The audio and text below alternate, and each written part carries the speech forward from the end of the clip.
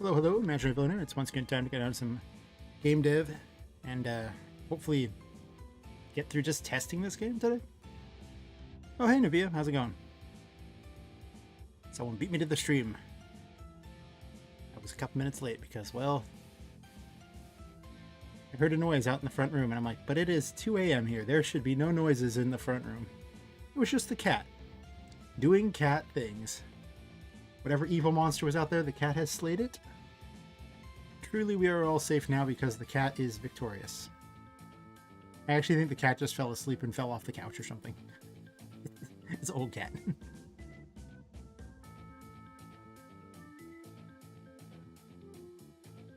She's an old lovey cat, though, so at least there's that.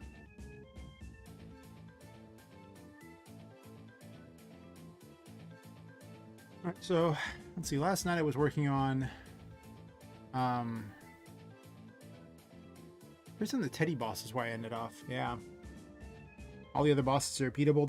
Their drops aren't balanced and they don't drop a whole lot of things yet. I might actually have them just drop large amounts of money. Shouldn't be a bad thing.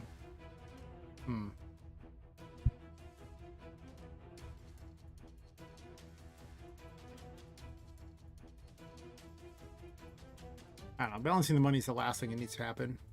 Because that'll make it where people want to kill enemies off for at least something. But without random drops at the moment, it's not going to be that interesting killing them, I don't think. So, let's see. The fixes there. The quest NPCs were still getting stuck occasionally. I was trying to find a solution for that.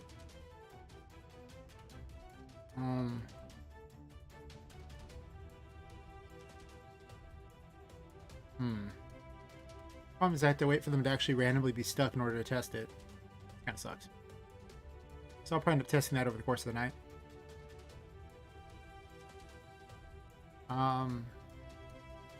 This one too, sometimes they can get stuck in the map blocks. I think with the ones that jump too, that's a problem. That might just be left in though for now. It's not that, because like the enemies that get stuck don't matter. And if you get far enough away, they just, you know, vanish anyway. This one I haven't been able to necessarily duplicate, but it's happened a couple times after a long play. I don't know if I'm doing this or not, maybe. Probably not though.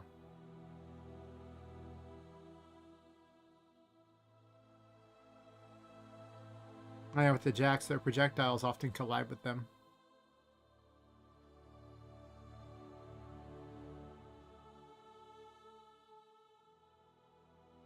Oh, that's prototype 2. I don't care about this. Move that away. Let's not work on that. There's still a bit of dialogue I can write there. But I really think that the focus right now is just testing a clean way through the game. Putting something at the end for the player for having beaten literally every area. Nothing major, but just something. I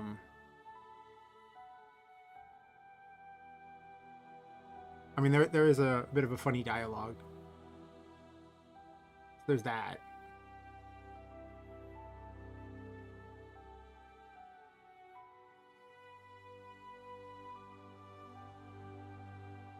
There could be a running gag where at the end of every prototype you have to beat Miranda in order to get her to stop trying to ruin the prototype. Doesn't really fit her dialogue though. So, I don't know. Anyway, I guess we work on the Teddy here because that makes the most sense. Yeah. Oh, I guess I should tell the Discord I'm streaming again. I don't always remember to do that. I should tell the Discord. Oops.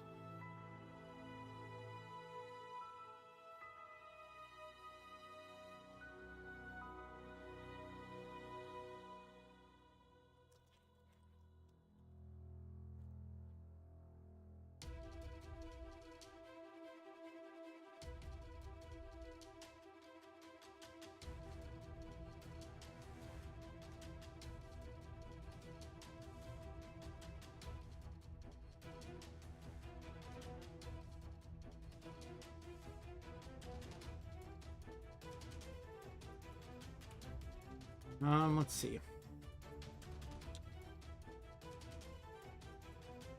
I have this set so I can bounce to each random area. And it does kind of make it easier to cycle through stuff here. I need to work on the home one. The opening works. It's not perfect. It could use some work. I'm not gonna lie. It really could. Oh, hey, Yavjamins, how's it going?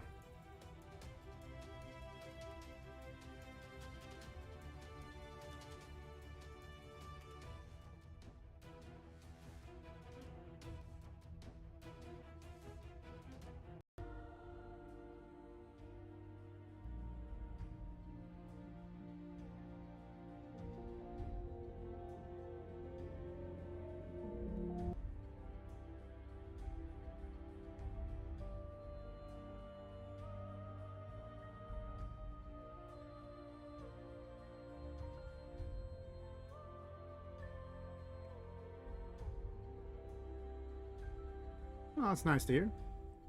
Any day that's a good day is fine by me. You know, it's like if every day was a good day, I'd give up all great and bad days. I'd be happy to take the average.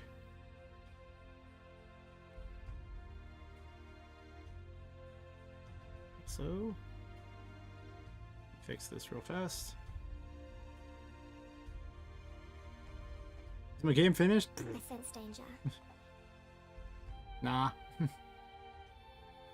I was trying to make this boss beatable. Like, so far you could beat the game all the way up to this boss and there isn't any problems. And I think you could beat this boss without any problems too. However, I didn't bother to really make the boss do very much. So I've been adding attacks to it. Last time I did a whole bunch of that and I just didn't remember where I left off at, so I was checking to see where it was at. He jumps a lot. But he's much tougher than he was, that's good.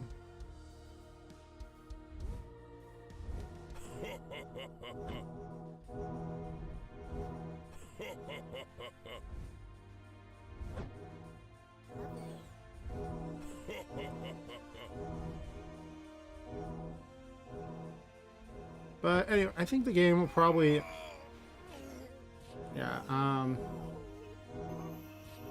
figure the game will probably be, hopefully finished by the weekend. I got really bad news. Apparently, though, the sound effects I was using for one of the packs, they might actually be stolen content, so I might not be able to use those because these people might not have the right to sell them to me. I have to do some research on that, so I might have to replace a bunch of sounds. So that'll probably add an extra day or two to the mix, when me having to either record sounds myself or make certain that those ones are okay to use.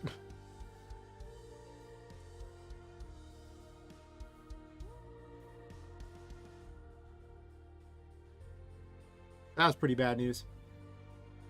I was very sad.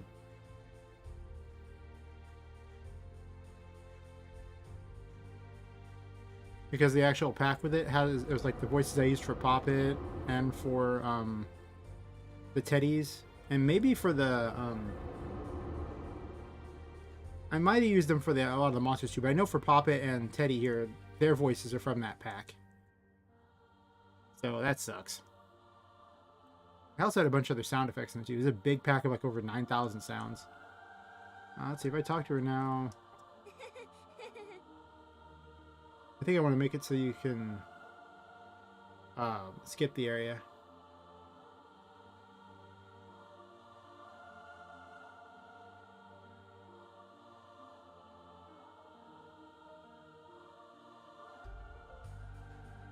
I sense danger.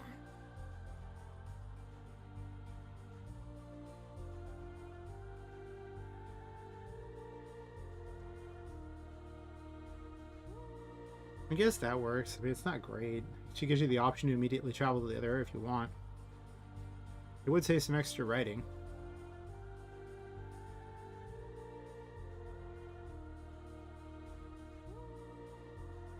You know, maybe I include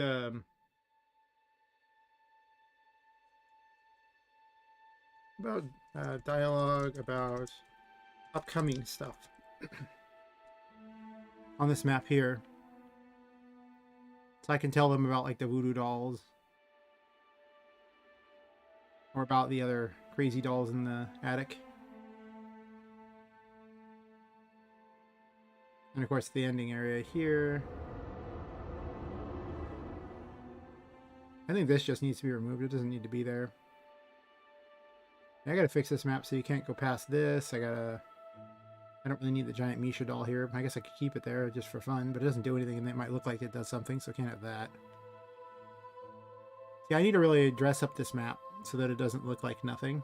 Of course, it is an unfinished area, so does it need to be dressed up? Really? Also, this looks like it's a little hard to see.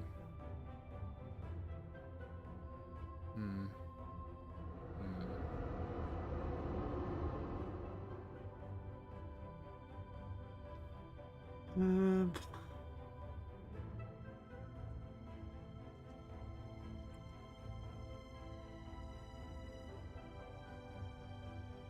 Trying to figure out exactly where I want this to go in the long term here. Like,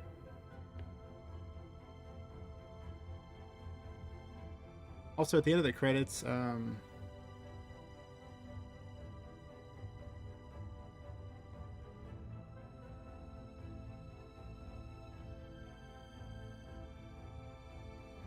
eventually though, this will achieve the get there status.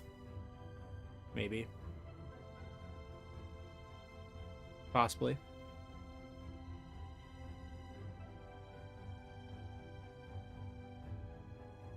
Hmm.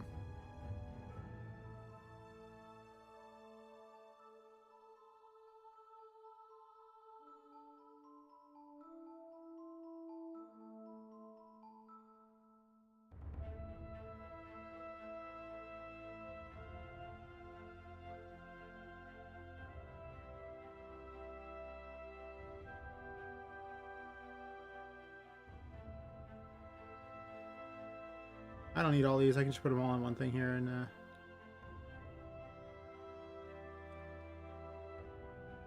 remove them later as necessary. This map is kind of a catastrophe.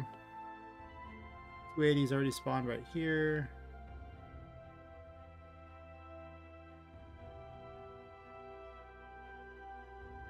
That.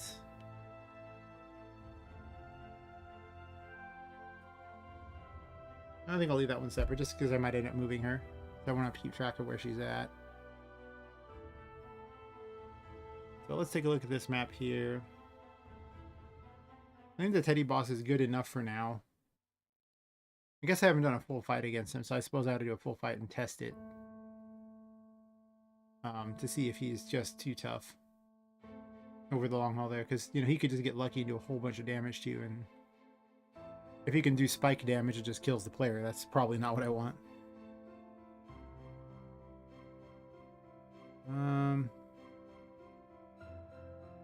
Plus, I can't leave him at 1 health. That won't be very good. Yeah, maybe I'll make the bosses just drop all gold. I don't know if I think they need to drop health at all. Oh, I guess doll parts. We don't really have gold.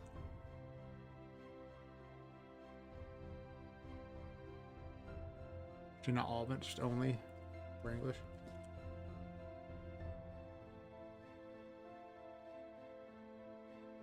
I guess originally I had 150, but that seems like a lot. Like, I think each later bosses can do that. I might actually increase all the amounts later, too.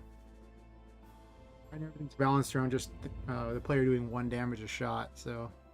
Some of the other abilities do a lot more damage, but I don't want to change all the numbers right now in the 11th hour, which never get done.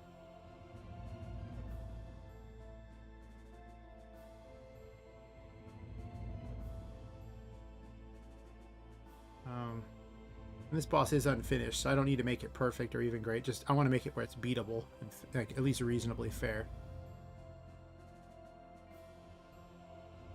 And then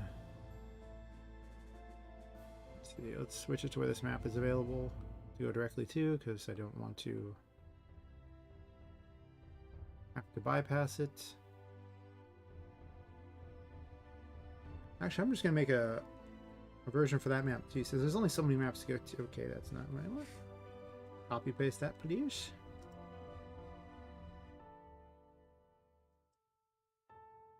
This should be map 19, I believe. Yeah.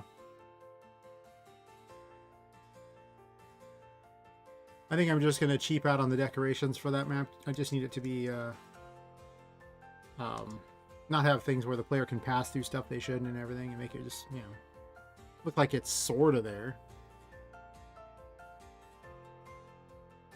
Because I mean, like, why can't the player just fly up over this? Why is that there, you know? It puts boxes in the way, so that's not horrible.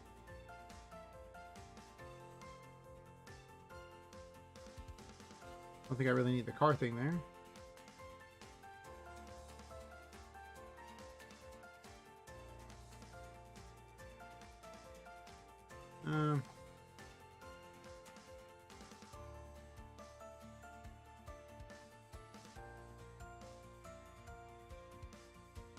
This is, there's not even a floor here, so I could just totally unfinished.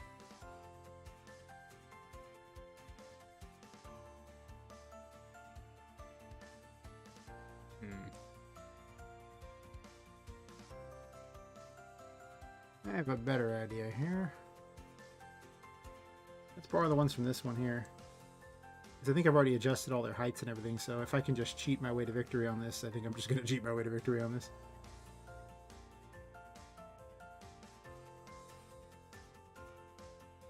Oh, hey, Fearless, how's it going? Welcome back.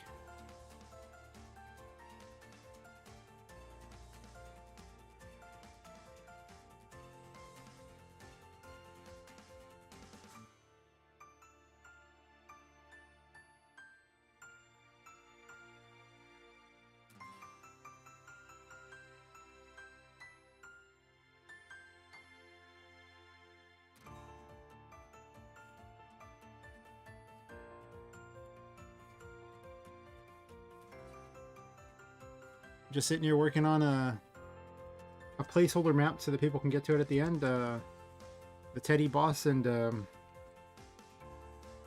maybe intro story things a bit, unless I just skip it and have a quick, you know, introduction thingy since it is the first prototype. Well, I can't leave this right here. That doesn't make any sense.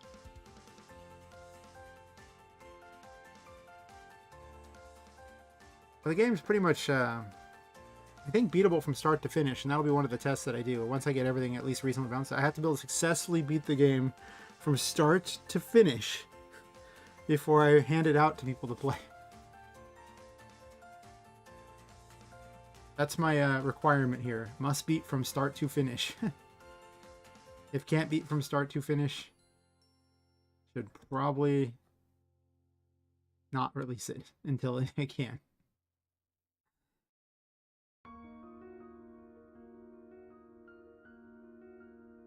Let's remove those, because she's got her own voodoo doll she's standing on.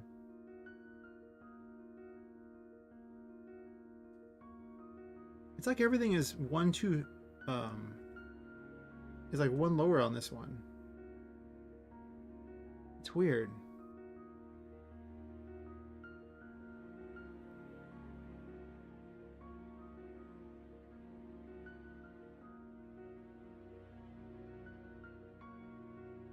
But if you go back to the other map, I just copy and pasted that. Like, is this map smaller or something? This is 29 tall. Story map 1. 29 as well.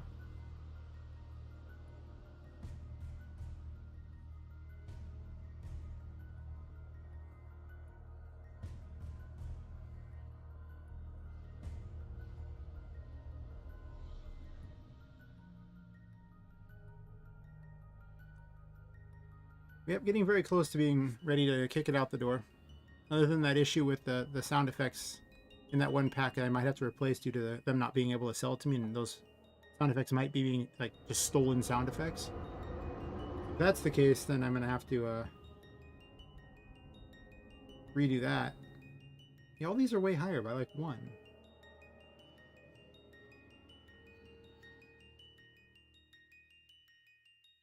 That's why there's no voodoo dolls on this one. Did I not copy the right one? Well, there's a voodoo doll right there.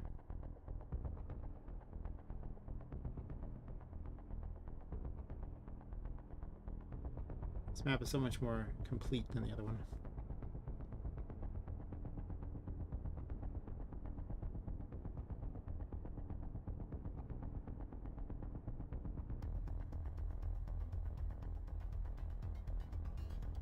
Put Y at 26 on all those. And then on this one here,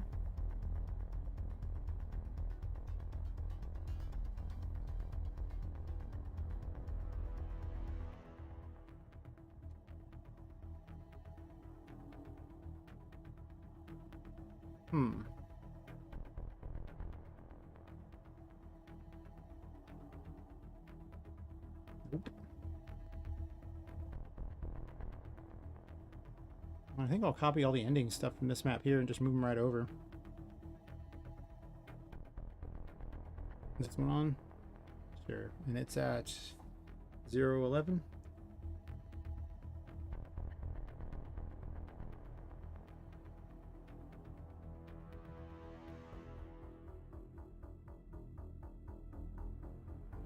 This one too, but I'll just copy this one. If it's already set up, it just seems like the right call. This isn't even active, so I don't care.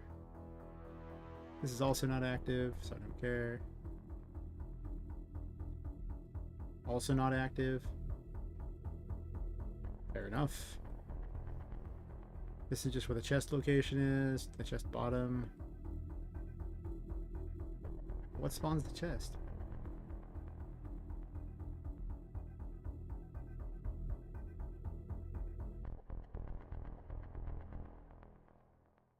Maybe I shouldn't delete those.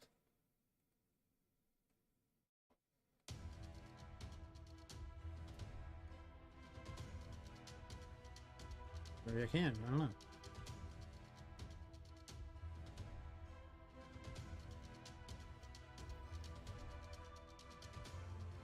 Oh, well, if at any point I delete anything that I need to get back, I can always open a previous version of the game and just be like, oh, okay, whatever. That's why I keep previous versions. I don't have to figure things out again. I can just go, oops, shouldn't have deleted that. Mistakes were made.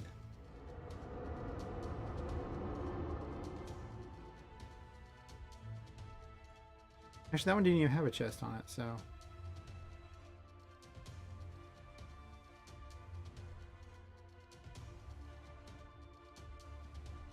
I'm releasing it on itch. It's not going to be a complete game. It's just a prototype that I keep adding to every week, so... Steam usually prefers you release a complete game. I guess you could do early access, I guess. But it's also like $100 to release it on Steam, and for a game I'm just giving away, that seems like a terrible deal.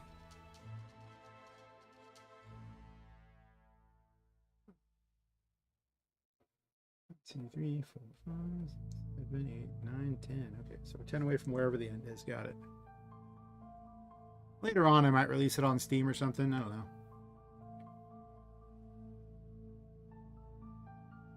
It's at 19.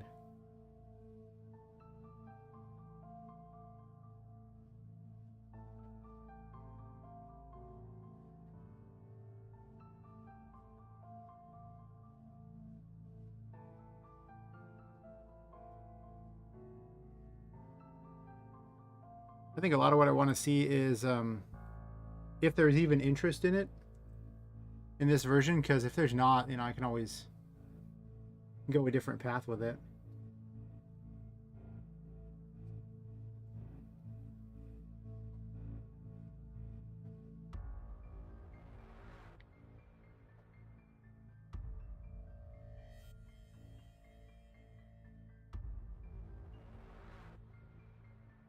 All right, we're gonna go the ghetto route here with tiles because I just need to have a giant flat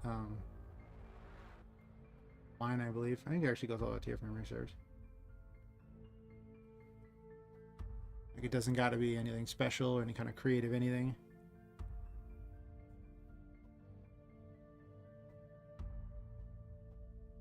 And let's jump off to that map.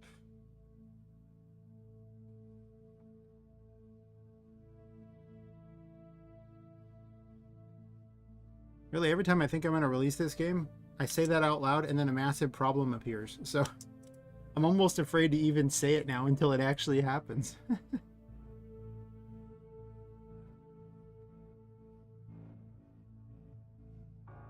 Oh.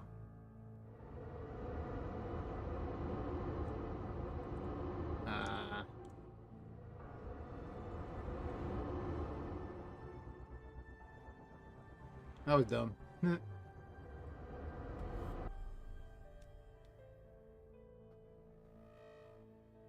Probably should have scrolled that map over, huh? Just maybe. I think that's the one, right? I never look at these tile sets. Yeah, the 5th one.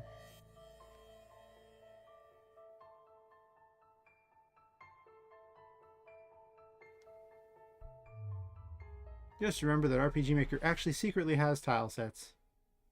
And I wasn't using any of them. Alright, so that was just stupid on my part. I don't know why I didn't scroll over, but I did not.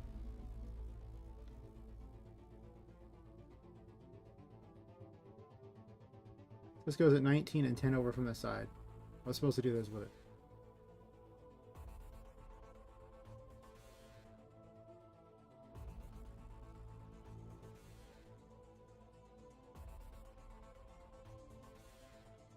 And then... Wait, she just has an event running around? No. She has to be spawned in. There's no way I'd just leave an event like that. They're proof I should have changed this a long time ago.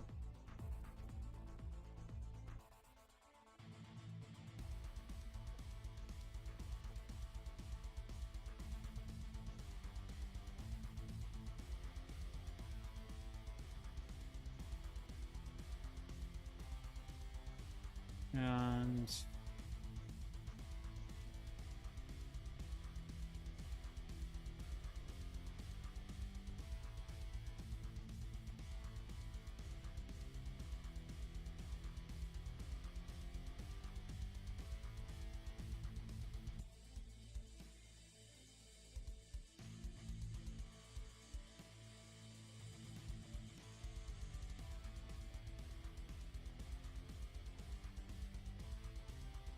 did you see the good news? I got like 5 subscribers in the last 2 days. I was playing a card game on stream, testing someone's game, and I guess they liked me testing it, so a lot of them signed up. Well, signed up makes it sound like way more than them just subscribing, but they subscribed. It was great. I was very excited. I always use more people. Yeah, Uno. It was a very Yu-Gi-Oh style game. I forgot the name of it. I should remember, but I forgot. I have to look it up. Why am I able to go farther over like that? Okay. Just the mouse movements being weird, got it. Yeah, it was fun. It was it's like it was 2 streams ago. So if you go back and like jump ahead a bunch, you can figure out where it is. And I played it for like 2 hours or something. I guess it's a real card game over in the UK, so that's cool.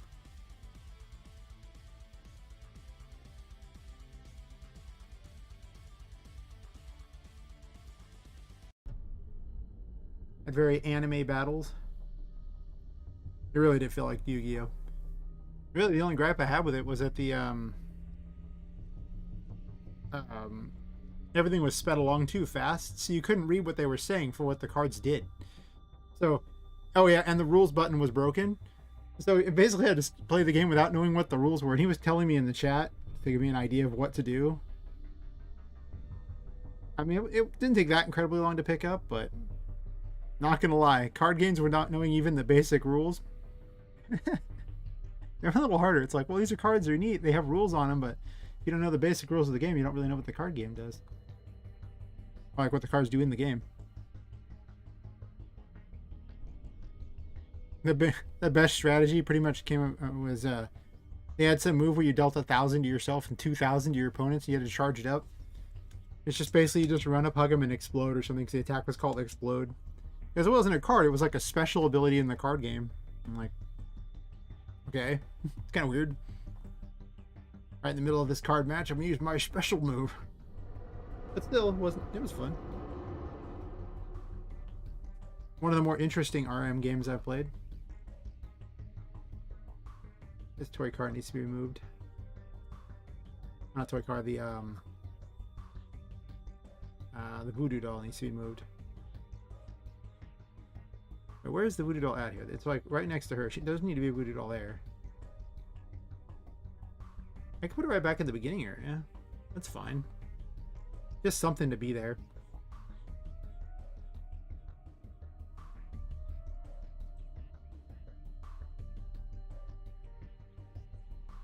Okay, so 10's probably fine. We're a good place for it. And then I just want to fill up the space in this. Oh, I put a new wall here. Did that go all the way to the top? Perfect. There should actually almost be a ceiling for that matter, so it looks like the player can't leave. But I don't care that much about that. It's not important. I can live without it for now. I could put one right here.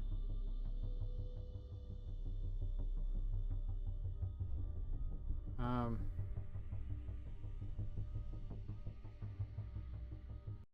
think that's about 90 is my rough guess of where it's at. I don't know, where's Miranda at? She's standing on a voodoo doll. She's at 50. And that means that's like one painting over. Yeah.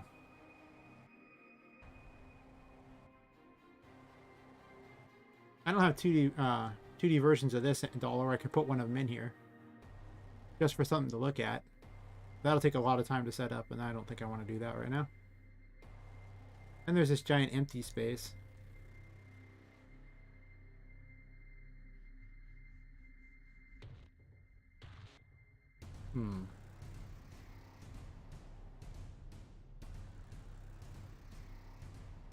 So if that one is she's at 50. I could put it at 90, or I could also put it beyond the next painting. I'll put it beyond the next painting. That's way beyond the next painting. And there's the cars. Do I want these cars to be here? I don't think I want the car that goes beep beep every single map.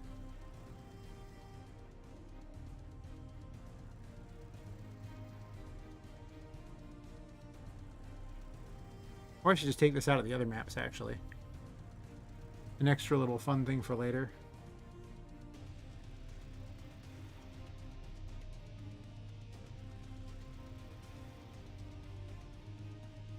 Also, it gets kind of annoying.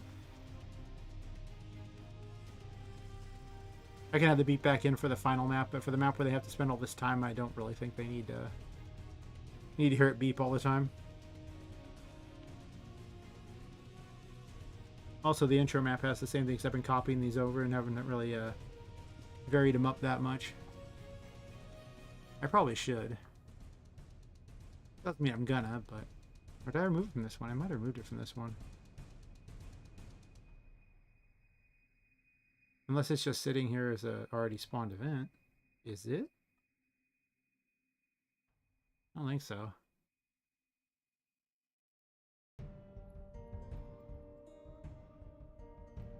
Okay.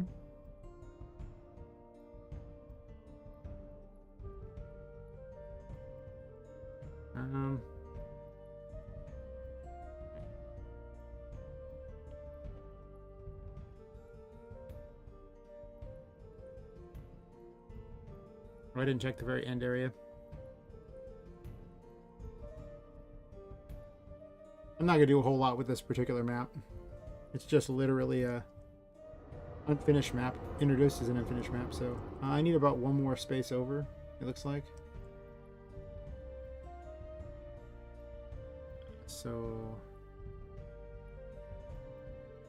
since I can't see where it's at, I'm gonna make a thing where it's an event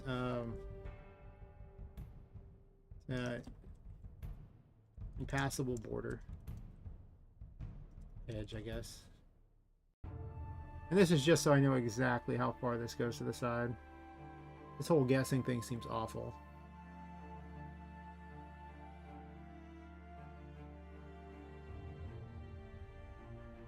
Normally you'd actually have a tile you could see and it wouldn't be so bad. But because of how I'm designing this, that is not the case.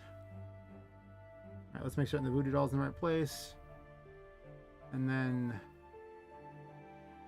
the player doesn't get stuck inside of a graphic. And then I'm probably fine with how that map is set up for now. It's just supposed to be unfinished, so I don't really care if it's not perfect. Yeah, voodoo doll right there. Perfect, perfect.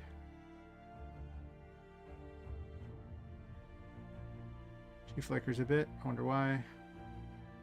Usually means there's something going on in the background that's eating a lot of resources. Those aren't on top of any of the paintings. That's good. You can still go a little farther into the boxes.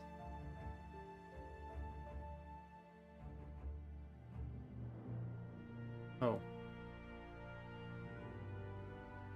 Oh, the downside of having all these look the same is now I have this happen.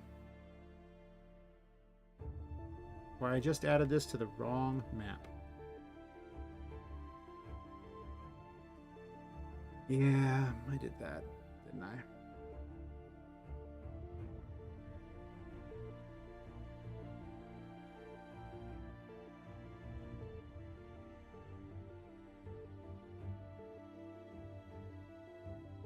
I went over to this event last time, so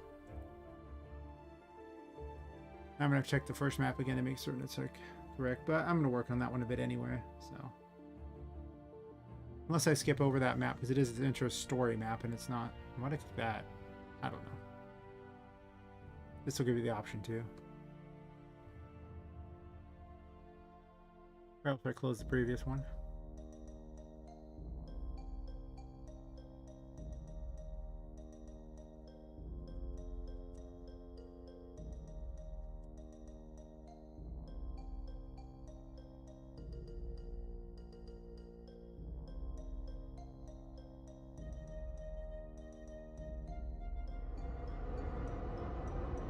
I think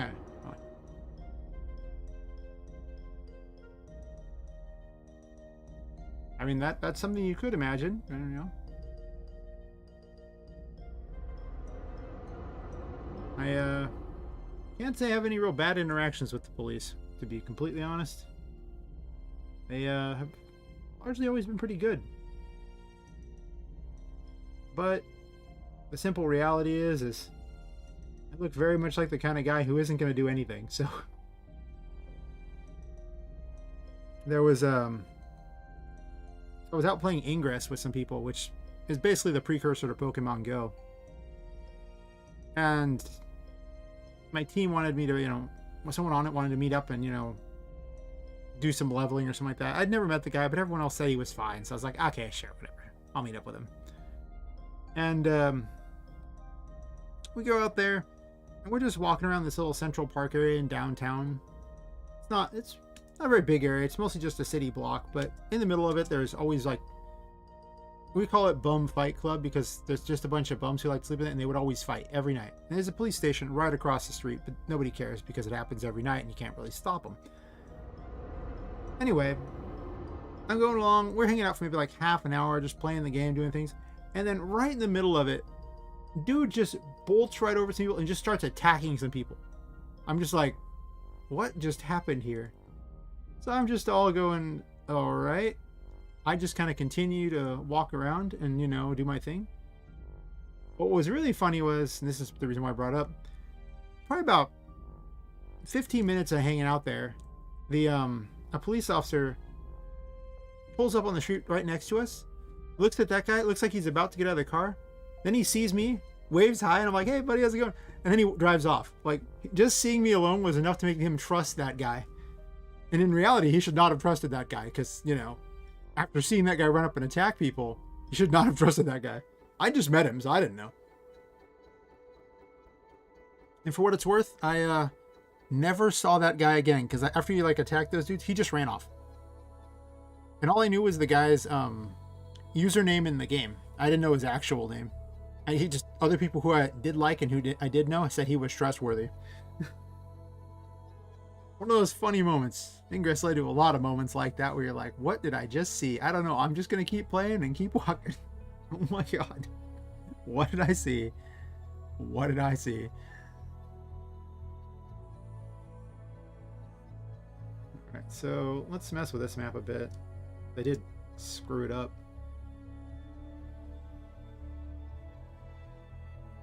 Oh, Skip's already on this map.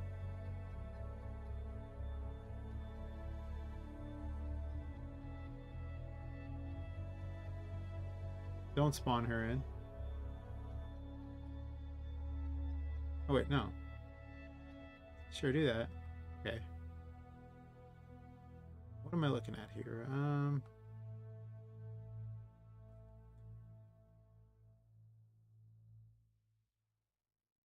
I remember in that same area, I was um, just it was like I think around 3 in the afternoon or something like that. It was just mid afternoon, nothing great. I'm over at the parking structure there. I get out of my car, just get to start playing. And, before I've even left the parking structure, I'm just about to step completely out of the parking structure, right at the edge of it. I see some kids in clown masks jump out in front of a car.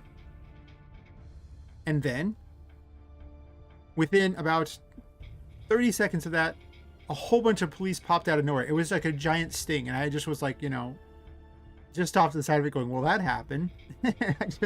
Once again, I just kept walking. I'm like, all right. The things you see, it is crazy sometimes. Simply crazy.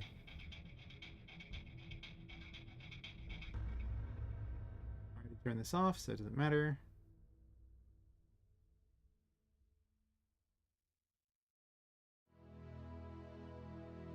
I want to put a thing up in the corner so I can tell these maps apart because they all look the same.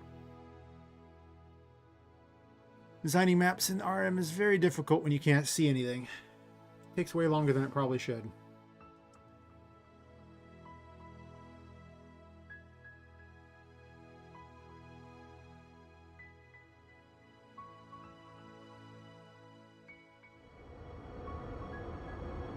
It would help a lot if I went to the correct map. Fix the mistake I made earlier. And I'll see if I can beat the Teddy boss if he's actually even relevant. Map 3. Right.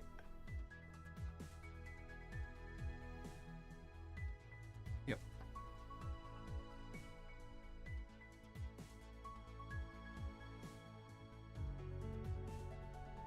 Another time I was driving my car and I pulled into like a lot of the Ingress had portals that you wanted to get to and you wanted to connect them together. So you ended up traveling around a lot.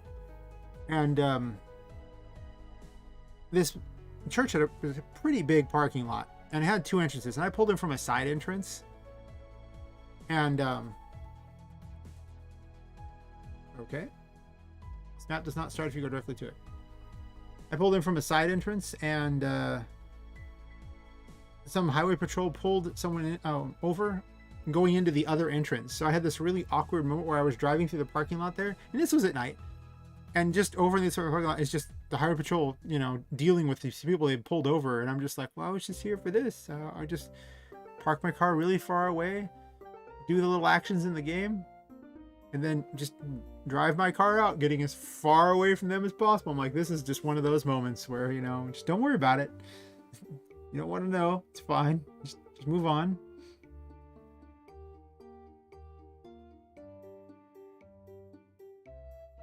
I think there needs to be a fade in somewhere in here. That's what they didn't do, right?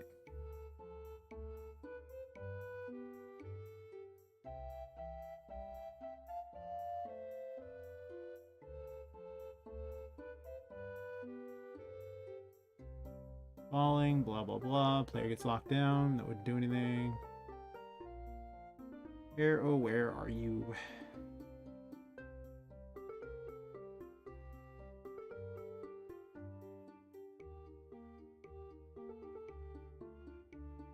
Okay, I'll leave that event on and see if that fixes the problem.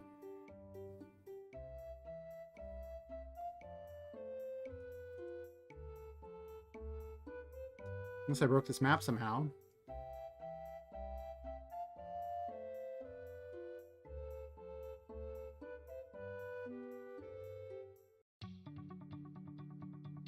I did delete some stuff from this map, like an idiot. Alright.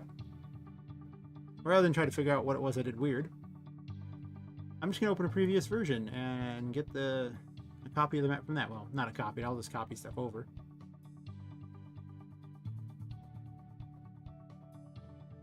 Alright, so...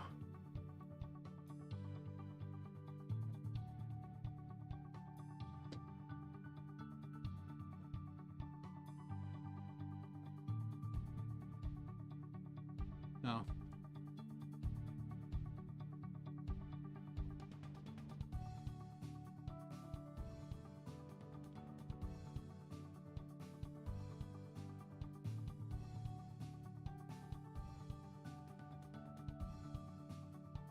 I think that thing that displays them does that?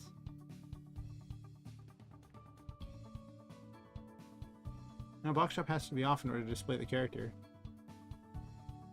That's right. The box shop gets turned off way down here, right?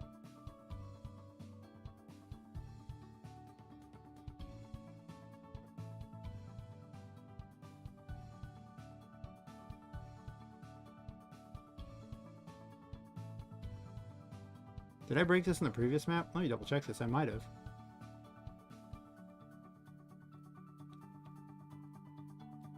Or the previous version of the game.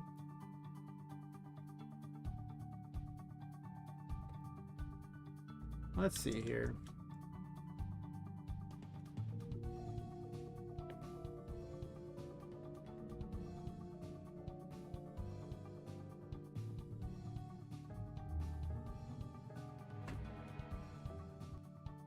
Okay, so it was messed up in the previous version of the game.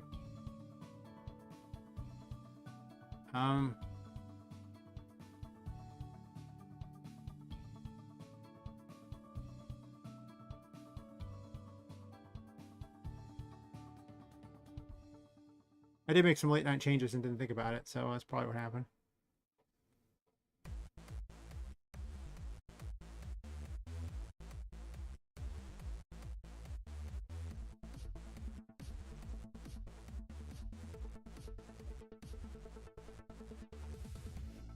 I might need to fade in.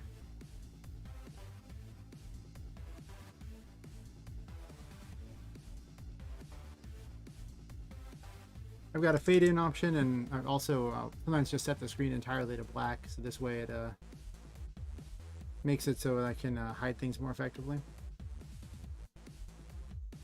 It's set to black, that's what the problem is.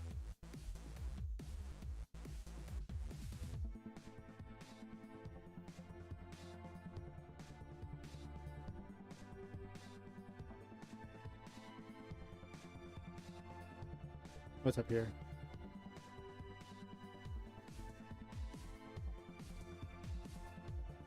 It was going to work in this map. This gets more and more complicated. So in the giant mess of things, it's easier to lose stuff.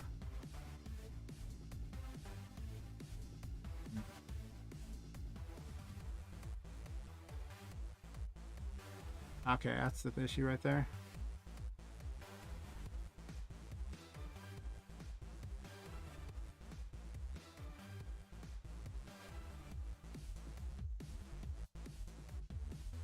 And that'll give it the right color, but I don't care right now. I just need to check this thing at the end here. It's still on. Yeah, sure, whatever. I'll probably turn that off because I don't really want to deal with that right now. I just wanted to fix the mistake I made for this particular map.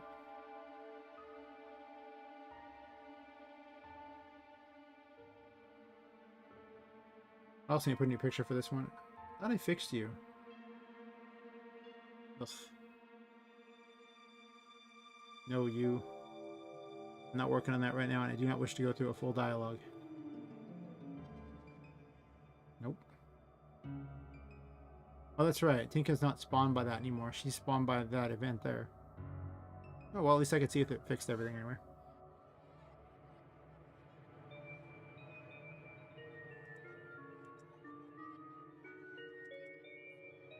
Somehow, you know, Poppet be somewhat crazy as she, you know, has to try to cross the attic, and she'll start talking about the painting she's seeing. Then she'll encounter Tinka at the end, and then... What is it doing that for?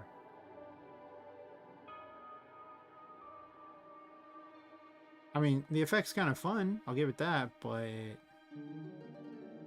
I think this event doesn't erase itself. So it's just redoing it over and over.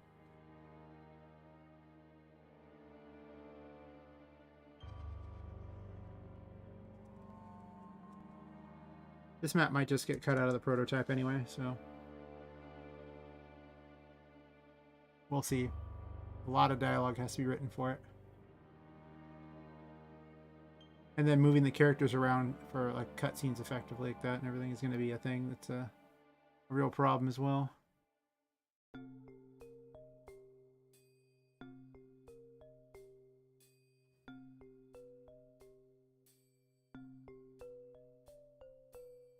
It also introduces a bad ending if you want to take it by simply going into the portal. Oh, I was considering changing this. That's right.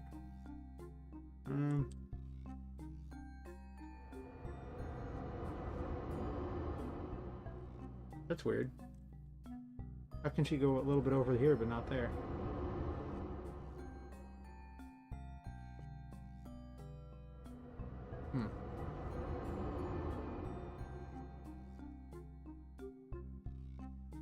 Let me close the old one so I don't accidentally keep editing the old one.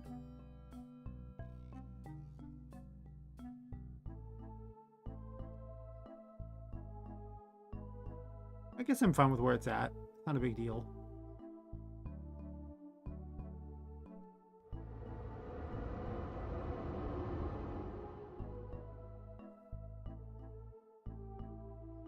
You know, maybe I have her change the last two paintings. You give the player the choice and I remove that portal.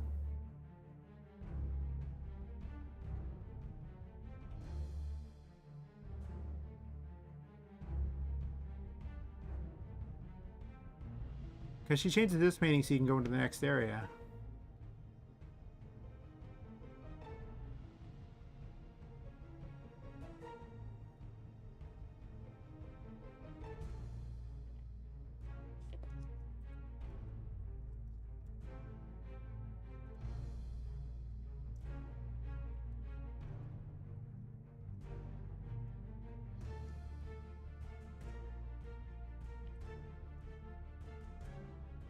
I like that better, because just having a random portal in the middle of nowhere means the player can just completely skip everything.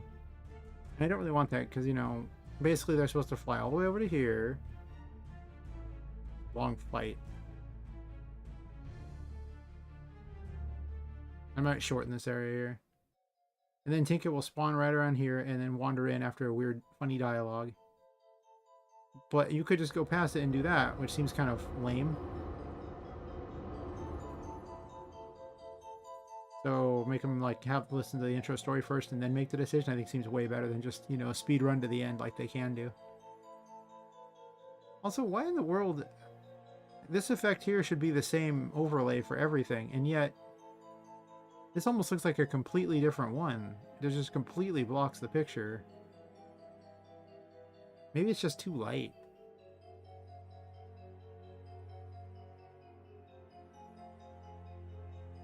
I might actually want to reduce the amount there on that, because that just seems ridiculous, to be honest.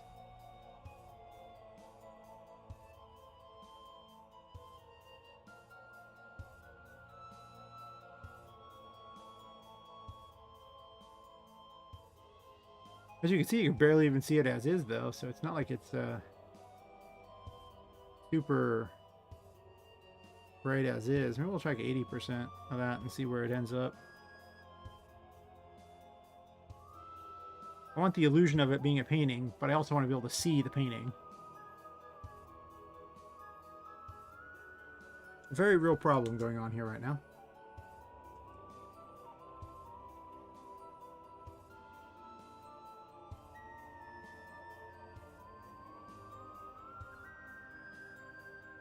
Now it doesn't even look like it's there on that one. Or that one. Yeah, now it's like it's not even there. You know what's probably happening? It might not be removing them. Like maybe it's adding a second one over the top. Like let's go farther over here. And then if I go back, does it get more? It's just adding more. That's what it's doing. Okay. Because you'll notice they got even more looking like a painting. Then if I go back again, not this one here, but this one here should have even more of the effect. Yeah, that's what's really happening. Okay. All right.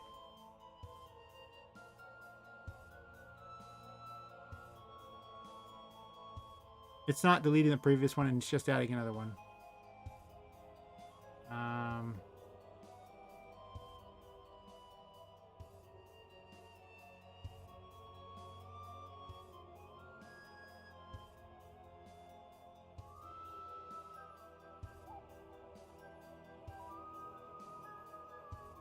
so it does story sections is the event that handles this.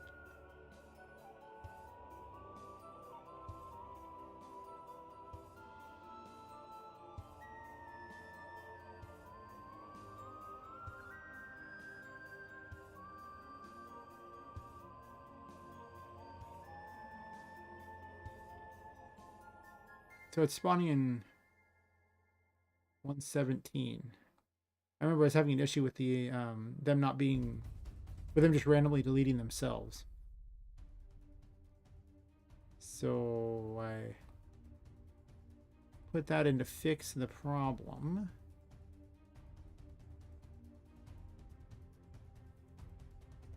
Is it down here? Alright, I give up trying to find it.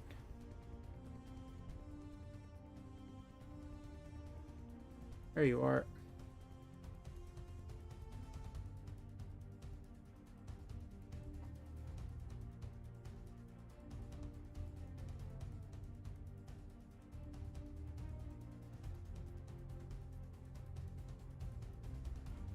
This doesn't need all that extra crap.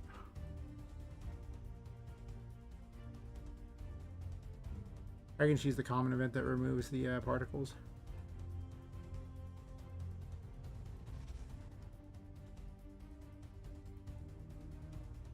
Oh, it's not despawning itself. So actually, let's do a particle despawn.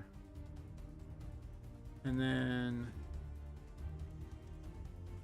I have a despawn event one as well. I don't gotta keep typing it every time.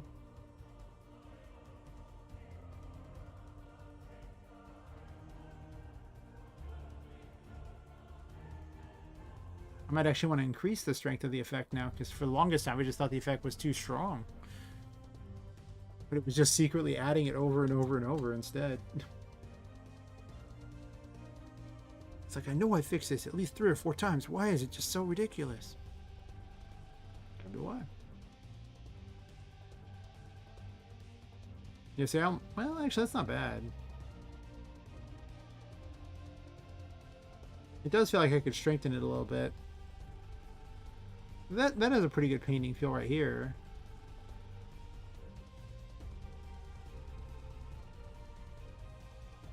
It's not too bad. I mean, it does have the look to it, so okay.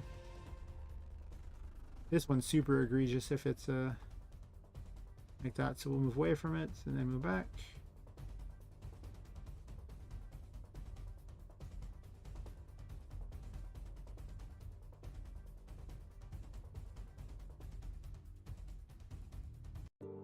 So let's go a little farther over just in case. Because they have a proximity thing, so if you get within 45 squares of them, they will add it back. But it looks like it's not adding it back. Once you get it to 46 squares away, it takes it away, so it just wasn't doing that before.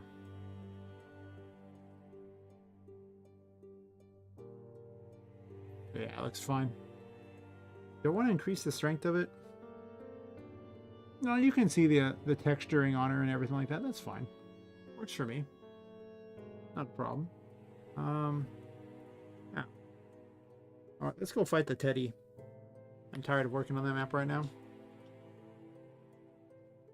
I say, if I cut anything out of the first prototype, it'll be that map, because the amount of effort into that map is going to be pretty high and probably take a day in its own right. I've already think I've put like a day into the dialogue for it alone. It's not even the greatest dialogue, but I just need placeholder dialogue. I can always write better dialogue for later prototypes. I don't care that much.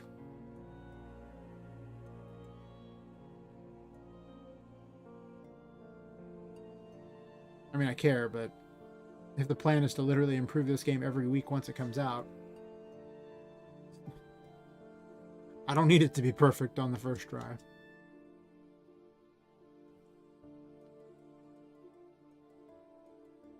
Or the 50th try, for that matter, too, if I just keep adding to it. It'll eventually become a pretty expansive game. Maybe even worthy of people paying money for it, but I doubt it. Honestly, if YouTube just pays money for it, that's good enough for me. Players don't gotta pay anything. Let big tech pay for it.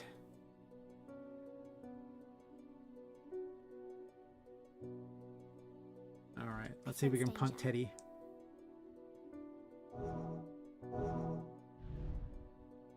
Don't even try. Don't harass me. Ow, ouch, ouch.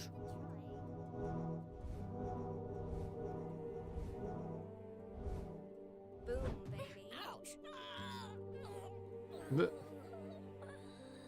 Okay, they have a pretty over-the-top thingy. That's fine. Boom, baby. Ouch. Ouch.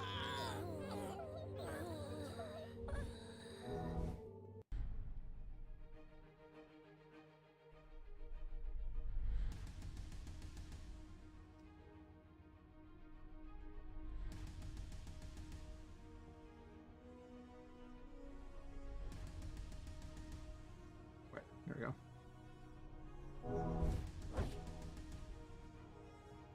Yep. Okay, well, somehow that one has a house with it. Ouch. Ouch. That is very weird. I'm not even sure how it does that sometimes, but listen. Whatever. It doesn't stop from being attacked. It's kind of funny. I expect that particular problem will require a lot of effort to fix. I've seen it happen randomly. It doesn't happen very often, though, so I'm not that concerned. Other than just looking funny, it just doesn't have a gameplay thing that matters, so... Ouch.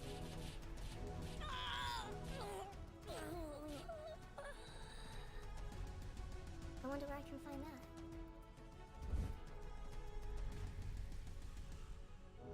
Where'd you go, Snuggle Waffle? You're here somewhere. Don't even try. Oh yeah, someone wanted to test. I need this open. And then... Take cover. Take cover. Take cover.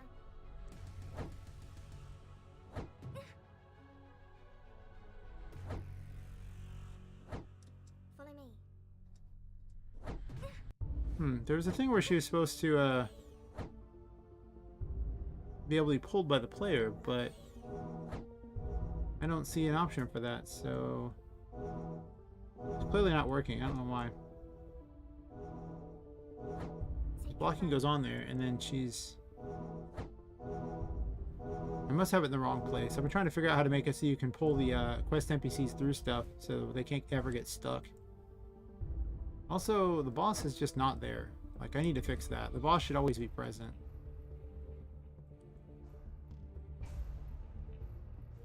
You're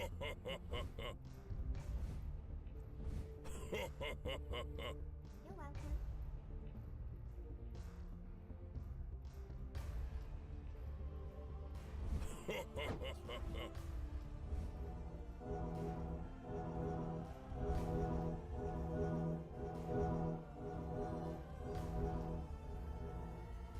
Yeah, where's the boss at? Like, there he is. Stop. Boom, baby. Boom, baby. It's kind of hard to position sometimes.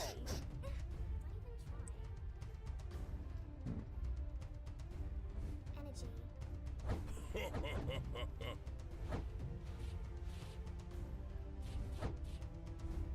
I can already tell Star Armor might be too good. Energy. Ouch. Ouch. Ouch. Ouch. Ouch. Ouch. It is the last spell I give you, so I do expect it to be a little ridiculous, but... Like Omega Heal. Since you're just invulnerable for X amount of time. Yeah, I'm gonna have to either make it cost a lot more or something. Hey, buddy. Ouch. Ouch. Ouch. Ouch. Ouch. So you can just stand your ground and shoot him a bunch. It's pretty effective, actually. I wouldn't go there. Ouch. That spell's pretty good too. Energy. Very costly though. Ouch! Ouch! Try. Oh. Let's see. Unslowed. Pop it makes over and over.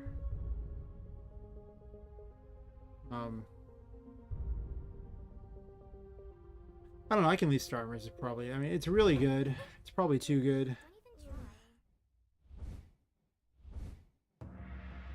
try. Hey, buddy. Don't even try.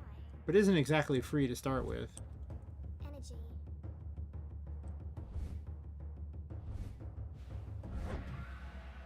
Ouch! Ouch! Ouch! Ouch!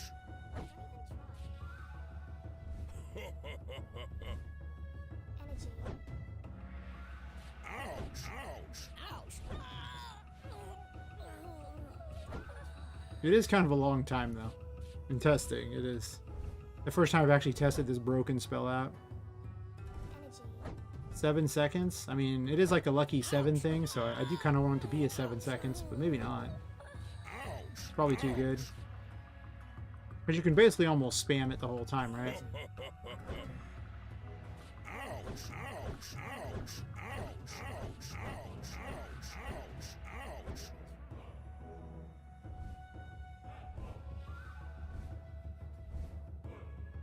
Energy. Ouch! Ouch! Ouch! Ouch! Ouch! Ouch! Yeah, that's just annoying, the ouch thing. You have to fix that. Oh, these are all the things you never think to test, you know? That's why you gotta try it out.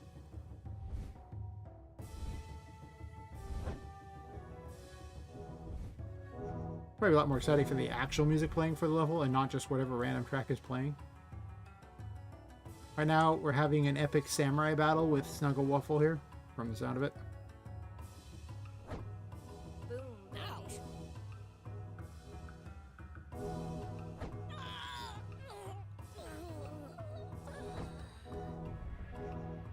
Oh, I have the dev tools open still.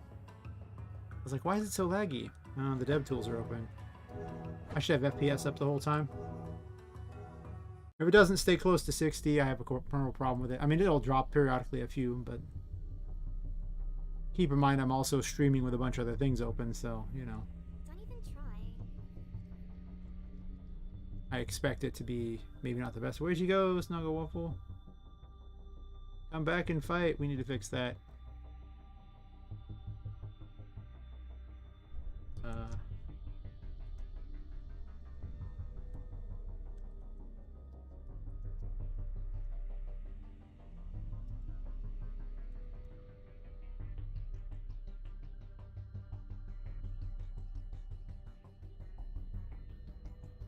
Well, this test to beat the boss doesn't work very well if I can't find the boss.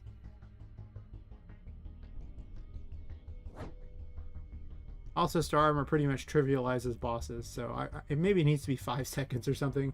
It shouldn't be spammable, Don't even try. but I can basically just use it over and over Lovely.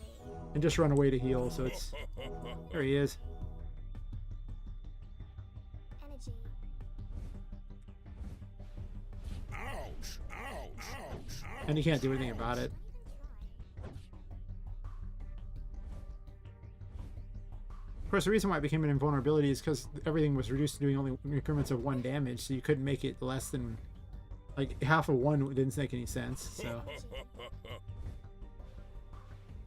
In the later version, it's probably just going to be a damage reduction and not an actual invincibility. You already have multiple invincibilities, so it seems ridiculous to get yet another one. But it is the last spell, so screw it. Ouch! Ouch! Ouch! Ouch! Ouch! Ouch! Got the timer that keeps appearing above there, so I know exactly how long I can sit there and mash at him. Energy. Ouch! Ouch! Ouch! Ouch! Ouch! Ouch! And then you just fly away. Yeah, that seems fair. That seems way too OP. But we're going to abuse it right now just to see if you can actually be killed and it goes to the next area without problems. It's possible you could just never die. Like, I've had that bug for a while where things wouldn't die. Energy. Ouch! Ouch!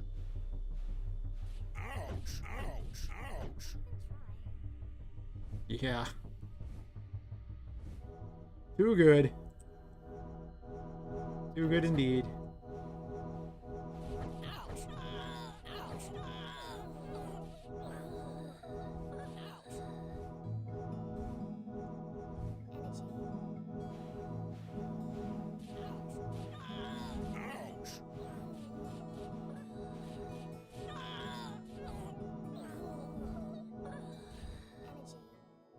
Yeah, he just teleports away so fast sometimes.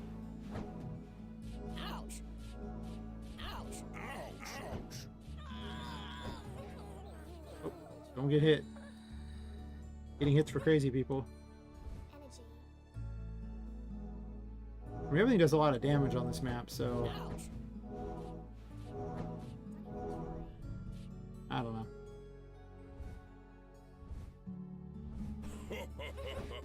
Yeah, I mean, look at that, how much damage you take if you don't have that up. It's pretty OP. How much damage is taken, I don't know.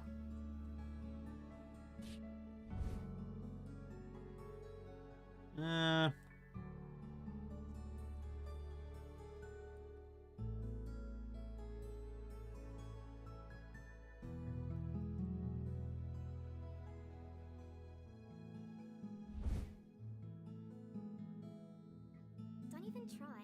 I have a lot of jumps and teleports to try to make it so that the boss can actually keep up with the player who often just runs away.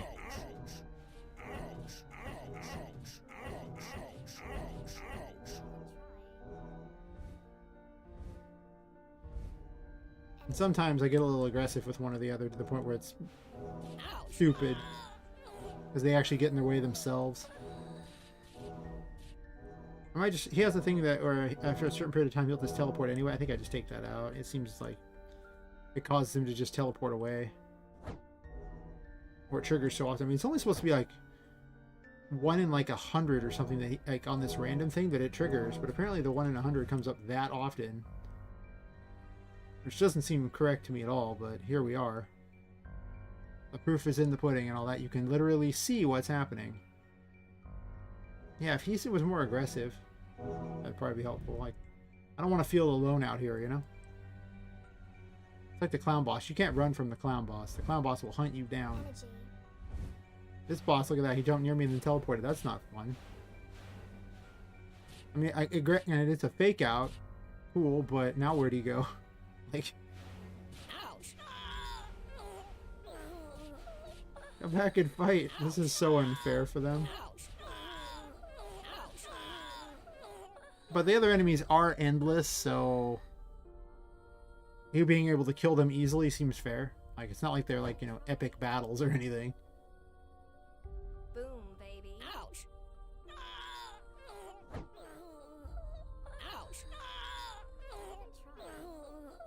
Where'd you go, boss? You're like at barely any health. Come back and fight.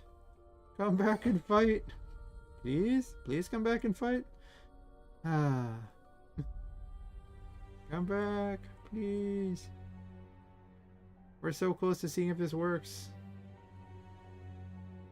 I get it, Star Armor's broken. I don't even want to use the other ability because Star Armor's too good.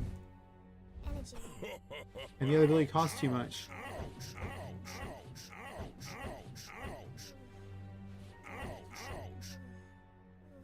I got like perma-slowed here practically. Star Armor does not protect against slow. It does not protect against status ailments. It just protects against damage from things. So if you get poisoned, you would, well, that's if you wouldn't take damage from poison, but it does not remove the poison effect. So when the effect, so when Star Armor runs out, you would take damage. Or whatever's left. Ouch.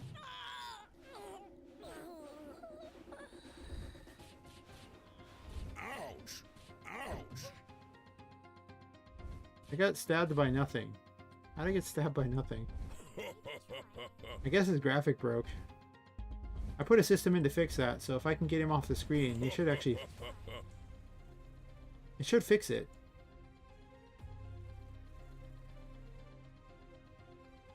Don't even try. Yeah, there it is. It does fix it. Okay. Yeah, I don't know what's causing the graphic to randomly break. However, as long as it comes back, that's fine. It's not ideal, but... Energy. Oops.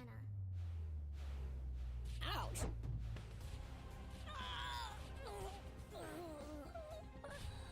Ouch. Don't even try. Block gets outclassed. Like, block is okay. It's really good against the projectiles, but it gets outclassed against any melee units. As far as I can tell. Okay, like, he is just doesn't stay around. Like, I don't feel like the boss is present here at all. Alright, he died. Perfect. They do a lot of damage. They made it 3, you only do, like, you know, 1, so... I need more energy. It does seem reasonable. Should have put star armor on. Oops.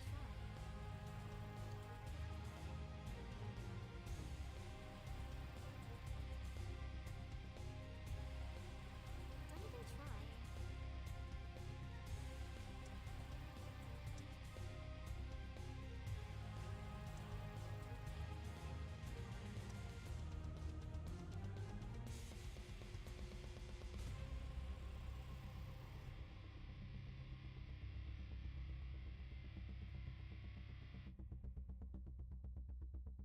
Could have the player not be up in the air on these ones. I guess it doesn't matter that much. It's an uncompleted area.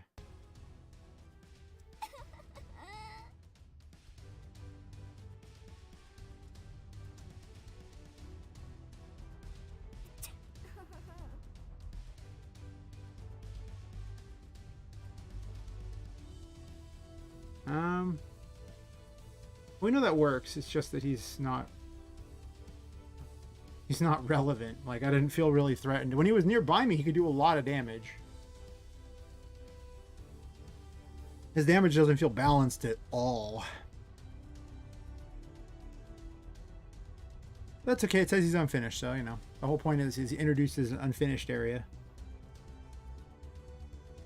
I'd actually rather he be intentionally harder than normal than the other way around for this one. But I got tired of hearing slowed over and over and over, so it should only play this once.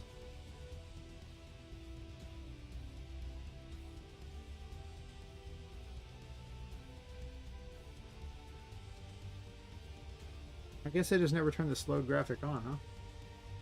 Right, that's the problem?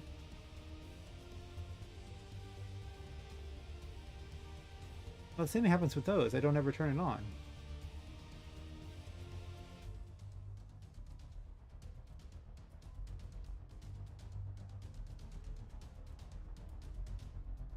That was just a flaw in my programming. It's supposed to be a trip switch here where if this is off, it does the thing and then turns it back on, and then after a certain amount of time of running through this, it will turn it back on once the slow timer hits 0. And then it puts the graphic back up.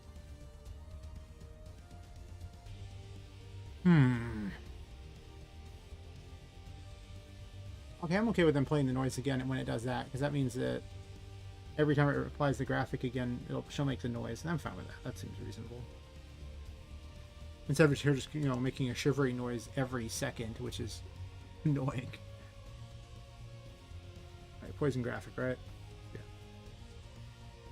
I don't know why I keyed it off the graphic and not the other. There is a reason for it. It was not by accident.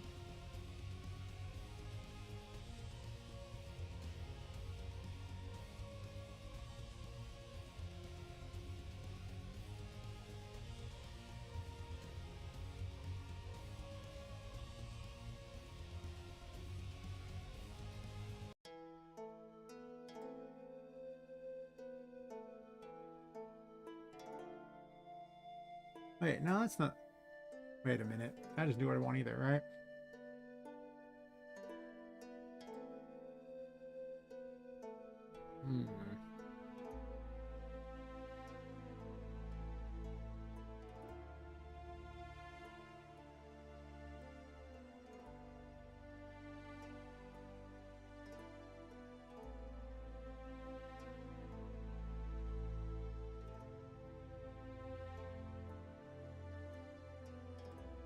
We can already see it's running the same code over and over, but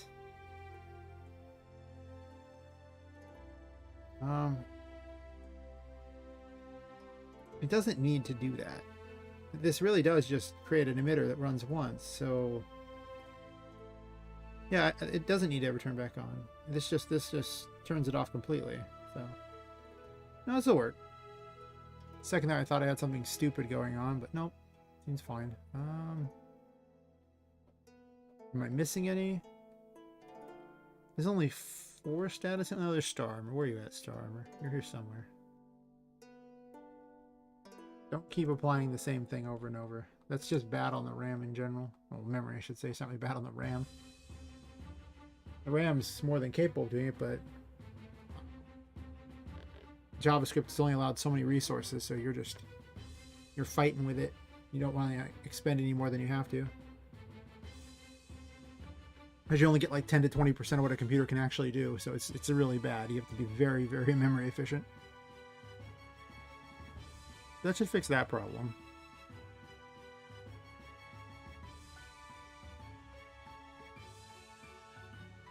Oh yes, the Teddy noises are so loud. They're kind of irritating in a way. They're not that bad, but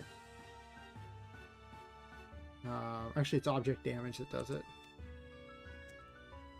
Here.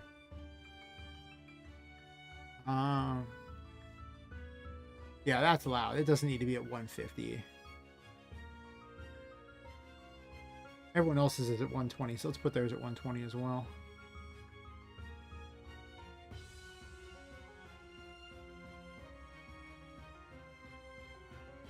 Yeah, I don't know why I made those 150. That just seems so loud. Every other one's like way quieter than that.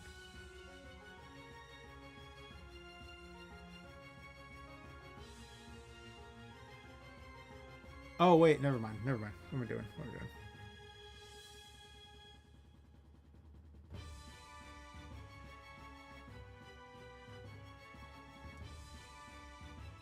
When I created this,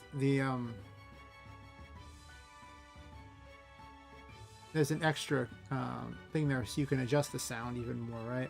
Let me double check this.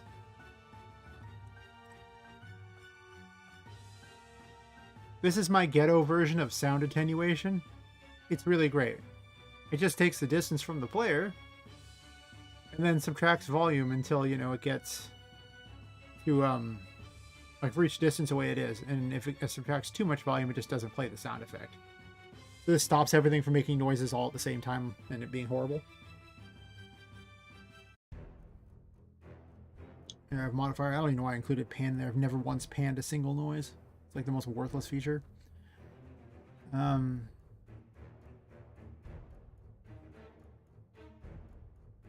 does this factor in here? It just adds the modifier. Okay. So just add like a -30 to that.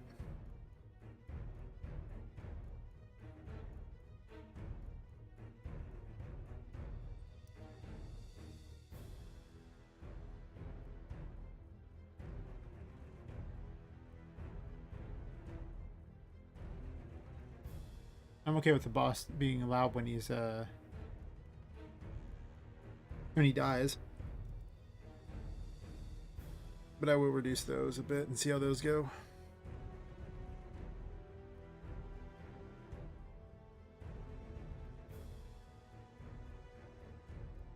I feel like these are getting fixed in the other version. Well, the quest one's not. That one does need to be fixed. But I think these are getting moved to prototype too.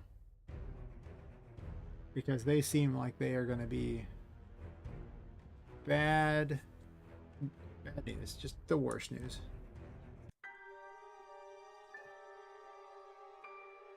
Alright, so we do that, and then I will need additional dialogue for those if I want. She does need dialogue for the last map. I will include that in. Because players are going to that map no matter what. This does have to be fixed, though. I can't have them getting stuck. Which reminds me... Well, first I'll hit save on all that, so I don't have to redo it again.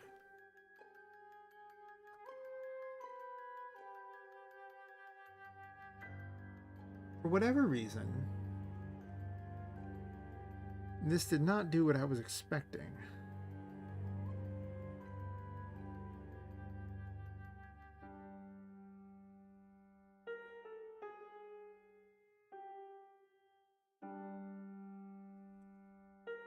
Is there any other move command anywhere on here, or is it just these ones governing it somewhere in here? If the quest character is saved...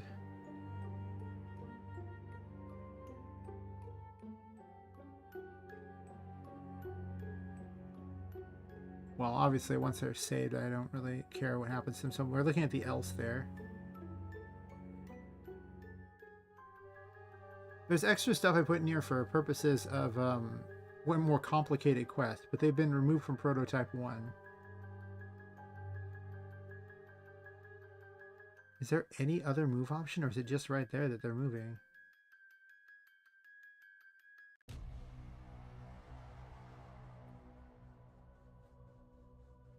Yeah, this is the only places where these NPCs actually move.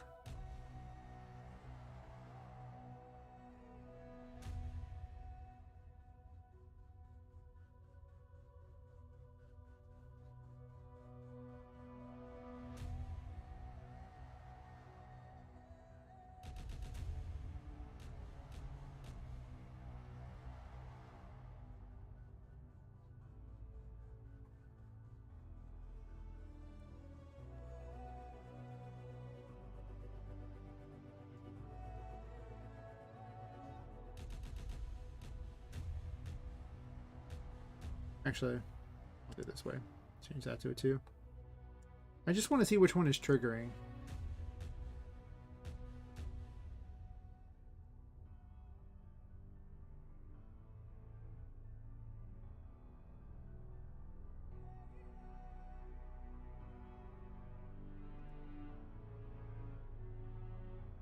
And we'll make this like a 1 here. So I just need an idea of every possible outcome here. So this way, the next time this occurs, because this is an error that only occurs so sporadically, I'm going to want all the information available. But the only move commands are literally these. So this one didn't seem to trigger at all.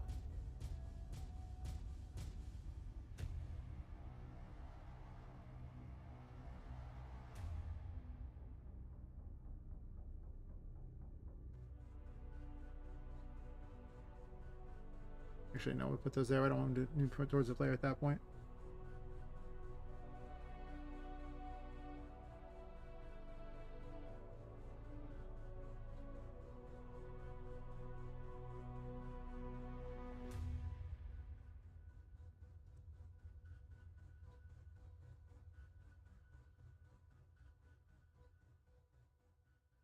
All right, so that'll give me something to figure out on those.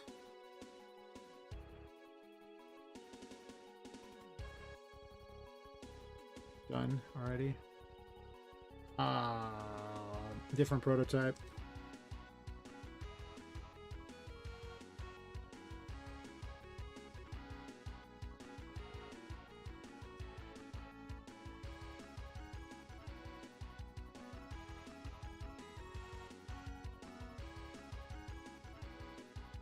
Bosses dropping only doll parts. I want to get all the testing done at once, so I'm going to make a point of just doing as many of them as possible and then jumping in and seeing. Because a lot of these are actually just, they're like balance tweaks and everything like that. They're not fixing an actual bug, with the exception of the quest thing, which is a bug, but it's only a random bug. It doesn't happen that often. I'd say it's probably like at most 20% of the time it happens. It's not very often. So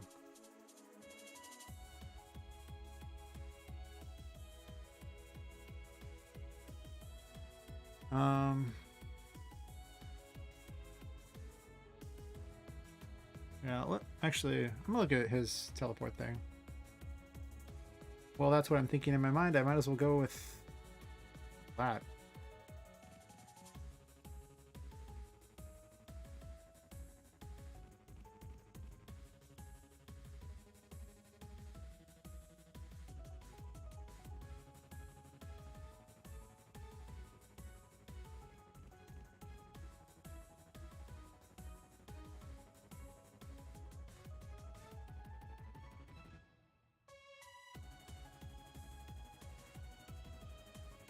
This jump here is only supposed to happen on a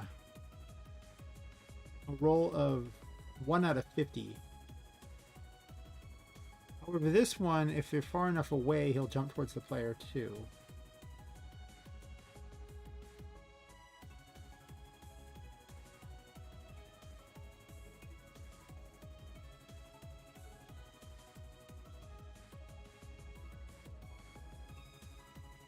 Is there any other teleports that you know about?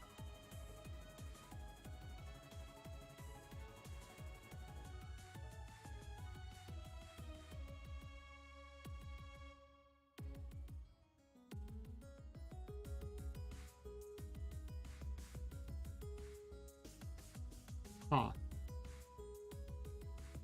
I'm okay with him doing that. That seems reasonable.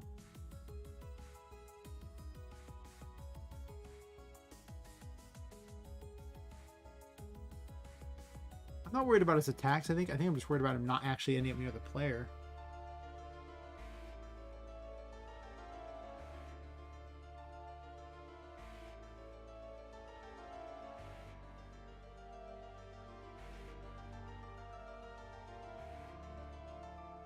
What if he just doesn't jump?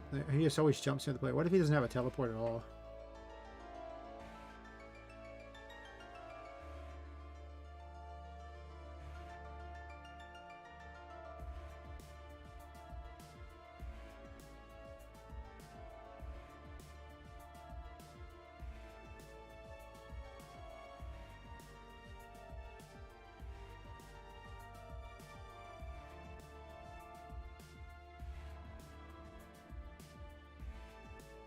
So, in this case, if he's outside of 600 range, I think I'll have him jump to the space near player. And then on this here,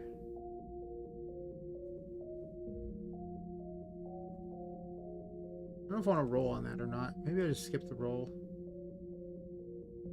and just create an else. Let's toggle skip on that for now. I might keep it in there.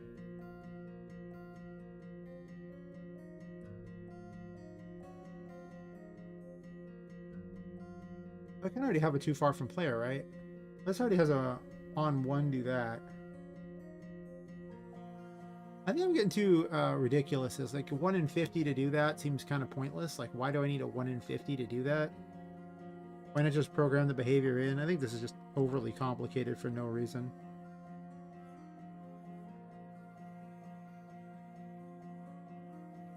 Yeah, I don't need that. That's weird. I'm just gonna make him jump to another player if the player is too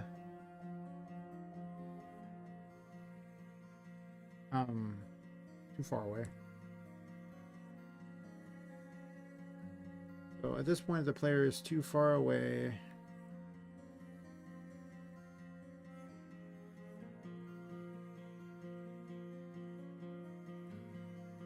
I'll do this, and then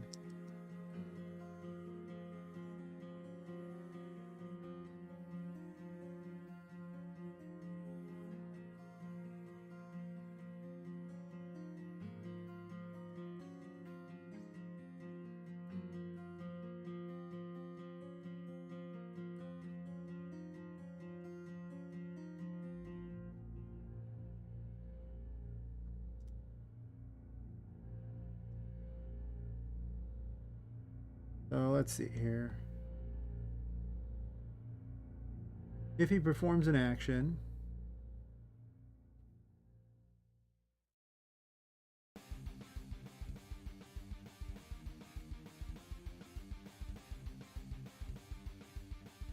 right about down here, I'll have him set his action ticker to 0 to restart it.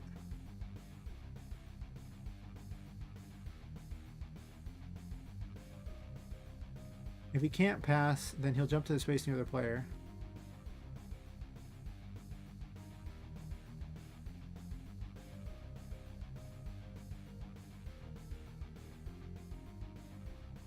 I guess it has a too far from player to also jump to the space near the player too, so he jumps a lot.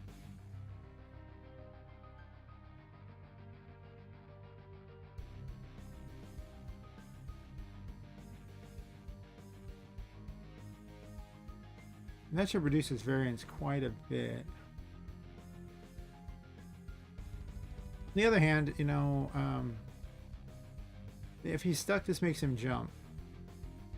But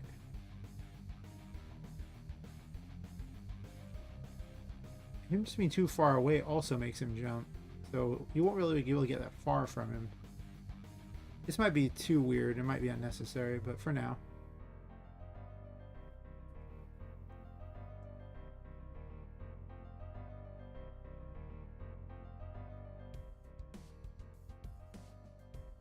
And these are the attack tickers. He's not that complicated of an event.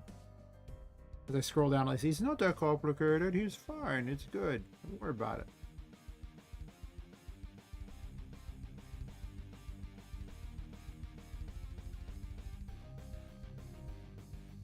That should go out of the way to really make him a lot more aggressive.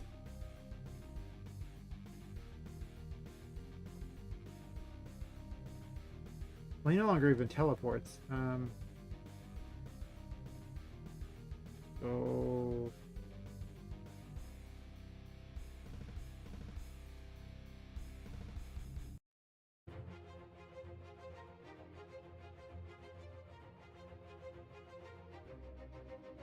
It looks like I fixed all that.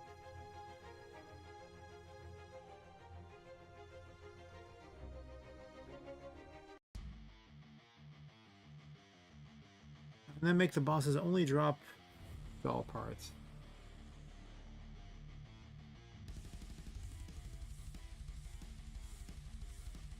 That'd be nice to make the doll parts give different amounts too. Let's see here.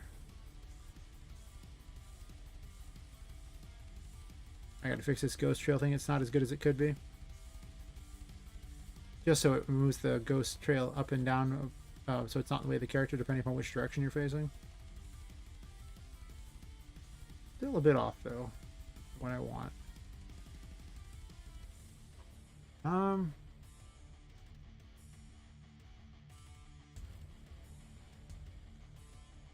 Yeah, the bosses will just drop those from now on. There's no need for them to. He has like a... He already drops a lot. That means he can drop between, well, he could technically drop 0. No, he can't. He drops 20 to 40.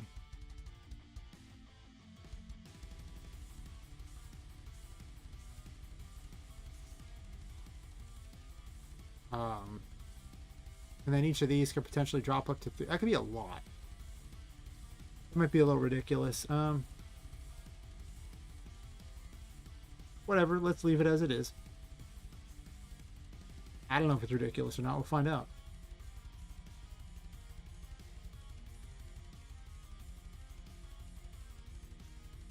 For now, however, we're just going to leave them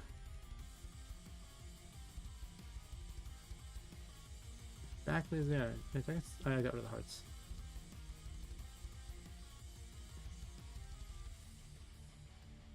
Oops. Then increase some numbers.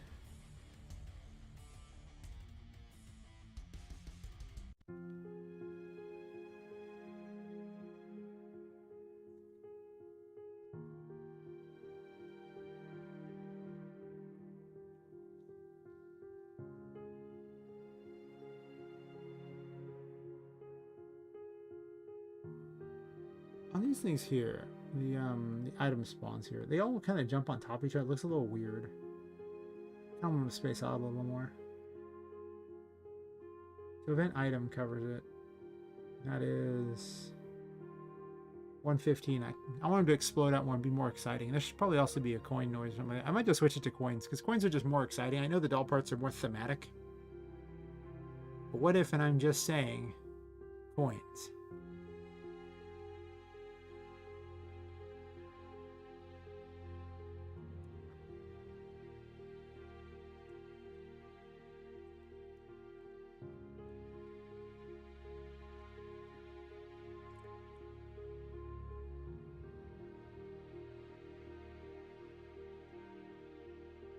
Because I don't really know what noise, like, it wouldn't be that exciting. A doll part would just make a, you know, a funny little, Like thump. That would be very cool.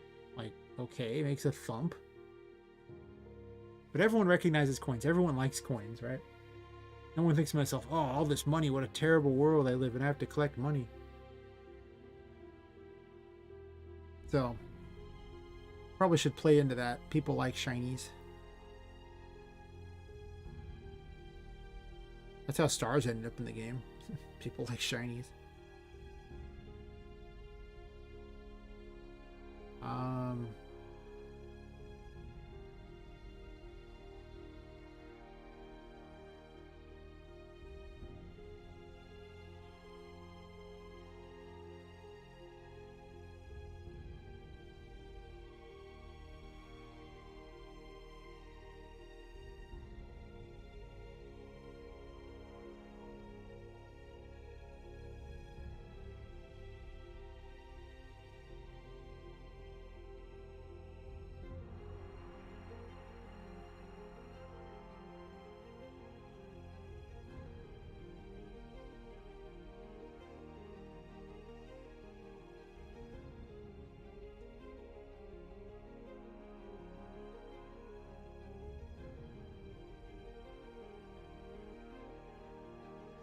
Why am I minusing the direction?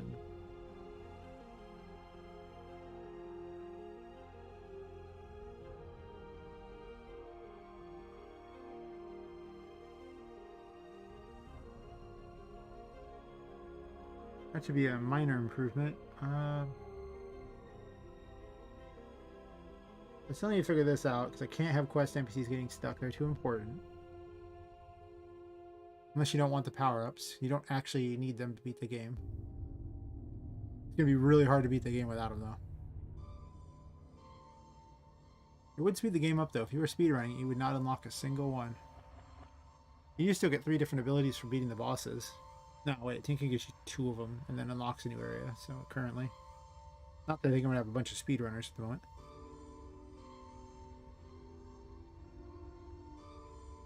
Yeah, it's just testing it. Alright. I don't know how much I want everything to drop yet. Pretty much on the playthrough, the full game, I'll try to figure out exactly how much gold I need everything to cost. If I switch to gold or whatever. Because I will beat it once completely through on the stream. Just to prove it can be done. I suspect that won't be today, though, that I do that proof. Because, well, there's still a lot of things I want to fix. So, seems unlikely. Hey, maybe. For some reason, I'm up until like 8 a.m. or something today. Like another 4 hours plus. I would, maybe get to that point. I sense danger. Alright, so we're looking for the quest mob. See what causes that problem there. And then...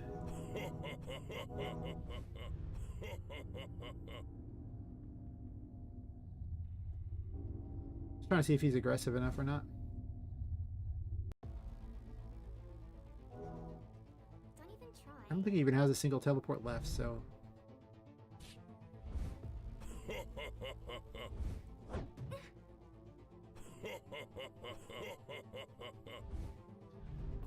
I might add an additional thing besides his laugh for everything, but he is unfinished, so whatever.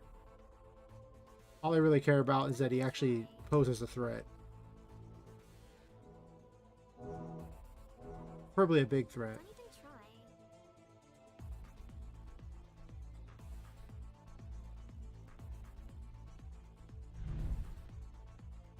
Also, some of these items aren't really spawning fast enough. That's interesting. I don't care that much. They're still spawning. Don't even try. They'll just get improved later on.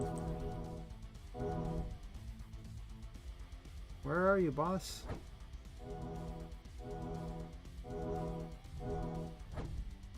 Like, if I just stand here, does the boss show up? He should.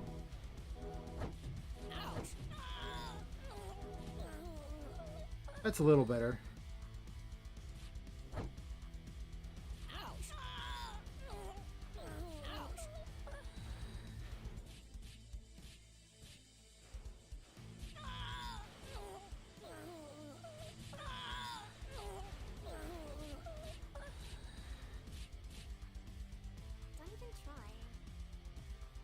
It's like he's being despawned or something.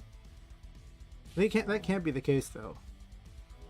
Because if he's being despawned, then his stuff would vanish. But he just isn't even showing up at all. He's just not there. That's weird.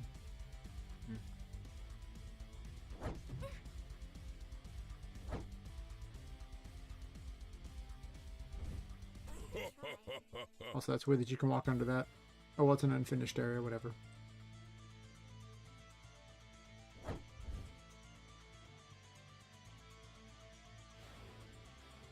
Ouch!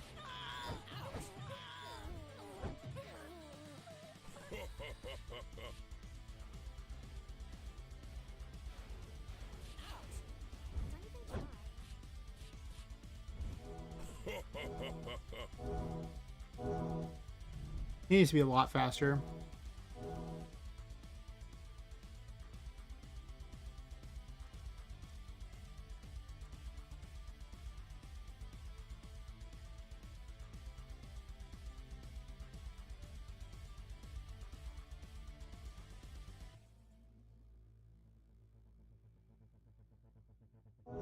There she is. Don't even try.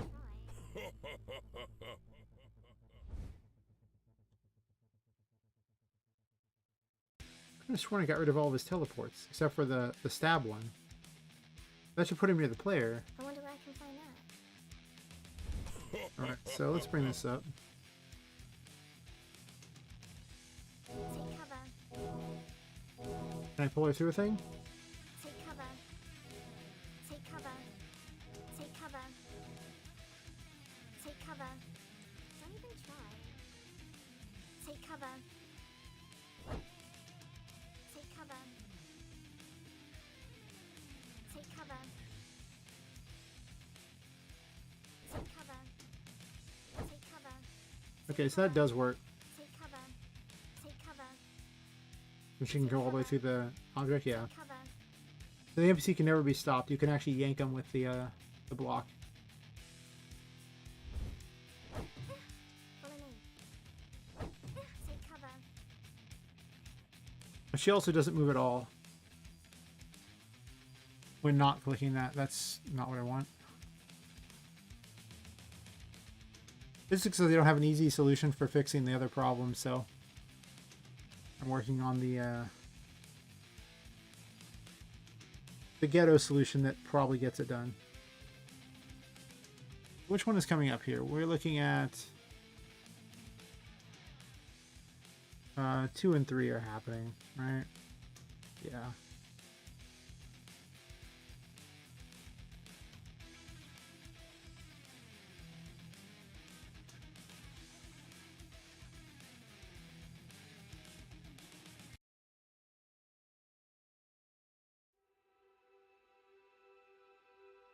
Yeah, it's these numbers right here.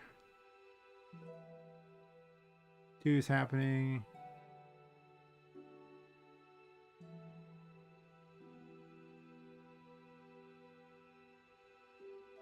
And moved happened, okay.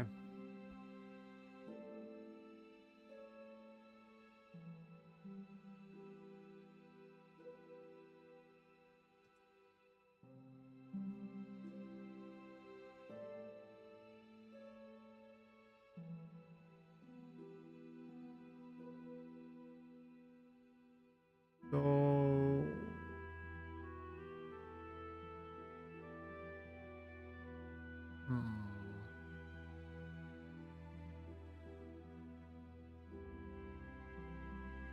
I have an idea here.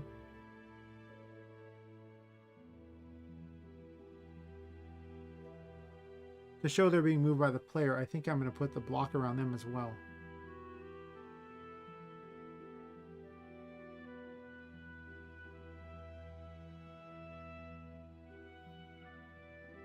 Oops, I'll do that.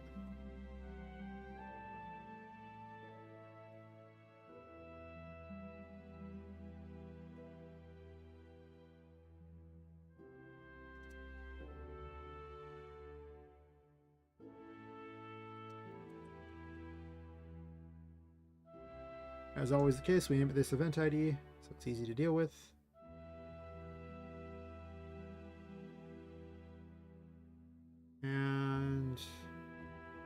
actually.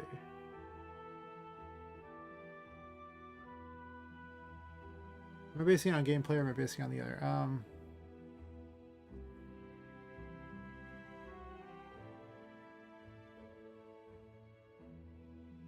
I'm just basing it on that.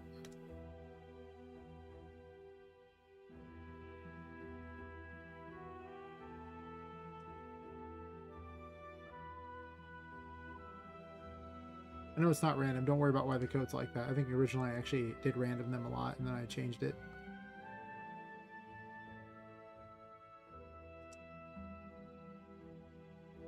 Do this. And then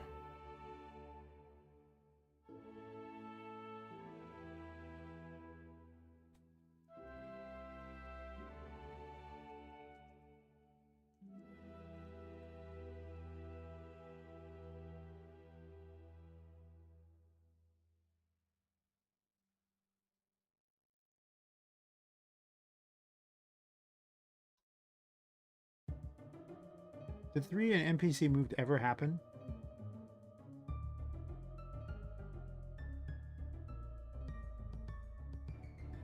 Ones without the numbers after them. NPC stopped happens.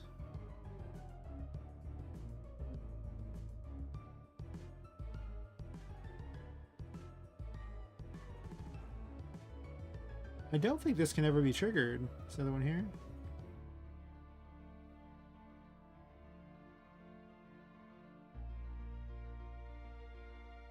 No, it happened right there. What triggers this?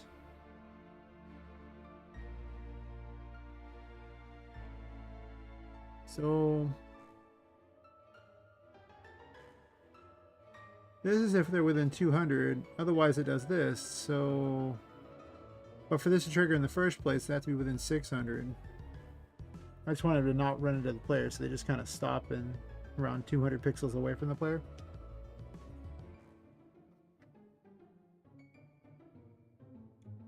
But I think I only want you to be able to pull them if you're right by them.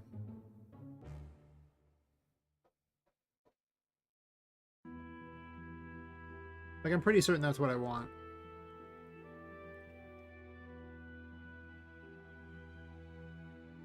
Being able to pull them from super far away just seems weird. Now they'll just turn towards the player and watch them. That's okay.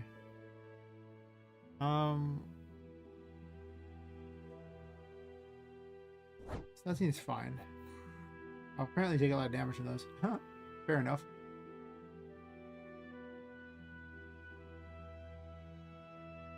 Does the game over work? Yep. Sure. So I think the game over will put you on the ground. Since it's right on top of that portal, it's kind of weird. It originally put you in a specific location based upon where you were at, but some of that got messed up. So I don't know why it's doing that.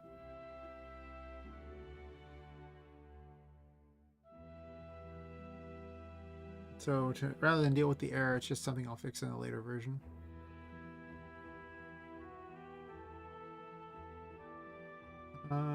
It's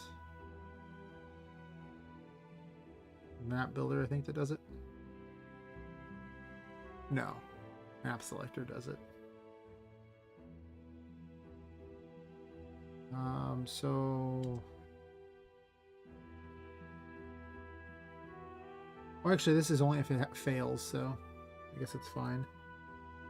I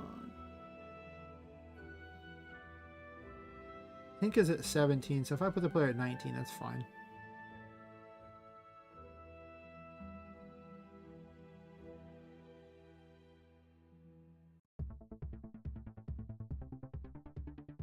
Cool if I could pop it, climb into boxes in order to save.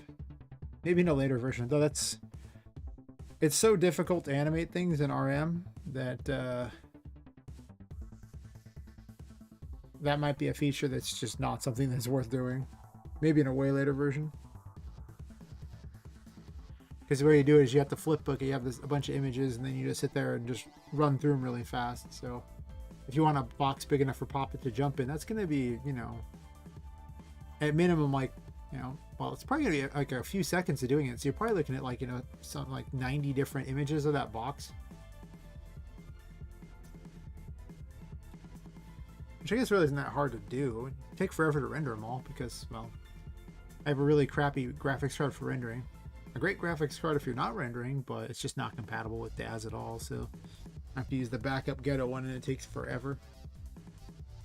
However, I'm not dropping like, you know, $1,000 on a better NVIDIA card just because DAZ wants it. I will switch to Unreal Engine before I do that. That's true. Not saying I'm going to switch necessarily, but before I drop $1,000 to do that, I would switch. But I can make the graphics in Unreal Engine and put them in RPGMaker too, for that matter, so it is apparently possible.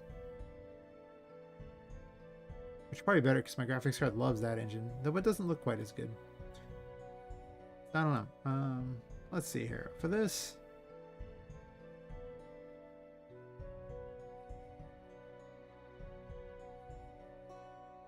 this is the only time he teleports, right? Just literally the only time.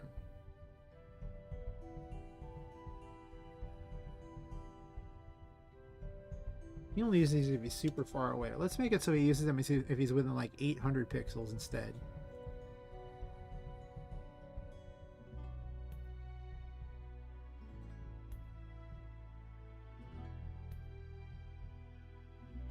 Oh, this is just the damage for the sword attack, okay.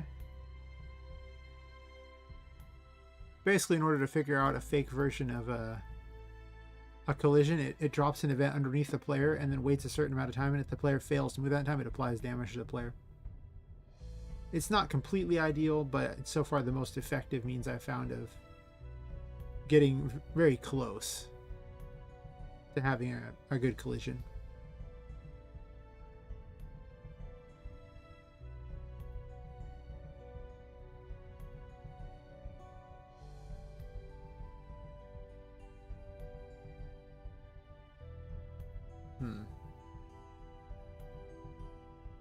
It doesn't seem like he does these things.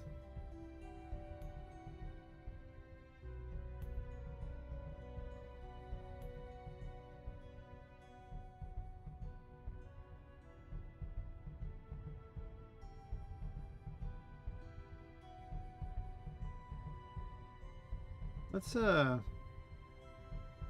know if I want him to jump as much. Maybe like 7, outside of 700 of that. Well, wait a minute. If that happens, he'll never ever use his other abilities, right?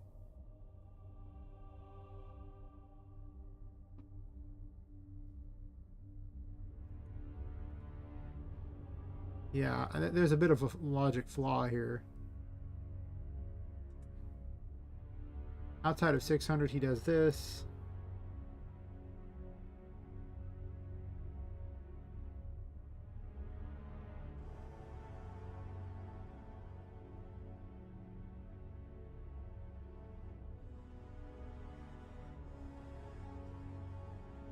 Why don't I just have an else off of that? If he's within, well, no, because he has to be a certain range away in order to really strike for for it to look correct.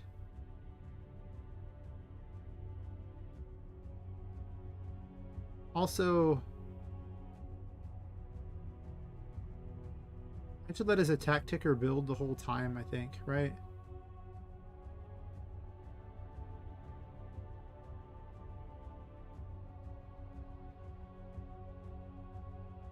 Well, at this point, it only builds if he's within a certain range. That seems almost kind of weird, right? Like, what if his attack ticker just built every time, so then he always just does the attacks? Let me try that out. Because then you have to be within range of him a certain amount of time before he's even willing to make the attempt. And that time frame is not incredibly long. But he's already moving up to you, so you already have time to deal with it.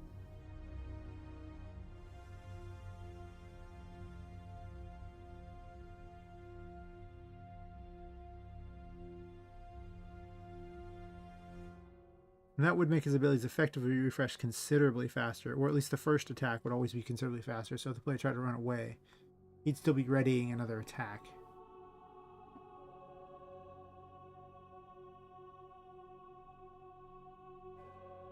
Also, if I'm always going to have this run, like if he can or can't move, it still does this, from what I can tell. So it seems like it's just duplicate code.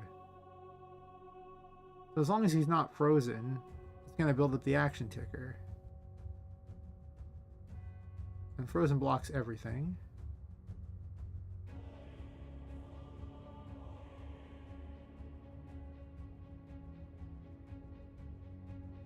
But I get a sneaking suspicion that this is backwards.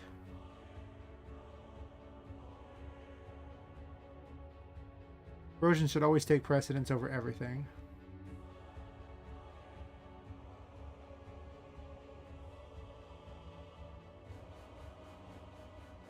Otherwise, it makes absolutely no sense that the player can, or that the enemy would just immediately jump, even when frozen.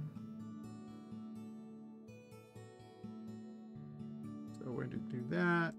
Put this inside of the frozen graphic.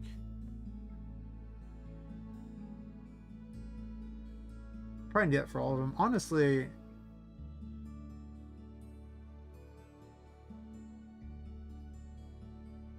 do I want to just put all this inside of like a common event for each one and then just have a special page for each of these and then just have that page get called by the based upon which enemy it is? Like I have that set up for quest NPCs. And there is a lot of duplicate code. And that's kind of the problem. There's just a lot of duplicate code. And then having to make certain each one of them is, you know, good to go, kind of tedious.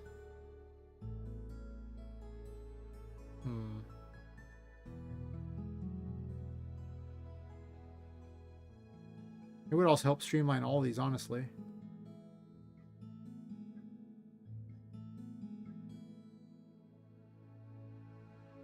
Like this doesn't even have an option. It does have the frozen there. I guess they're already set up about the same. They don't jump near the player if it's too far away though, but that would be a boss only thing. I'll think about that.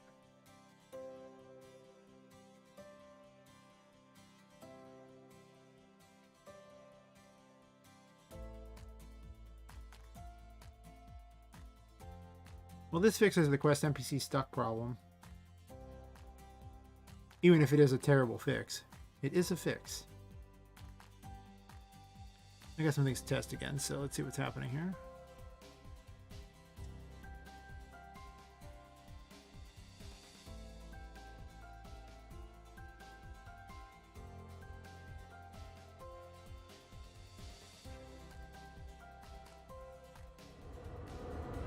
I don't care that the player ends up there in this because they're not actually supposed to enter the map that way in the first place. It's just this quick skip.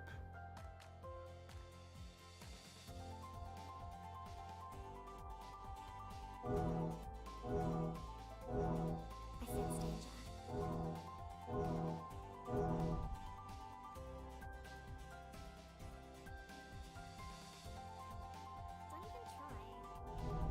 Don't even try. Don't cross me.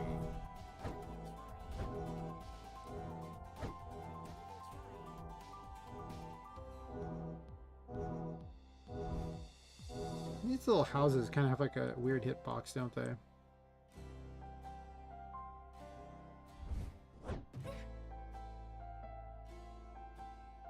Let me do a quick fix on that because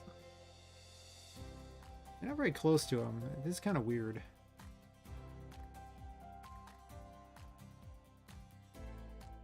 So it's too far over. I think I just shrink this by a little bit. And then migrate this over. We'll try that. I'll keep an eye on it.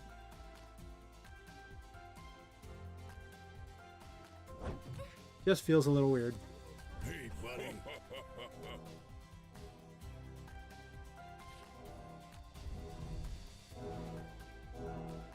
Ah yes, that mouse bug is still present and still annoying. Where you at, buddy?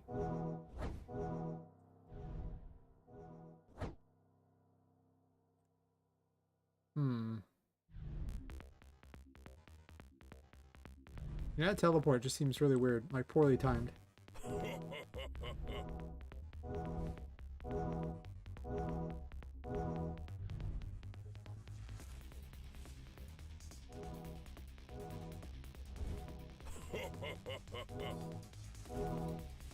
I haven't actually seen him. He just leaves attacks.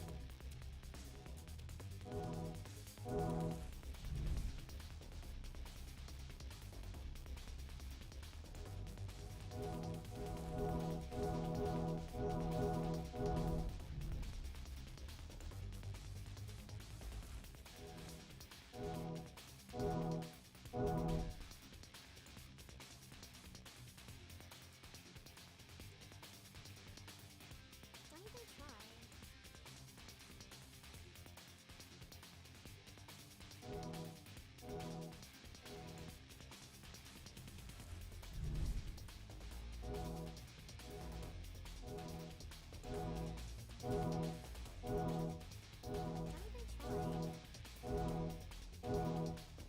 You know, it's Quest NPC to test out the Quest NPC tractor beam that I just made.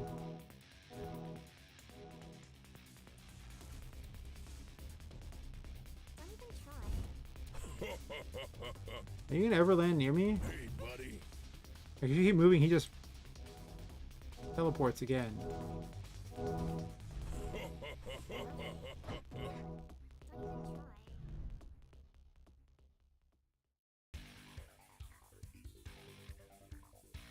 I think it really made him even tougher.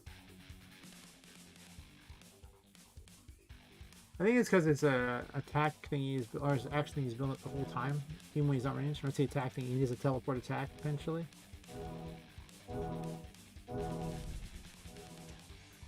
I'm not fighting the quest NPC yet. Look at that, he just teleported away again. Come on, quest NPC. Spawn in. Don't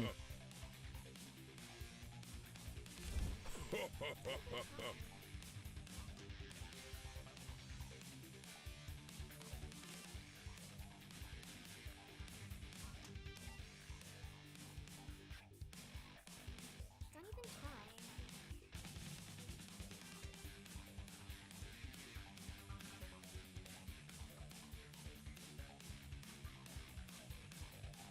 I just want to made a thing that says if she spawned or not. Apparently she is not. Don't even try. That's pretty concerning if the quest NPC doesn't spawn. It should spawn 100% of the time. Don't even try. Otherwise, I need to make certain it spawns 100% of the time.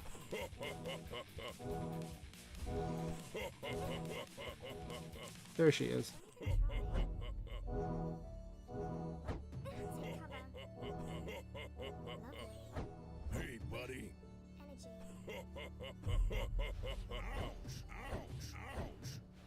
Ouch, ouch, ouch. Take cover. Take cover. Take cover. I wonder where I can find that. Take cover. Take cover. Take cover. Oh, I know what I did wrong. Not spawning around the event. Because I didn't tell it to spawn around the event, I copied the command over. So, request NPC to... No.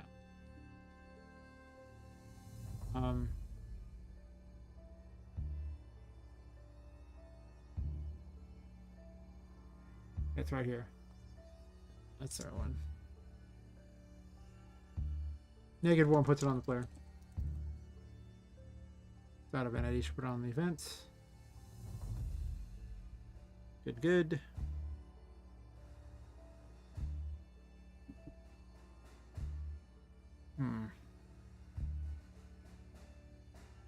So he's teleporting too fast is what we're seeing here.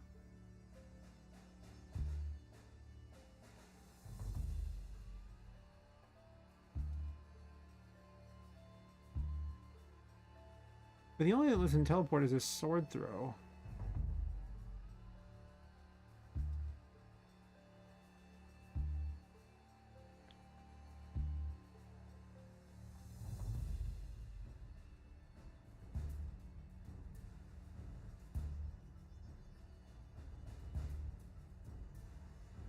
And that should only be within 600, but I don't think I want that to be a thing.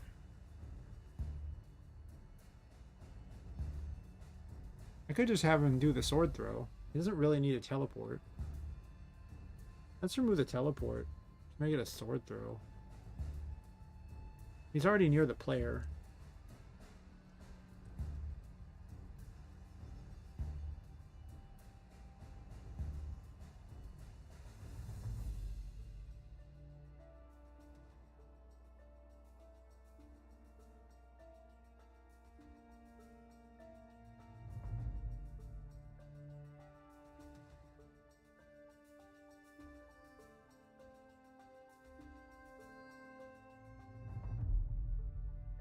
And every one of these, it will still set the attack ticker to 0 so he doesn't spam attacks. I should get rid of all of his teleport options so he can't do any more weird teleports.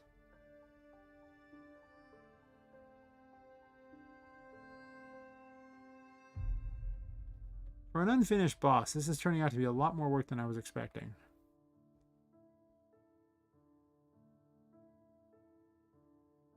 I already did a lot of those things, but we'll see how it goes. We'll remove them from the list and maybe add him back if it discover that he's got more problems.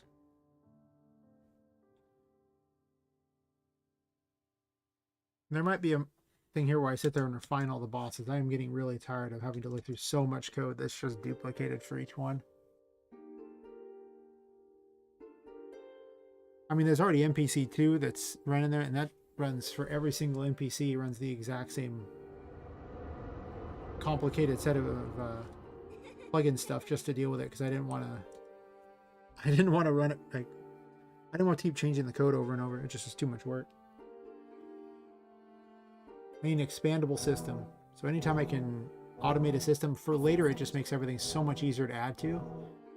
Initially though, it takes longer to set up. Alright, we'll start with the runaway test. Can I run away from you?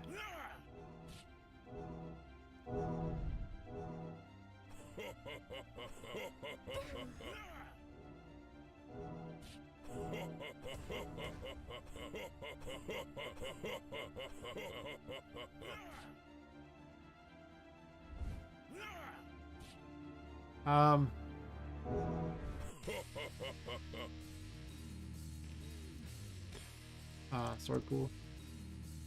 I did just copy the timing out over, and I made the attack late last night. Because he just, like, slow wasn't good enough. Whereas this does a crap ton of damage if you look. Well, it takes it a moment. I already say I need to speed it up. Speed up damage on sword pool. I don't have a good name for it. But anytime I have any kind of thing on the ground like that, they're just referred to as pools. And that's the code they run. I have a whole section for them.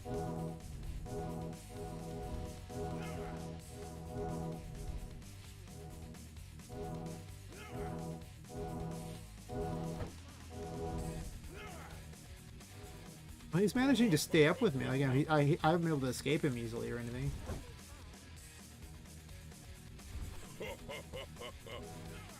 I just think the teleport isn't very good. Because it checks to see if it lands in something, whereas the jump thing, he'll just keep jumping out of things, so it doesn't even matter.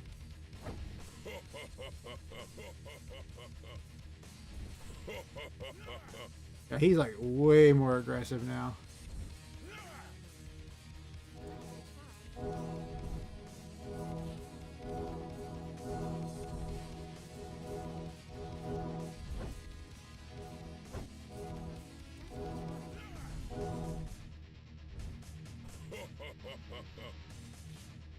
Part of me wants to just have wholly inappropriate, like, you know, like hard rock music or something for when you're fighting Teddy here.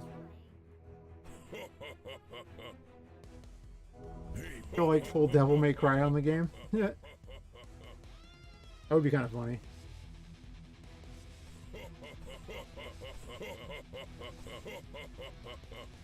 Hey, buddy.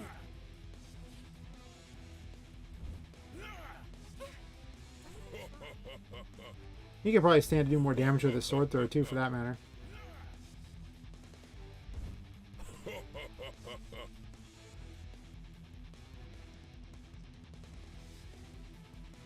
If you get hit by it, you deserve it. It's really that simple. Most of the boss projectiles, there's only they throw like one thing at you, and so like if you get hit by it, it needs to be like a lot of damage. Take cover. We have to activate them first. Take cover. Take cover.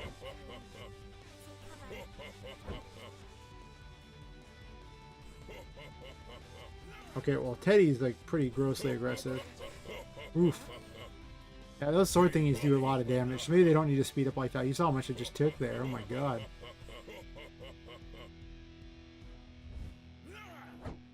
Take cover. Yeah, it did show up around her, but not for very long. Take cover. Hey, buddy. Well, Lovely. Snuggle Waffle's much scarier now than he was, no doubt. He really does show up around the NPC.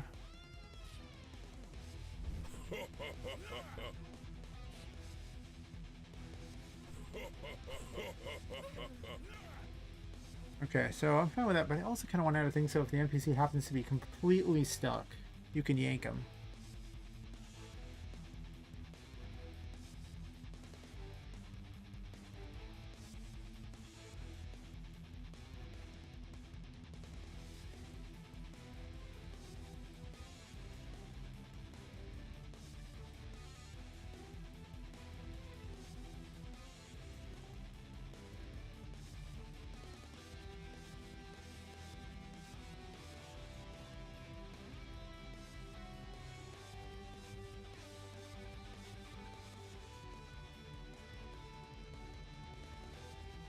Or something like this.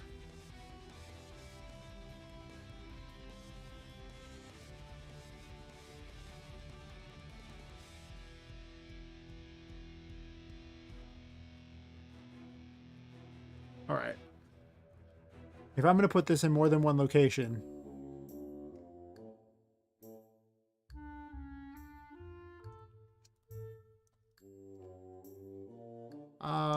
object pull.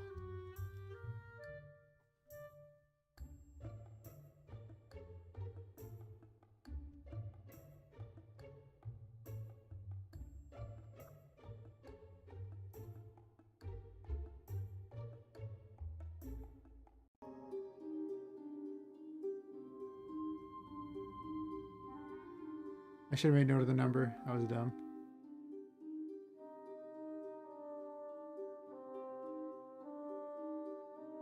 Right there.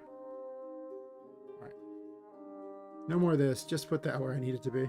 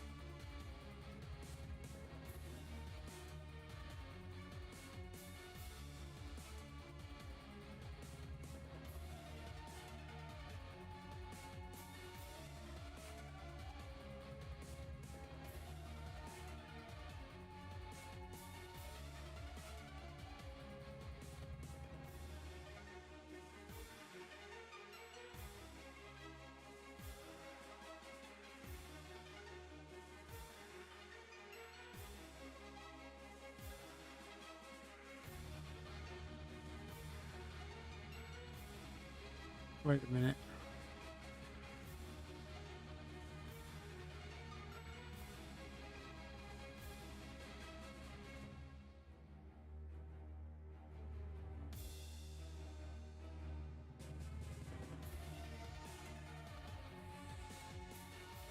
Won't do what I want it to do net easily.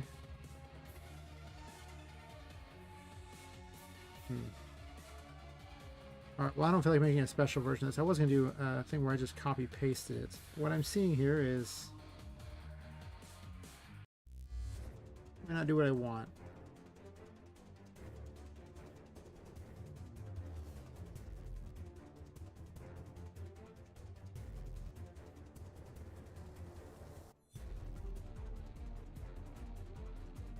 Think about this here.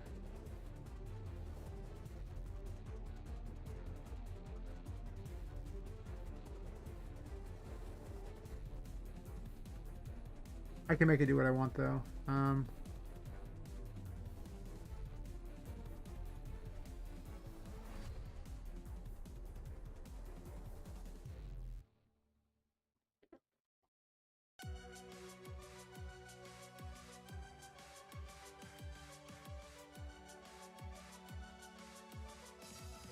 This is a lot of code that I don't want to have to do again, so.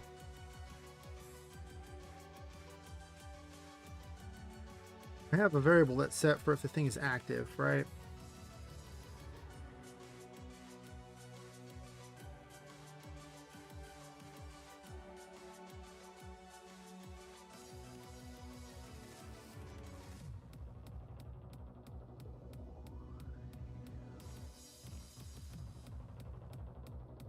And then we're checking for success, right?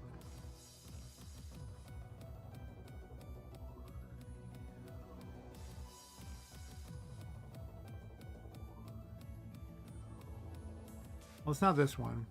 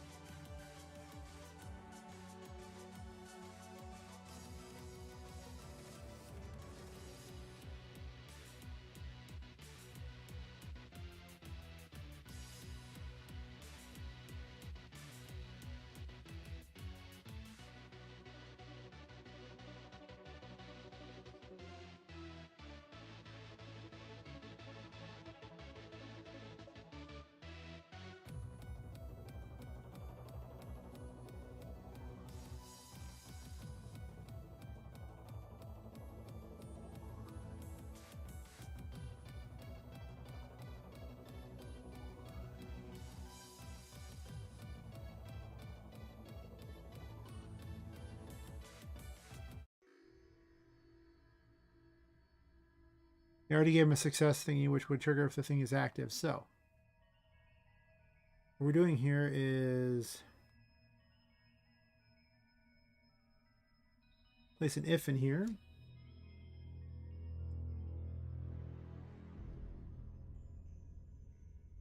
And if it doesn't equal true, I'll also have an else on that.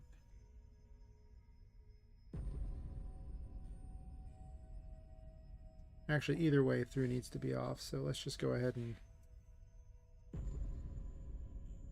do that.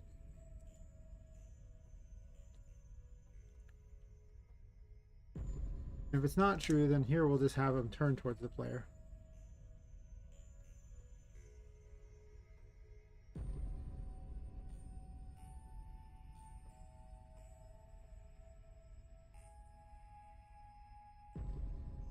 And this is just in case there's far enough away it turns through off, just so that it doesn't get caught up in that weird brief instant where this is active and then you move too far out of the way or something. Which can happen. It does happen. It's very weird. Oh. Oh, hey, Blinded Journeyman. I even noticed people were like talking here. Let's see. So mad my audio cut halfway through my vid. Nearly 2 hours of recording, and that's an hour? Oh, that's a lot. You know, listen. You just got to Mad Lib it later, you know, you just go back in there, it's like, oh, this cutout, so now I'm just going to do all kinds of riff tracks over the top of it. Also, hey Lee, how's it going? And good morning, Blind Journeyman. Well, it sounds like your morning didn't start out that good, but hopefully it gets better.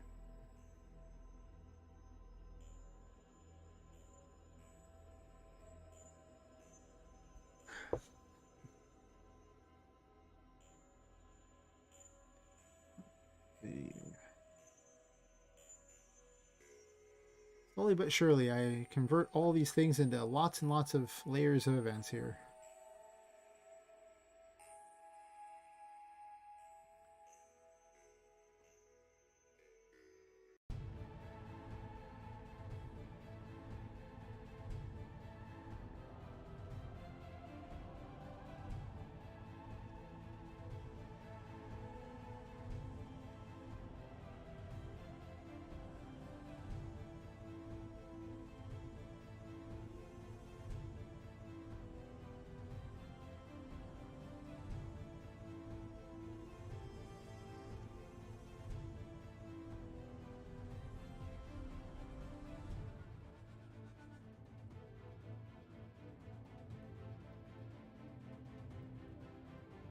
It's been going pretty good, actually. Right now I'm working on Snuggle Waffle, which is the Teddy boss. And he went from just getting lost in every single battle to me having to try to hunt him down, and took forever to kill him the first time. Which did work. He did die, and the whole thing played through. So you can beat the game from start to finish without it breaking, probably.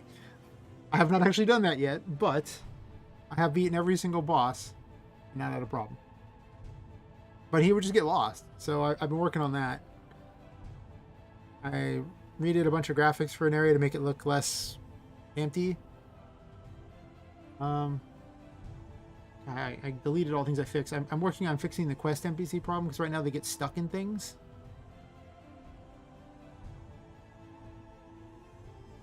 And now I'm giving the player a tractor beam to basically just suck the NPC to them.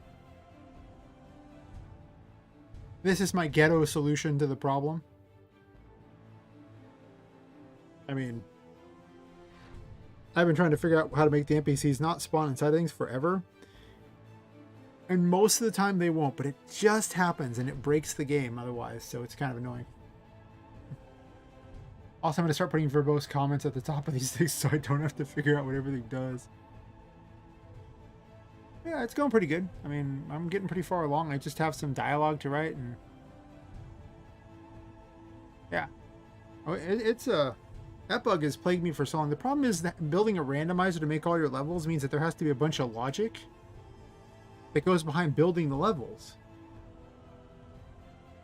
And where are you at?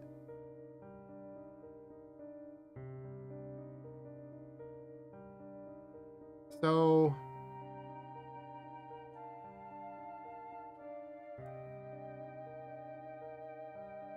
for reference, starting from here is the logic that builds the levels.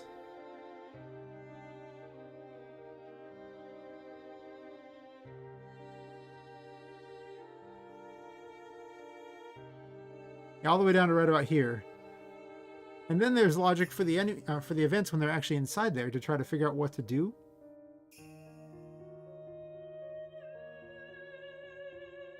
Which I don't even have technically in there anymore. It's somewhere else. Let's see. I thought I got all smart with this other setup here. Let's see. Page 1, I believe, is it?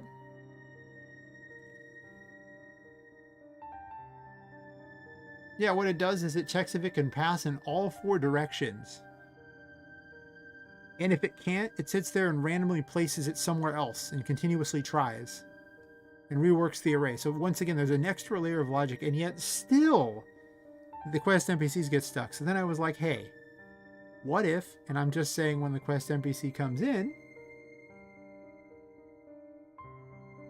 the quest NPC then tests the ability to move in every single direction, literally walking in every direction, and if their X and Y are the same, after doing that, it tries to replace them again. That still didn't work. Because there's a brief moment where they test, but the other object can spawn on top of them. So in desperation, you can now literally pull the stupid NPC out of the object. I mean, with 3 different, like, you know, things of logic going on, I thought I had it figured out, but it gets closer and closer.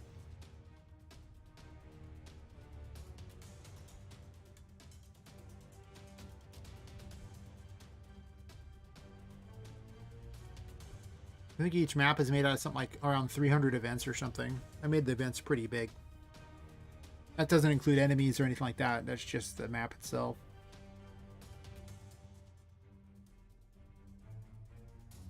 That should be fine. What else was I fixing? Oh yeah, the sword pool thingy. It needs a different noise.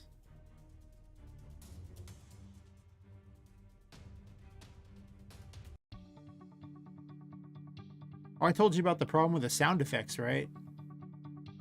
Where they discovered that the people who were selling those sound effects were using like stolen sound effects, or at least ones they didn't necessarily have the rights to. They got them from some third party. They said, like they paid some freelancer.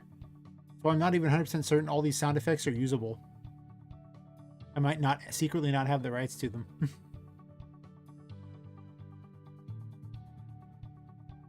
That's probably gonna add an extra day to my before I can even release it, just to go through and rechange any sounds that I can't use. I don't know which ones I need to go through and figure it out.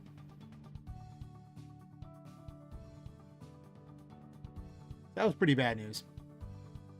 That was really bad news, actually.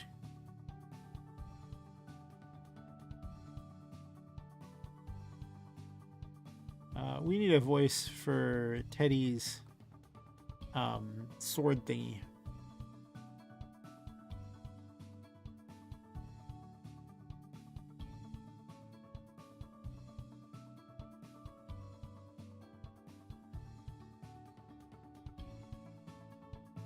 That's actually not a bad idea for them getting stuck during the day. Let's see.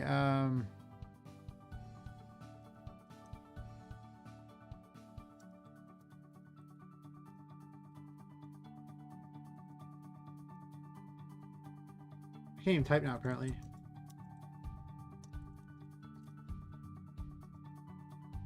And that's why I can't type. Yeah, the sound effects thing is just, it's the worst thing ever. It's all going in my prototype 2 section. None of that's getting done today, or getting done before this prototype is released. However, it might get done. Well, that's right. I was looking for a sound effect thingy. Maybe drag those out wherever they're at. Yes, Ultimate SFX. I'm pretty certain the Hero Jack voice is in here, which is a problem. But for now, I'm going to use it because every other Teddy thingy is that. And until I can verify one way or another on that, I'll just stick with it. And if I have to change it in a moment because I find out that this is one of the things I can't use. In the video, it was the animal noises that they had, a bunch of ones they'd stolen in, and the magic effects. But they never mentioned the hero voices, and I hope those hero voices are fine because I use both Jack and Amy. The two hero voices in there. Terrible. All of Poppet's lines are Amy's lines. Alright, well, I'm going to test some sound effects real quick. He needs a sword noise, so...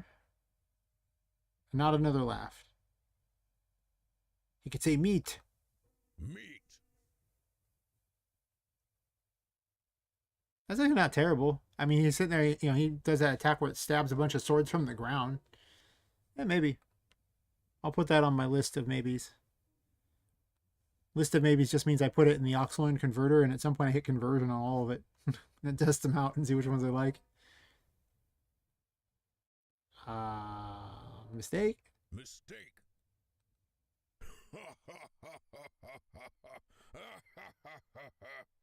Wow. I think the meat thing is a little better, maybe. I don't know. Maybe mistake. It can go in the list. I'm not sure I'm going to use it, but he could say my bad. My bad.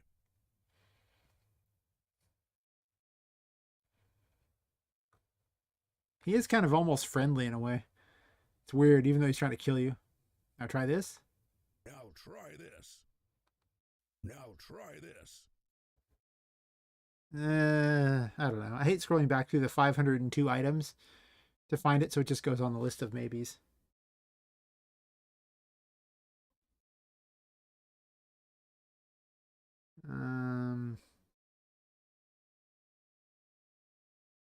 I don't want to spend too much time on it because I might not even get to use any of these.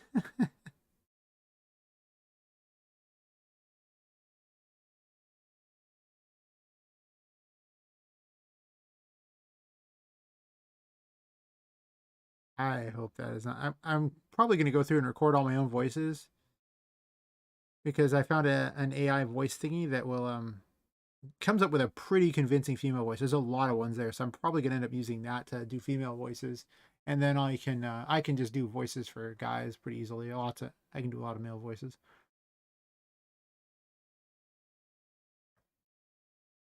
Yeah, that's true. A lot of these ones are like they just have the wrong tonation for so much stuff, and it sounds like it means.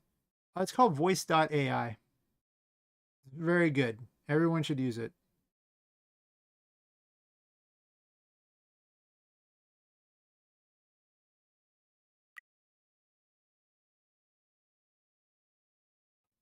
If you use my little sign up thingy, I get 500 whole, I say 5,000 whole coins for it. The way you get it is when it's actually free, but the way it works is this. You don't have to use my sign up if you don't want to. It's free to sign up. You get 5,000 coins. That is enough to buy exactly one voice. You can test them all out. So you can hear which ones you want. However, there's a thing where you can have it, I'll bring up the thing and just show you. You can go to this and click earn free credits. And you just click training mode and you just turn it on. And then what it does is basically every minute it awards you 2 to 15 coins. It'll fill up the bar. Once it hits 100, it gives you coins and it adds the thing there. And I usually just leave it running while I'm messing with my computer, though right now I don't have it running because it kind of messes a bit with the stream. When you have enough, you can go and pull from there many voices.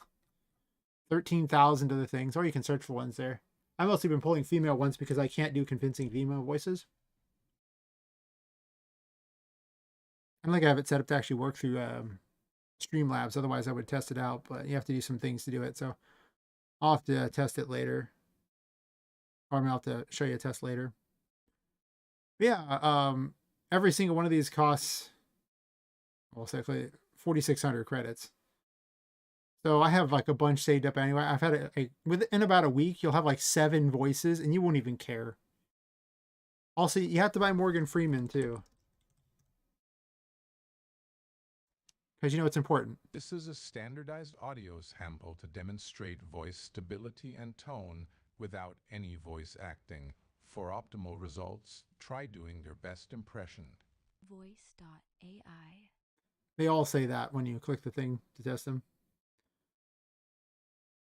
But been messing with it, it can sound pretty good. So later voices will probably end up using that. But yep. Just go to voice.ai. It's free. You can use my code if you want or not. Doesn't cost anything, but every time someone does, that's one more free voice for me. Or basically every 5 hours of it just running in the background, I get a free voice anyway. And I sit in front of my computer so much that it's pretty good. Do I have it set up I can actually use it right now? I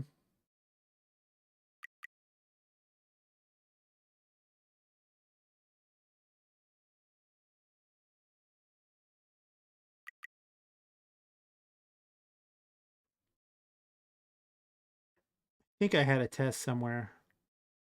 One moment. I will bring it up. Pre-recorded test. Oh, that's nice. I didn't realize I'm making an app.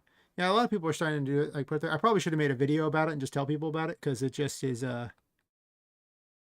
very good.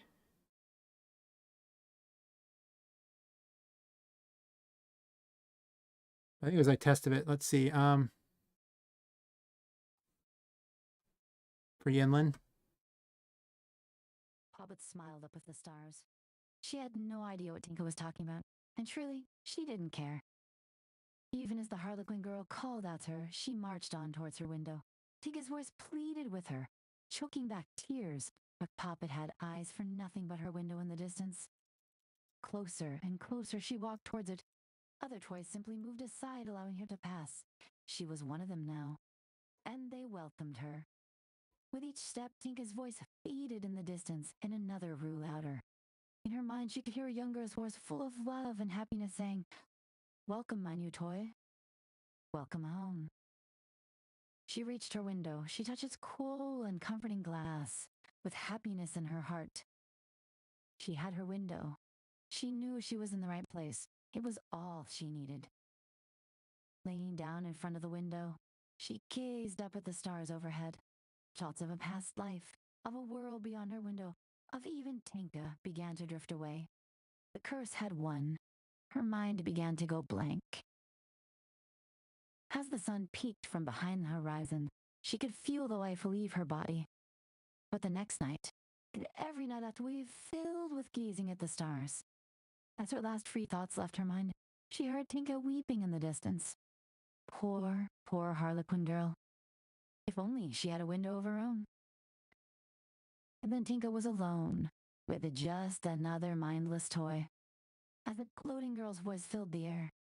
Poor Tinka. Maybe next time you'll be free. But see how many toys I have? Probably not.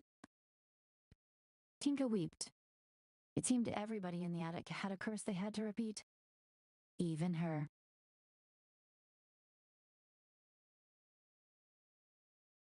So yeah, voice.ai, I think does a decent enough job. I mean, don't get me wrong. I think some of the other voices are better than that one. Oh yeah, the bad ending. I recorded like that, and I was like, yep. I made a whole bad ending with pictures, but I haven't put the voice in there.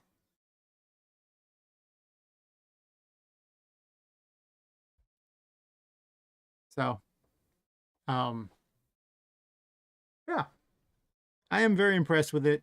The only reason I haven't done it yet is purely I've been experimenting with it, and also time. I was just searching through these.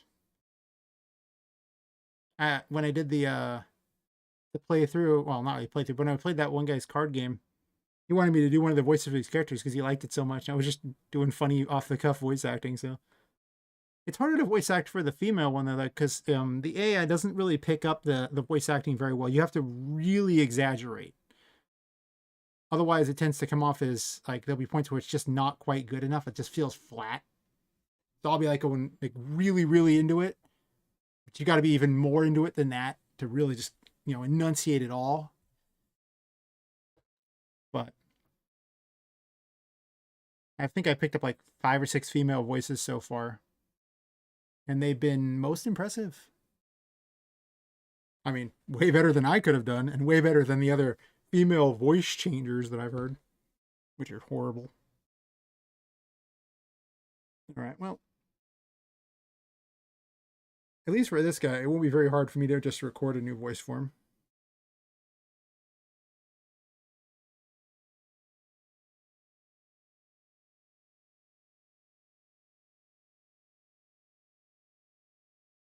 Turn that down a little bit. You're going down? You are going down. The only downside of these things is if they're really long and you have to hear it spammed, it's annoying.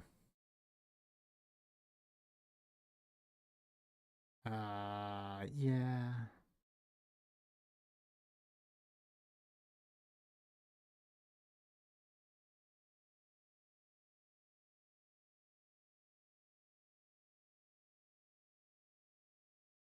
Pretty much.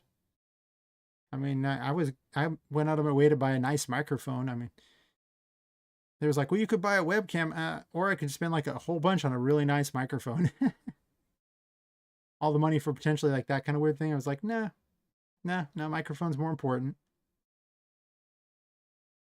Though to be honest, I could also just become a VTuber too. It's probably better in this day and age anyway.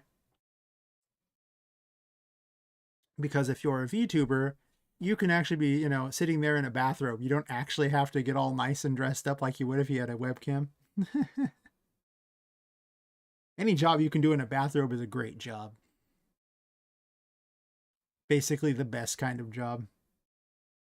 Unless your job is testing bathrobes. That doesn't even sound that bad, to be honest.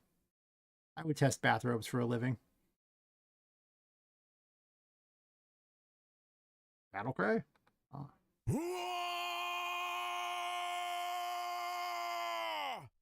Okay. Everybody hated that. That's what I just heard. Everyone hated that. Like literally the message from those Telltale games appears up in the corner. Everybody hated that. Bye. Bye-bye. I don't like those. Those are terrible. You can get canceled. Cancelled. Oh no, don't get canceled by Snuggle Waffle. That's just terrible. He's got a Twitter account. It's over.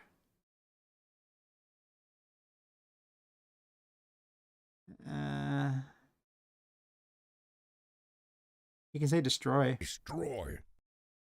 Troy. Destroy. That's probably fine. I don't care that much. Like I say, I'm probably going to put new lines in anyway. Just because I'm worried that they might not have the rights. All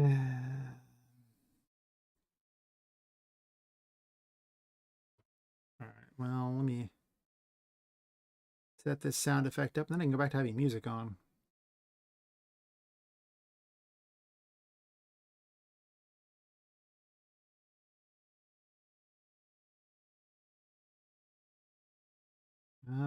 Let's see. This is the sword throw. This is the slow pulls. This is the blade pulls. Oh, hop in my chair here. Okay, why am I sitting for this? One sec. I'm gonna go back to using my standing desk. It's not healthy to sit all this time.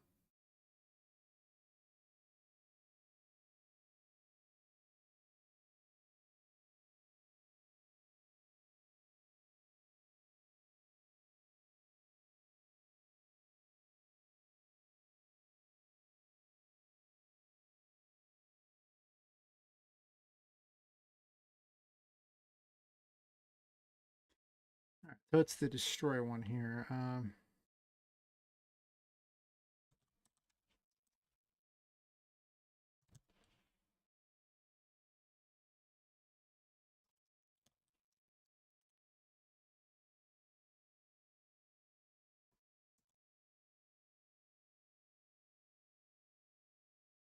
Okay. Nice. Okay, much better. I don't know why it's taking forever to do that, and I don't care. Got it.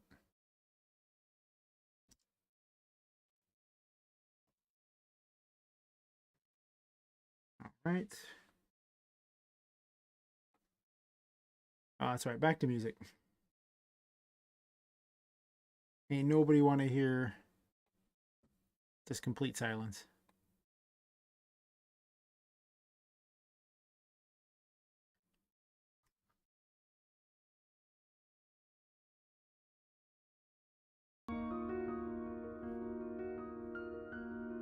I still have to go through another like 300 tracks or something, or more, to see which songs don't sound terrible. I actually considered having a stream where I literally just have it running the rest of the time that just played the music.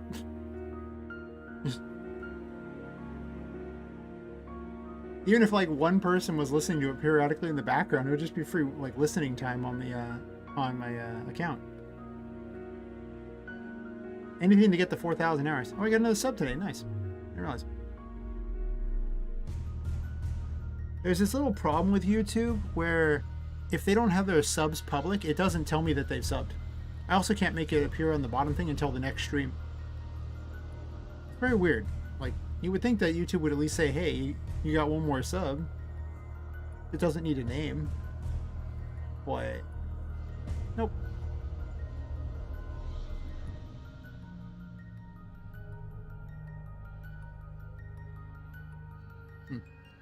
Anyway.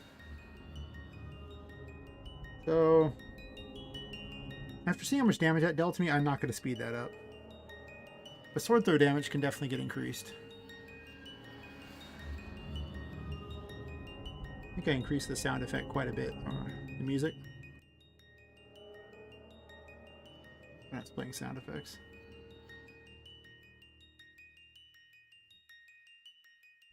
Alright, so I have all the spells set here. But there, it just does 2. I don't have a level gain yet, so. I mean, by that point, Poppet has a lot of health. I mean, she got a bonus 4 health anyway, because I added a bonus health upgrade, and I added in I get plus 2 health to start the game too. I don't even know what the max health is. What is the max health? I'm going to adjust this to 4, but I might adjust it again once I see that. What the max health is, because I have the player set to max health for... You can get every upgrade before you fight the Teddy, so... I'll make the assumption you got them all.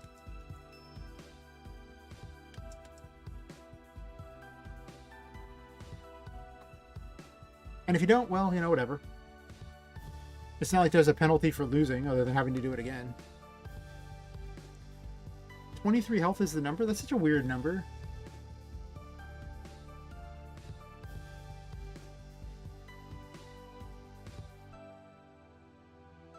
Just like 17 mana. That's a very weird number.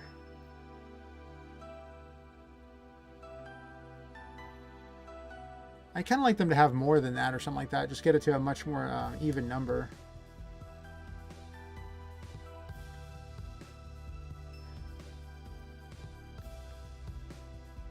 On the other hand, it's not supposed to be the end of the game. It's just, you know, an unfinished area. Oh. Cats are savage like that. Don't question it. Never question the cat.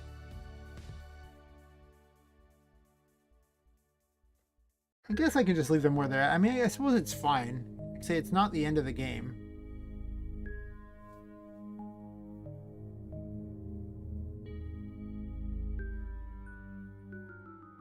So...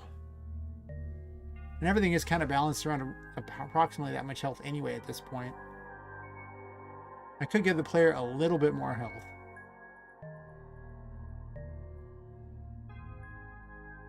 Adding any new upgrades in takes additional work because I have to put them somewhere.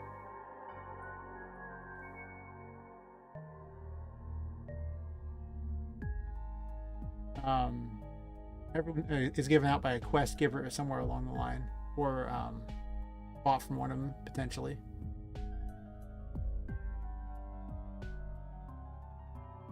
But do I really want to add more?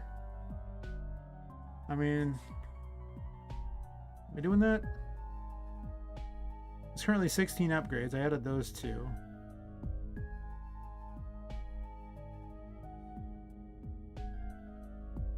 I don't think I'm adding any more. I think I just go with it as it is.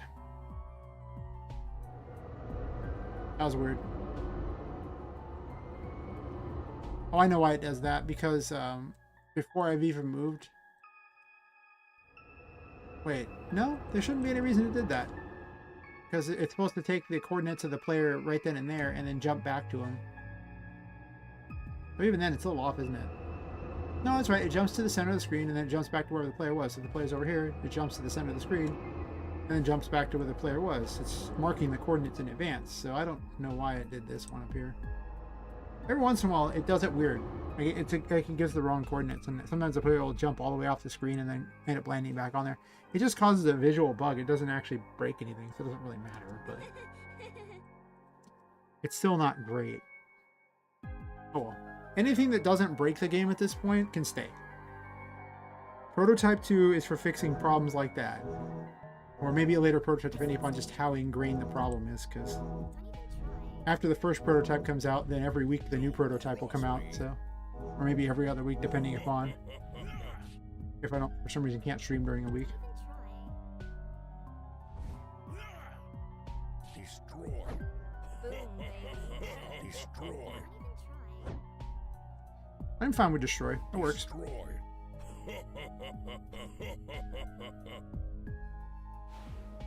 Ouch.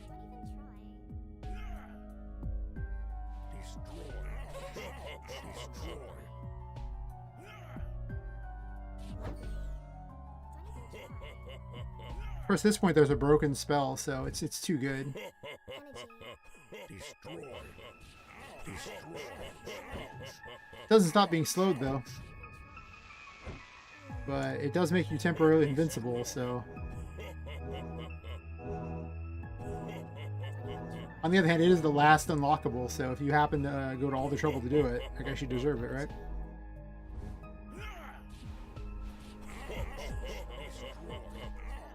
He really drops a lot of slow on you.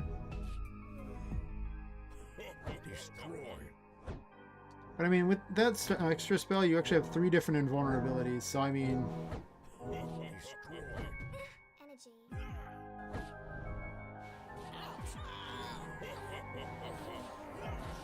oh geez, look at that. Okay, don't stand in the slow pools because they have just no cap. Just look at how much it just slowed me. Jesus. I feel that slow here. Like, oh, there's a bug. I know. I see what the bug is. I didn't think about this one.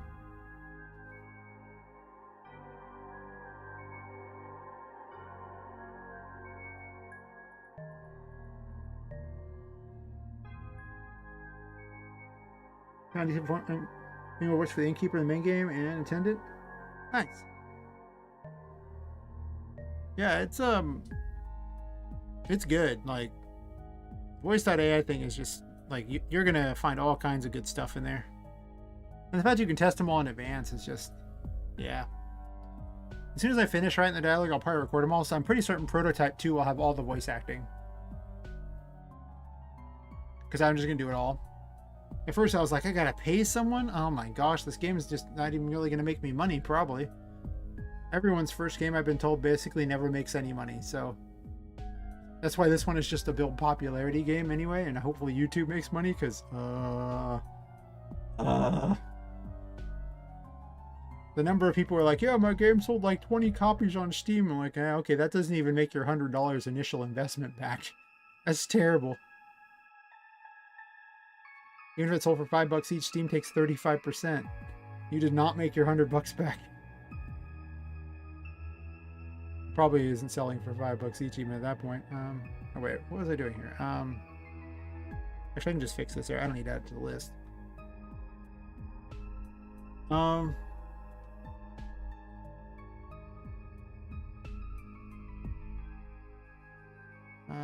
Where's slow at here? So if 126 is on for this ghost form here,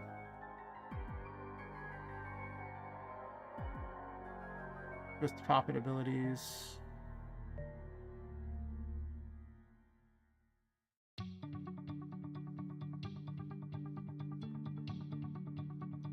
So we're to adjust the speed here.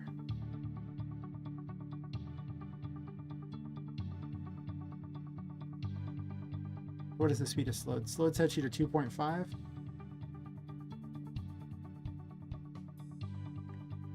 Yeah, okay.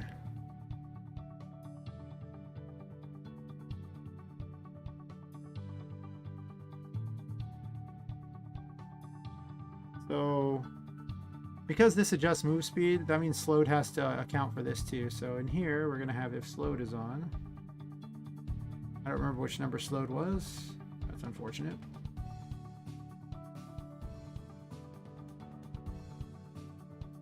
I'm not about to look manually. I'm just going to go back there and double check. 126. Perfect.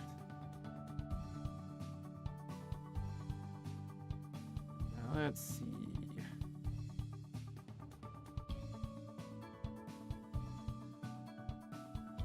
Slowed is on. Don't turn it on if slowed is on. That'd be horrible. You just use this ability and it slows you intentionally. Nice. If slowed is on, the player's speed is set to that. Otherwise, set the player's speed to this. And then in this case here, we're going to just do, it's just going to neg 1 point on the thing each time.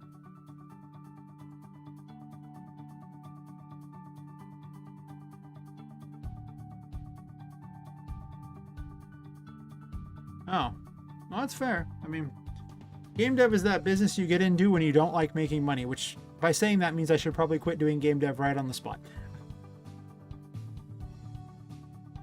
But, I don't know, I mean, this game isn't completed. It's got some interesting ideas, I guess, but the big problem I'm finding is that I just don't have enough, there aren't enough people who know about me. I don't have enough followers. You got to build that up over so much time. And I figure, you know, they often say your first game is doomed to fail anyway because of the fact that you just don't have that. And like, the first game builds followers. So that's basically what I've just resigned this to. This game is effectively advertising for the second game I make. And hopefully YouTube just happens to make money. But even then, like, this stream currently has the lowest views of, I think, any stream I've ever had. Isn't that cool? It's got okay view time. But I mean, it's got like 11 whole views today. It's like terrible. Yesterday was like 30 something. It's random. Some days are terrible, but I did, however, net a subscriber. You know, I netted 5, you know, the other 2 days. So it's, those are more likely people will come back. The random views are because YouTube just hates me. Or maybe they don't like the current thumbnail. Like, a bad thumbnail can make all the difference too. So I've been experimenting with various, you know, characters and, like, you know, close-ups of faces, various emotions on their faces, just to see what works.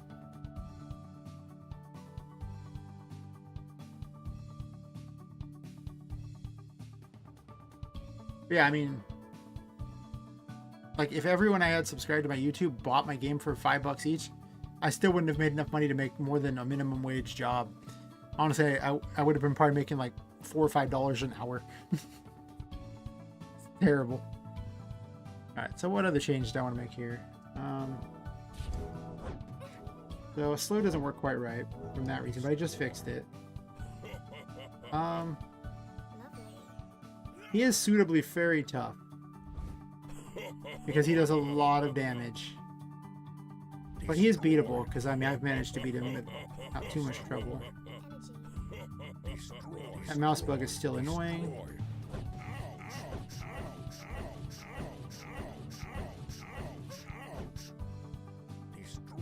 Mostly this spell is so good that it makes up for that. Everything does a lot of damage, so Star Armor is basically your only hope, unless you're just dodging a lot.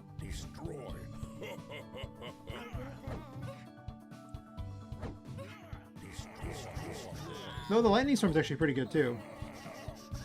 Technically, I dealt more damage than Star Armor did. You can actually march him around the cloud to do more damage.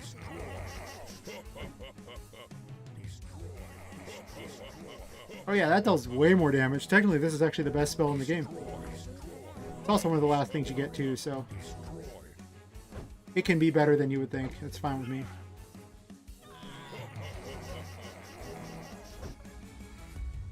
It's probably too good. That's okay. I'm not going to balance it right now. This is an unfinished area.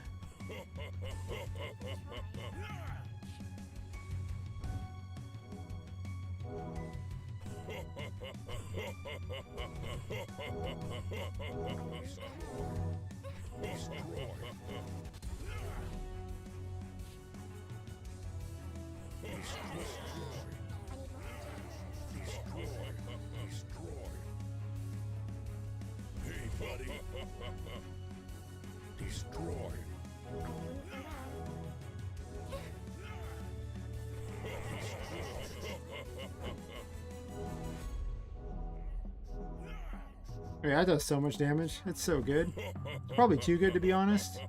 But the fact that you have to march him around it, and it's also not good against some of the bosses that jump around like crazy and teleport. This one doesn't have a hurt thing. Like, he might need a hurt option.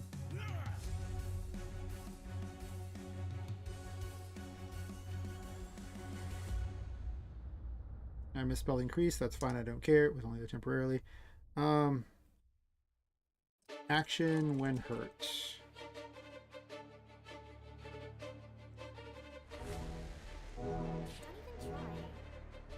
This way it just can't get spammed like that, which just seems too good.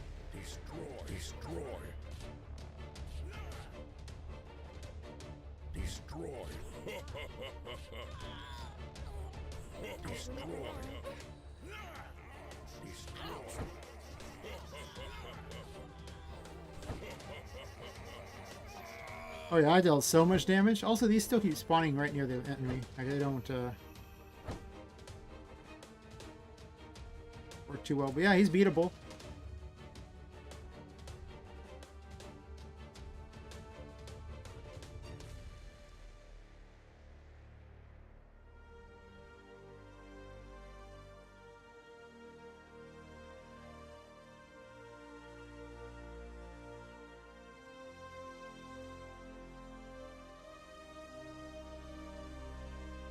And because I didn't rescue her, I should give a different dialogue. Great.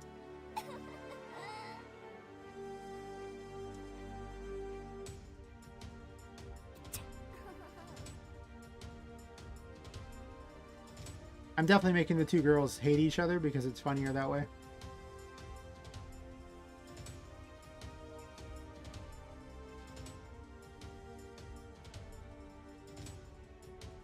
And then the credits still work, I assume. So really, I just need dialogue for in front of these paintings. I hate that mouse bug. I'm debating on if I want. I don't have the music on, so it wouldn't matter. Also, I need to use the better version of the credits thingy, because I have a better logo for the Don't forget me. for the intro video.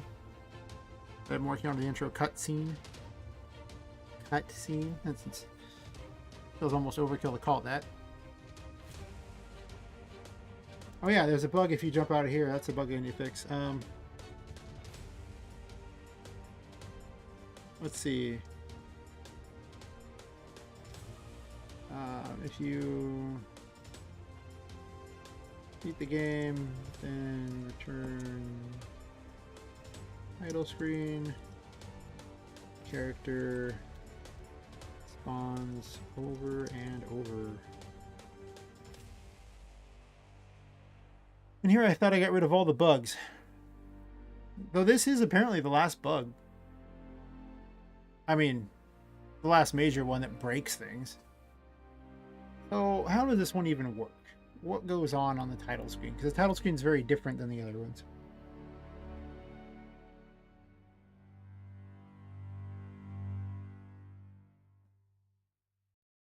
Let's see. So the thing that governs if character setup happens is this.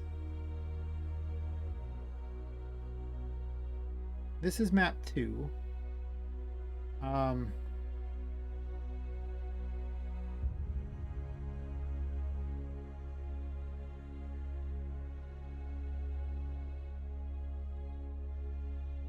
Box drop might be on. This thing was the initial.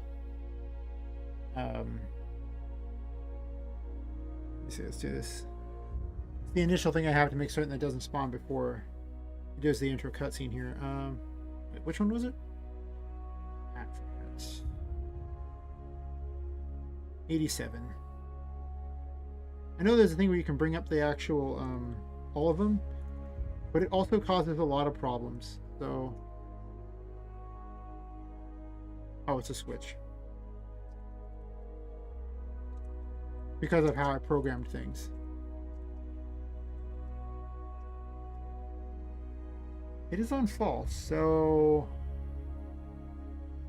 I think the ending credits just have to turn box drop on is what happens here.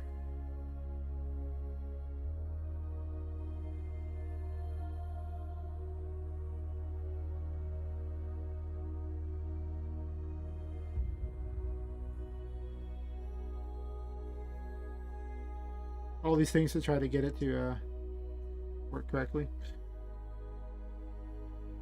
There's so many better ways to do this. I'm so going to go through and just fix so much of this code. I'll just streamline it on the next versions. Like, it's just going to be, yeah, it's going to be so much different. So much of this code is from, you know, that game jam, and I just built on top of it. And I didn't know anything about programming then. I like to pretend I do. The worst part is some of the tools that I'm basing all this on were made back then, and they're terrible, but it's everything's based on them. So what am I going to do?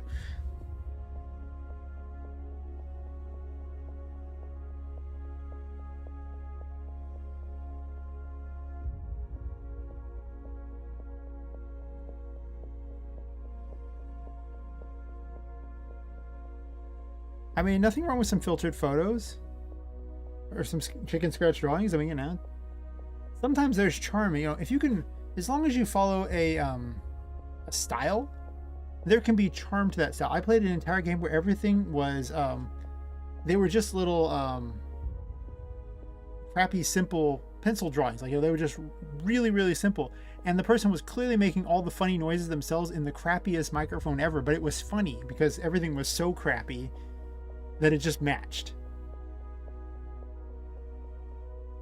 Basically, you know, just lay into that style. You know, I mean, like, that's what it is. People will remember a weird style. I think the worst sin you can ever commit is to just simply use the most generic things possible, because then, you know, you have no style and people just look at it and they can't tell it apart. And you can do the same in Unreal Engine. You can make that, you know, styleless game that nobody can tell apart. Like, you just making that, you take all the mega scan stuff, make your generic open world survival first person game, and like, there's so many of those. They look exactly the same. I couldn't tell you one from the next. I go to the other map. That's the same as, you know, making a, you know, a generic RM game with the RTP and not doing anything with it to make it look good at all. I just, that card game I played was using the RTP, but it looked good. So you can make it look good. It's just some people, you know, like, you got to put the effort in. But I would just say go with your random drawings. They might be cool. What's the worst that happens, right? You can always upgrade the game later. Like, you can release like rolling updates like I'm gonna do, right? Or you put it up on itch and people go, wow, that's amazing. Oh yeah, you love the MZRTP? Yeah, there's a lot of people who don't like it. Like, even people who are really big into them in the community, they like the MV ones better. I don't see a huge difference between them myself. I don't particularly like either, but I have seen them used to great effect. It's just, it takes a lot of work to do that. Like, we'll call it the painting the house theory. You can paint a house with a brush, but it takes a lot more work than doing it with a paint sprayer or like a roller or something. But you could do it still. And that's how the RTP is in my mind. Like, yeah, you can make a game with it, but you're gonna have to work real hard to make that stuff look good. And not just like everyone else's RTP game. It can be done. Whereas I don't have to do hardly anything to make mine look like not an RTP game because I'm not using the RTP. I like the is it FSM stuff? That stuff's really nice. Like, if I was going to use, you know, stuff like that, I know it costs a little bit of money, but I like how it looks. Don't forget me. I wouldn't feel too bad using it. I mean, maybe a little. Okay, maybe a lot. Nah, not really. Alright, well.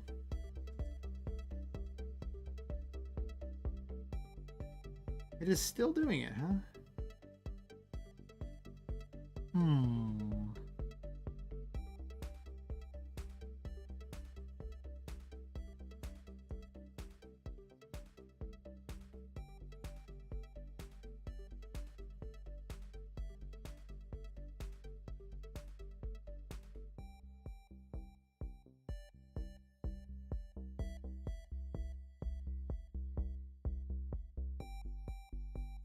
Somehow it's getting turned off, right? No, its box is off, right? Let me double check to see if this does it. The player activate thing, you could be doing it.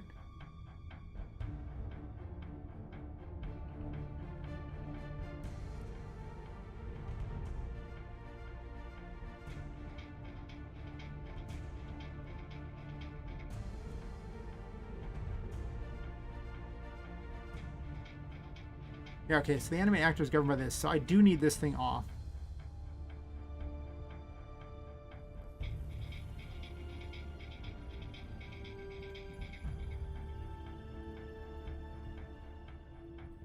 Is Game Map 1 anything? Oh, that's the logo, right?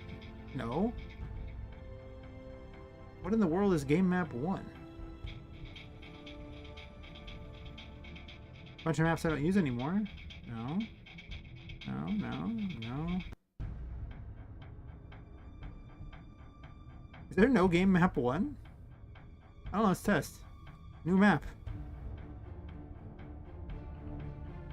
There is a Game Map 1 somewhere.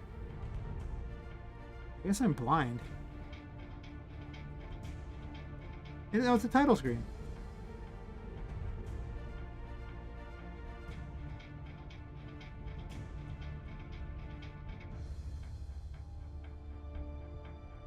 So at this point, game map punishment, and this is skipped.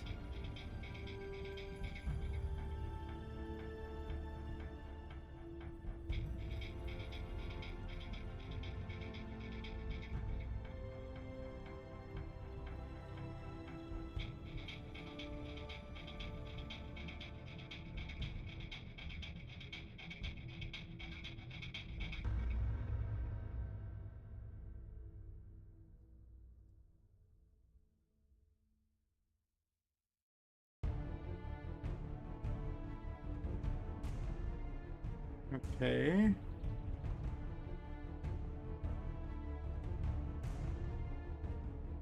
A box shop gets turned off right there.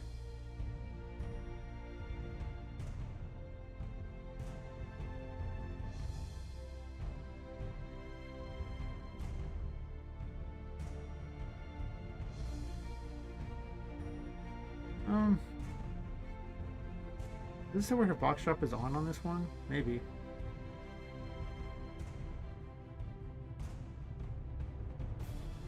When I made this title screen, it was the original base map, but the actual base map is actually the logo screen now. But I don't want to see the logo every single time. And it doesn't kick back out to the logo after the credit. It kicks back to the title screen. You wouldn't see the logo again on the same playthrough, but you would see that. But that means the logo has to set the game up. But the title screen still has to set some things up too, because I'm going directly to it to try to play the game.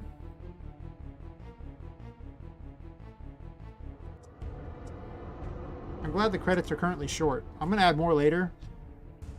But for now, I'm not too worried about the first version of it, seeing as how it's only going to be like a week before the second version comes out. Don't forget me. Mm-hmm.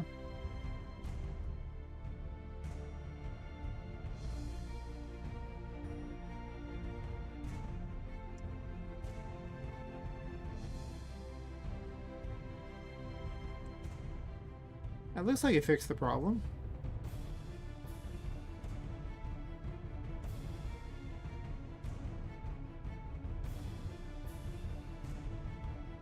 And it's off, so it won't matter.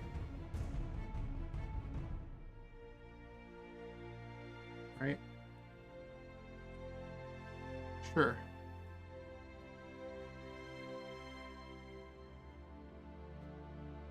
Jump back in the box. Back out.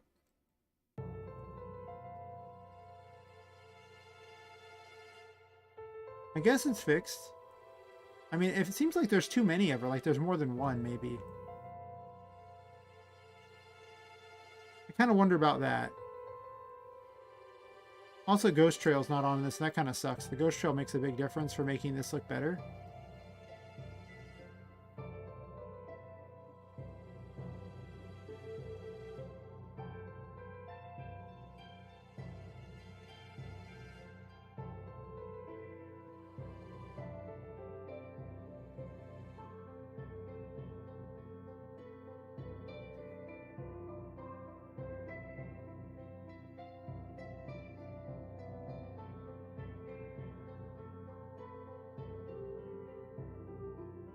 I'm not gonna worry about it. It's fine. Okay, all I care... Oh, wait, actually, let me test one more thing here.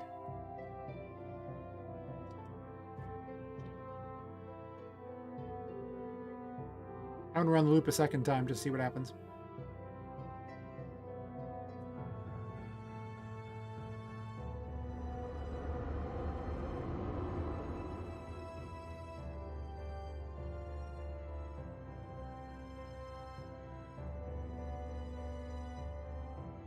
We're still at 60%, or 60 FPS, so... Do it again. Does it break if I do it again? Also, I'm gonna use the better fade out I've actually found a better way of fading out the screen, and that's just simply to tint it completely to black and then tint it back to the Don't normal. forget me.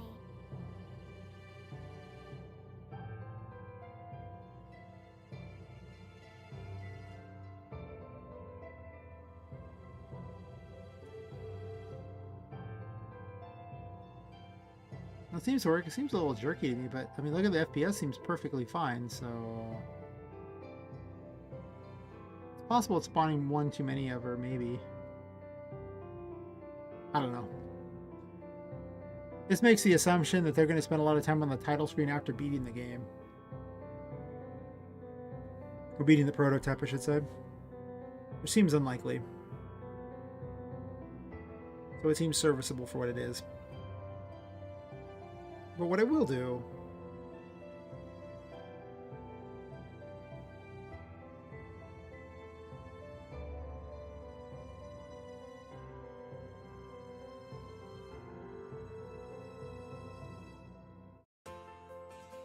Like, this fade out screen sucks. Like, it doesn't seem like it fades it out, really. Or it's so slow about it that it's just, like, not great.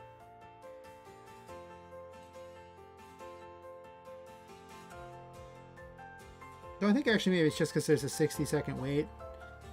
And after the credit, seems like it would be fine.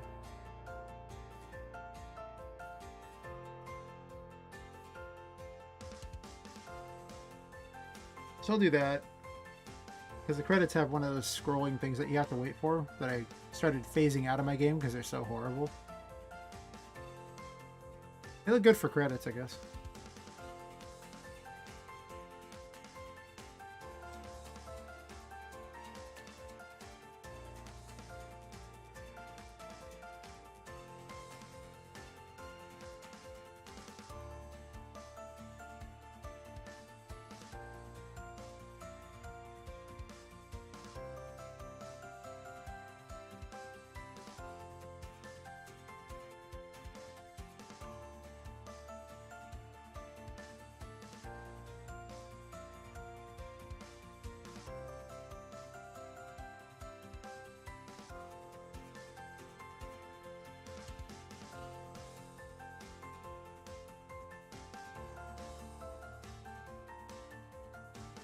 Well, I suppose that's fair. I'm definitely thinking that they could take a lot of, they could do a lot with them to make them a little bit better than that they are. Oh, well, I mean, that seems like it's going to be hard to put in the game. You know, gotta slam them in there. That little scrolling text thing works pretty well for that kind of stuff. I mean, it's not terrible. It's just not great because I don't know, I get like, you know, almost like an ADD feel when I watch the scrolling text. Even when I'm supposed to be testing it, I hold the button down to speed it up because it seems so horrible. Like, I never want to see scrolling text ever. I expect it during credits, but even then I speed the credits up. Otherwise, I just don't want to see it. I was like, no see.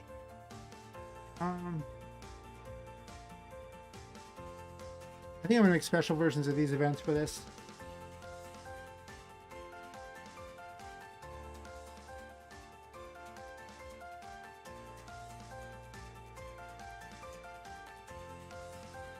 So these are the ending credits logo. The only difference is that these are where they start at and where they're going to. Alright, so this one needs to end up at 2049, and this one needs to end up at this 60. So this needs to be 11 points below wherever the other is.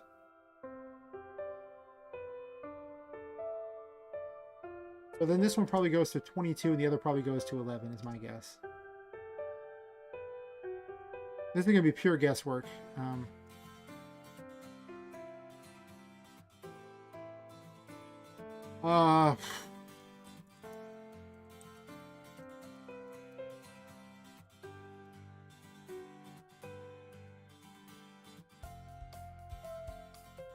gonna go ahead and copy paste that so I don't gotta type it again.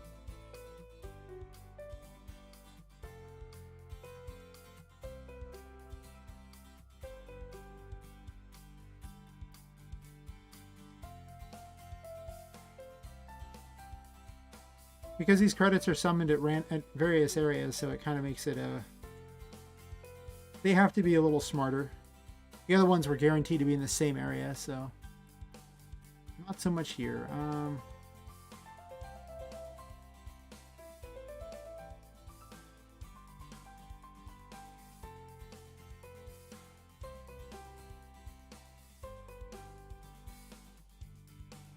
don't know why I have this here.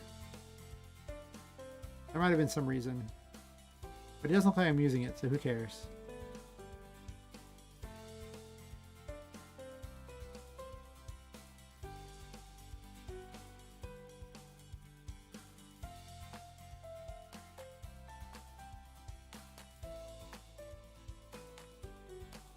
Oh, and this one needs to go to 11. That's right.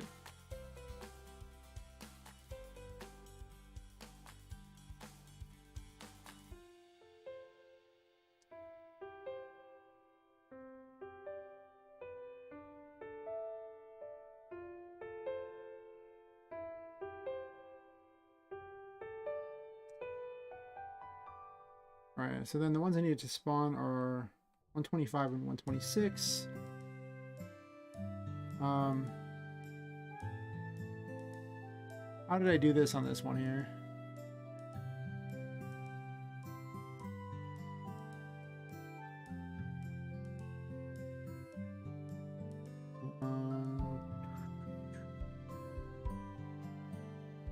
Actually, let's forget.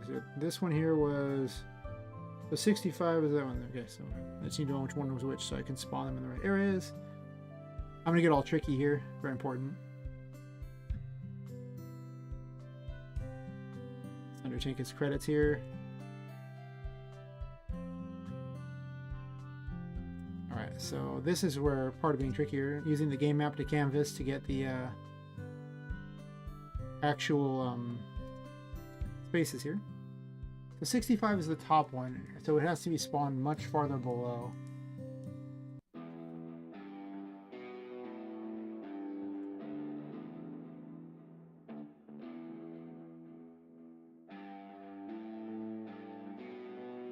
And I need to do a quick comparison here for which was which, because I did copy these, so 65 and 125 are the same, okay.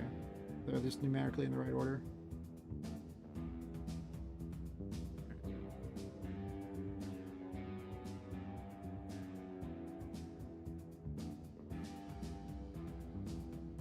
Actually, why am I skipping that? I don't need to skip that. 125. And then 126. And now, how tall is that map?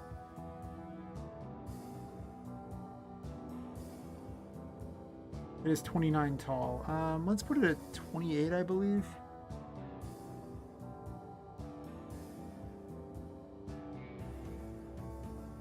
I need that number.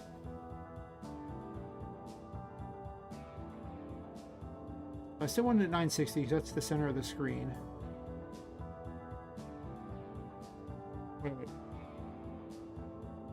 That's not how it works at all. Not a lot's going to be on the screen. It's only going to be 1080 tall.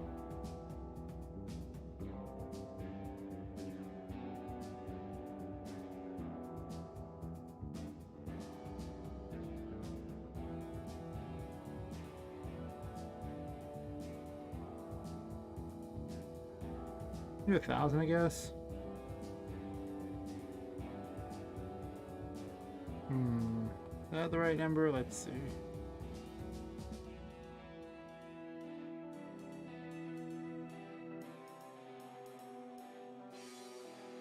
I think we're exactly what we're, so it would, I don't want it to end up between things here.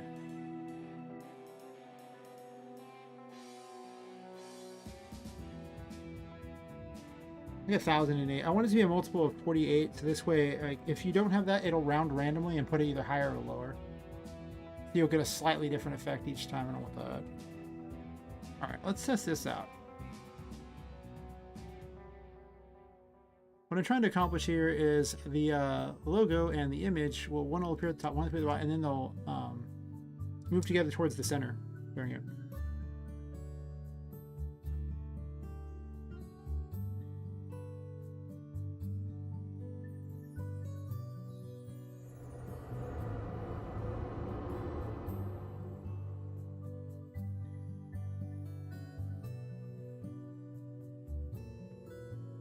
I guess I could have just actually put specific grid numbers in there. I guess I didn't have to do the other.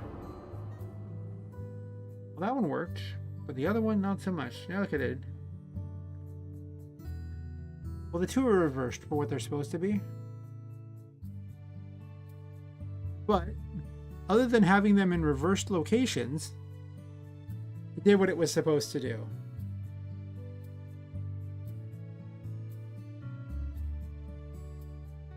It was almost smart. The good news is both events are smart, because they were both coded to go towards a direction. So if you spawn in the other direction, they should, in theory, still try to find the same spot. Only they'll be going the other way. I don't usually code anything with specific instructions anymore, unless there's like a very good reason for it. Almost everything is moved towards a spot. This way, if something happens or whatever, they'll still find their way there. It's even difficult for them to become stuck on things, because the pathfinding will still try.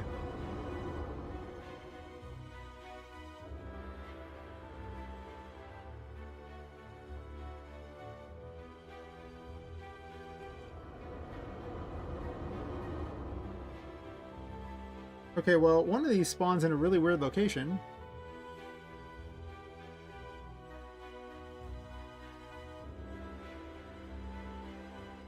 Did I type something weird in here?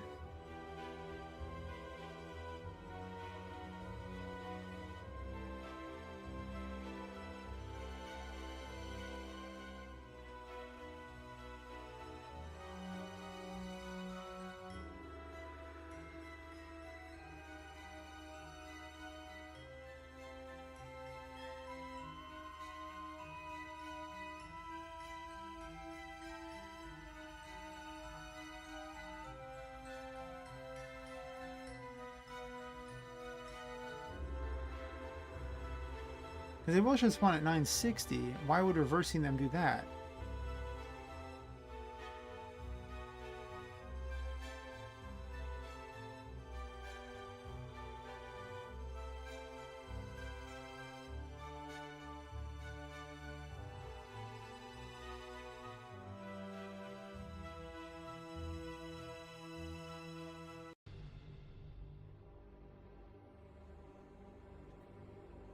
Because they share the same code.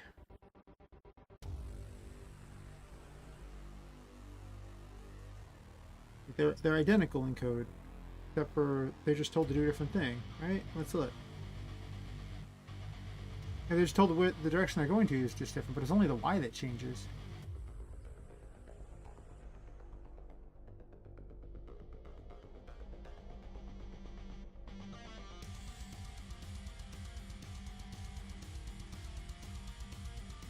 What odd behavior.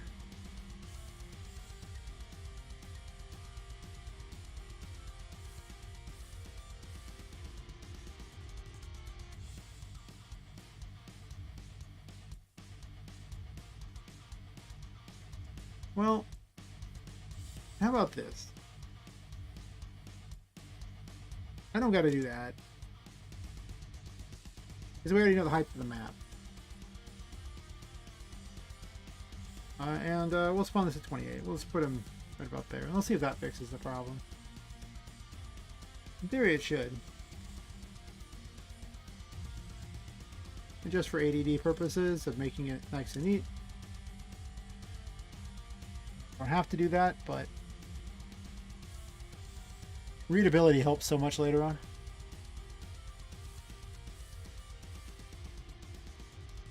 And really, at this point, all I have left to do is just little tweaks, the story thing. Do I do the intro map? I probably will, I guess. I don't know.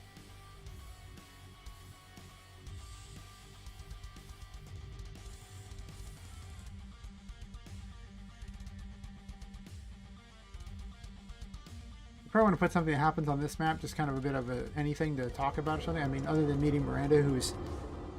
There we go.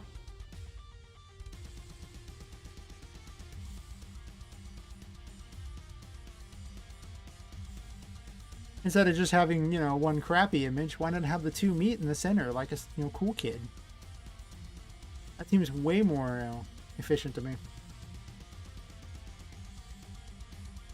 And then, you know, I can also get really cool and have them start floating up too once they reach their points. There, they could also just start moving up, and then I could have images below them for additional things. I could also spread the credits out more than that too. I might even do that actually, because they're just so close to each other. Don't forget me.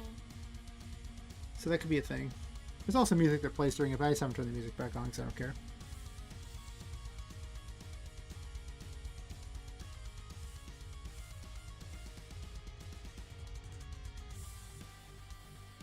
Wait a minute. How did this happen again?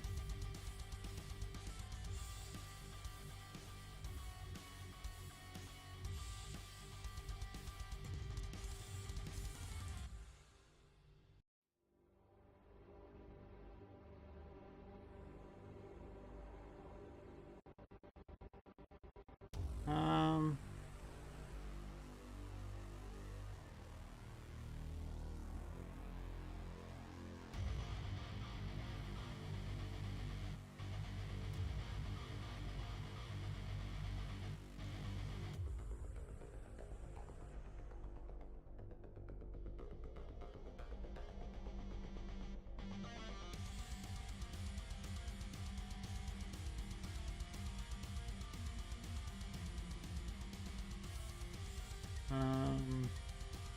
That's what other code I need.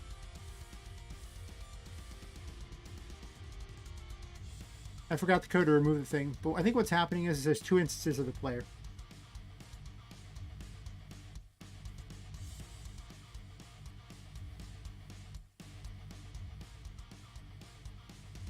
Actually, I don't think I need to do that. I never thought I'd need this event beforehand, but there is the cleanup event. And the cleanup event does exactly what it's supposed to. It just eats it all. It doesn't care. Let's try that.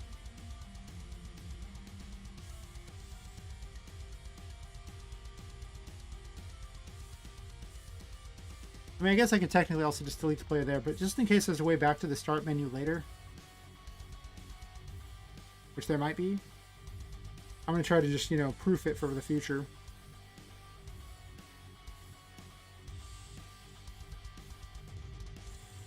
Now I wish the credits was right here.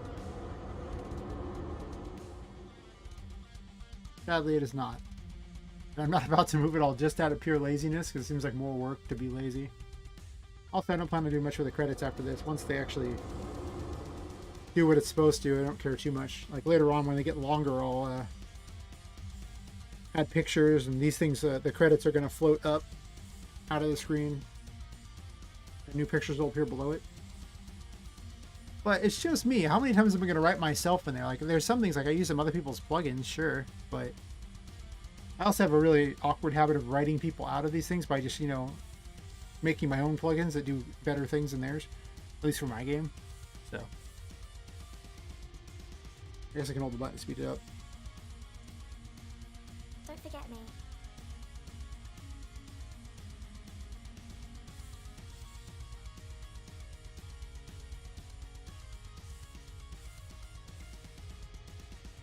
Boom, look at that. And now she's also more transparent. So there was multiple copies of her.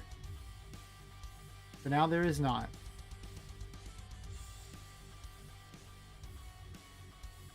And it seems like it runs better. It was kind of jerky before, but now it's like all peppy.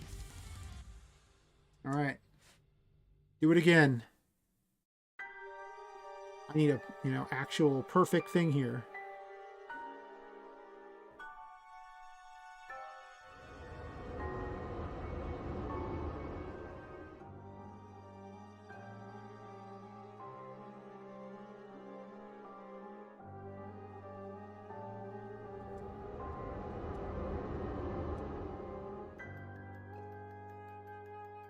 I've grown to hate testing cutscene things, but I guess they're not that bad. I mean, you know, it's probably no worse than having to test the randomizer, and like we used to have memory issues that took forever to solve. Don't forget me. The old 7-minute test, it would eventually start lagging after 7 minutes, so I'd have to test it by running around for 7 minutes each time. It took months. It was horrible. And now that technology allows me to have a game that's much better in this engine than it should be. Alright, so it works great. Excellent. Oh, that's right. I wanted Snugglewolf to have an action when hurt. I guess. He's unfinished, so...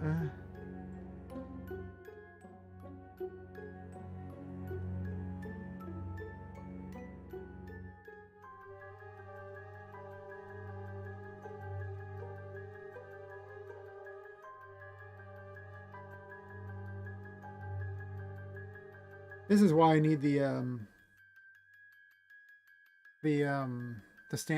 like standardize this. If you look at all these different like extra things I have here that are just there's so much duplicate code. Not entirely though.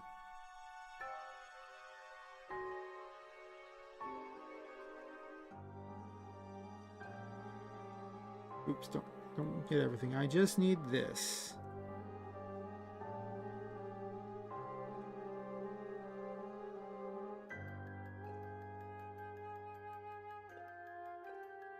Which one takes precedence on the other one? I think she has it too, for that matter. Yeah, too far. Oh, this one's also backwards too. Too far takes effect before the other. I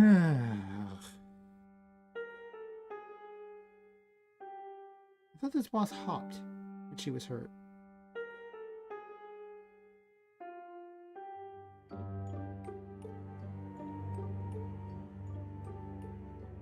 Oh no, I just put these on here. That's easier than that. Let's just do this.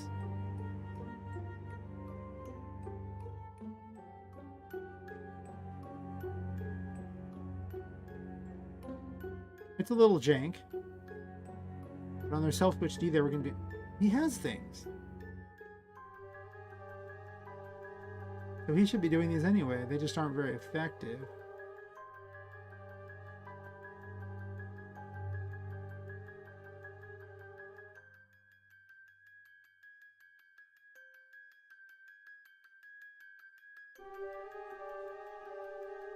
On the other hand, I mean, him taking a lot of damage from the spell seems fine to me. They are supposed to be really powerful.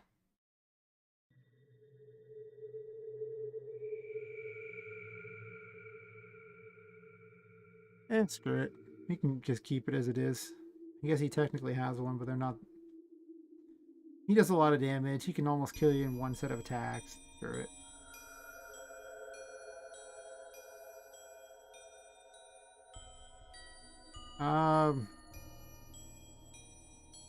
Maybe. I don't care.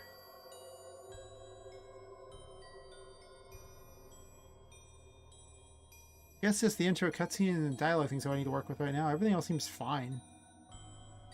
I guess I haven't balanced the money. Balance money.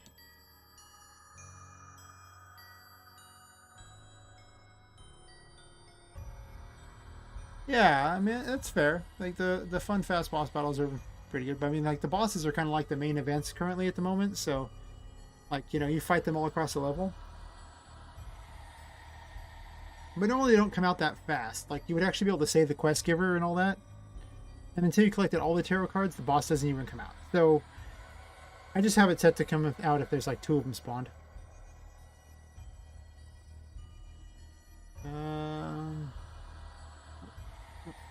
Don't put that on the screen. Or do... Put that on the screen. Package didn't make it. Need this thing open. Whatever. Package already delivered. I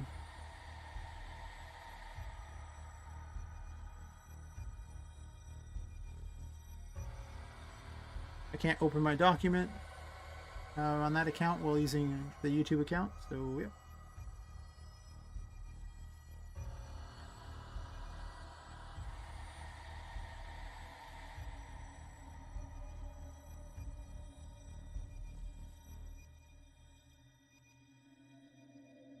Yeah, this is like how I'm actually doing my document setup here on these things like that, where I just have the image like that. I don't have the backgrounds because those are generated by the game, but with each story thing there, it puts them in.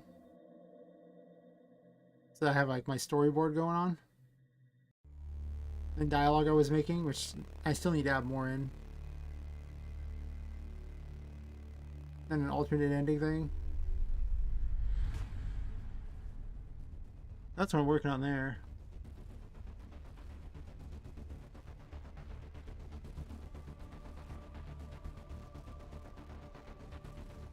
I'm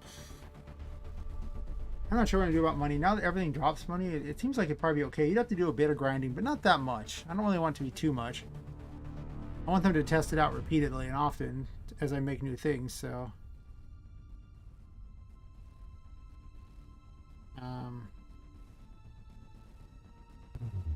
I do still have to make the itch page, but I'm not gonna do that on stream. There's no need to do that on stream.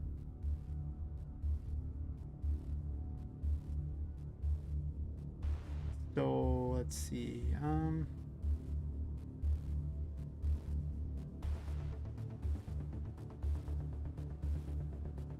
I already have the bad ending as an option. It's good to go. I do need to write dialogue for those two pictures. There we go. That's something I can do. I think what I want to do first.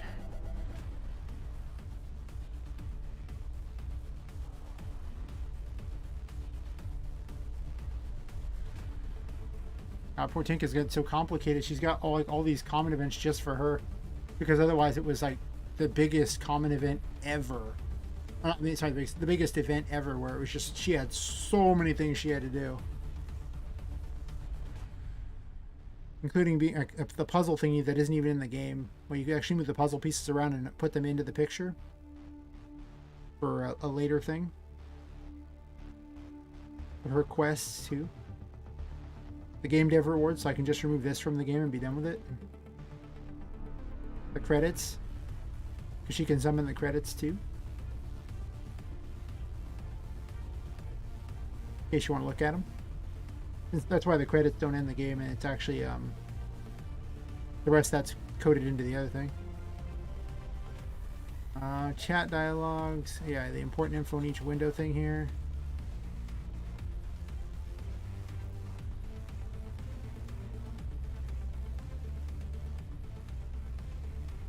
I thought I gave her something like that.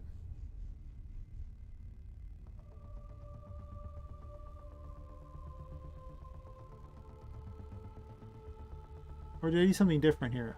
Wait a minute. I think I did something different. Yeah, painting dialogues has it instead. Well, then what in the world is this?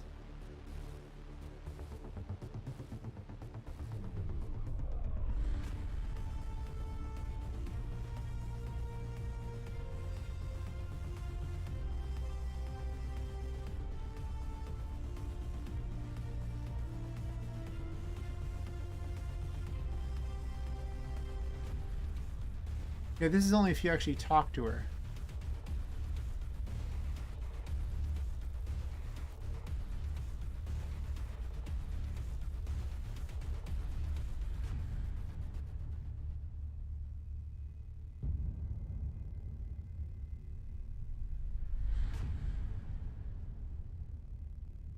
All right, so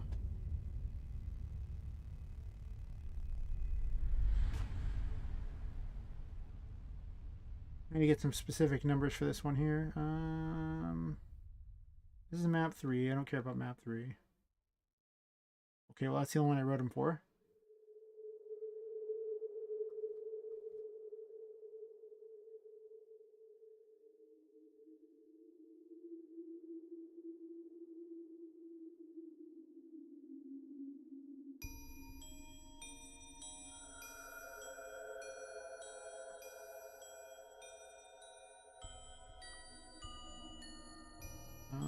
Where did I put this?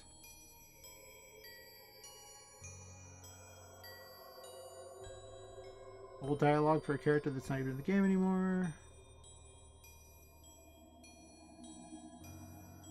An old system that I don't even use anymore.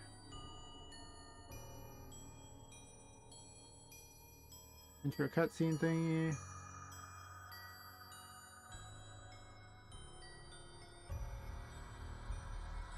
So for map 19, it is just 1, 2, and 3, huh?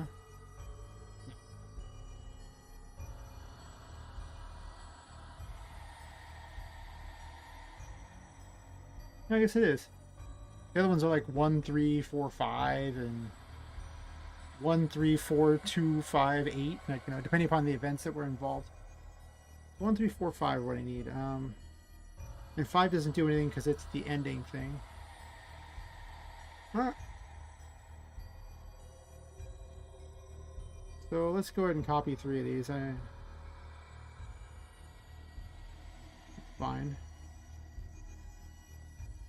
This is part of the thing where she knows which painting she's standing by.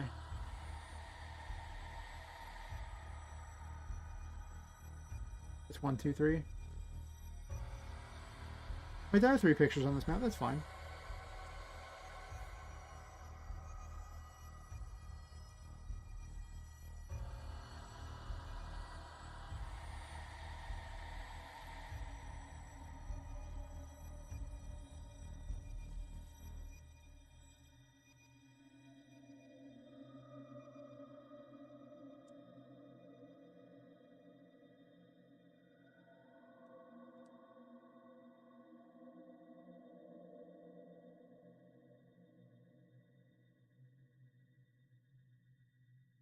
Um,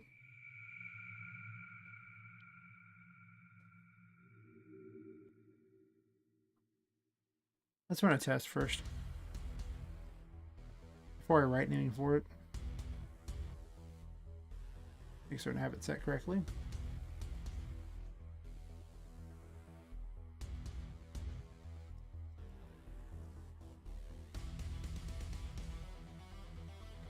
That's such a useful function I wrote. It was a thing that finds the nearest event to the thing from an array.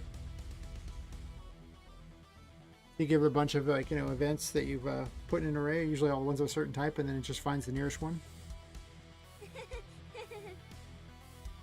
Hi. I need to make that a thing too.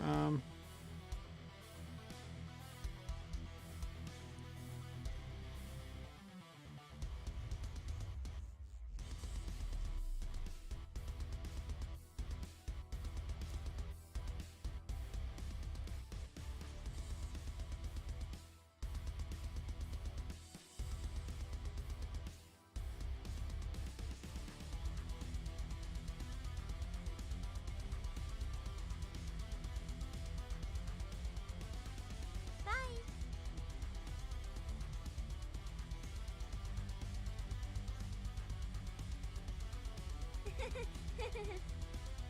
Hi. Bye. She just says bye, huh? Hi. Bye.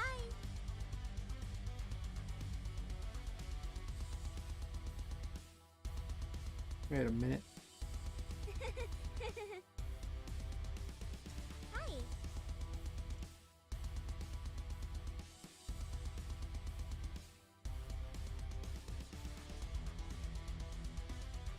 Oh, it's actually this thing here.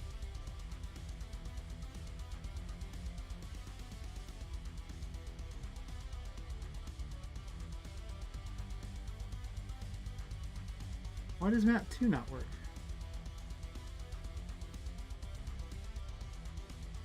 Are they out of order on this map? I might have my numbers wrong.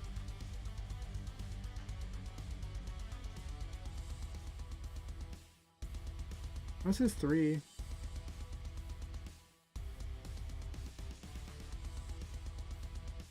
Oh, it's 13. Okay. I must have removed it and added it back somewhere. Alright.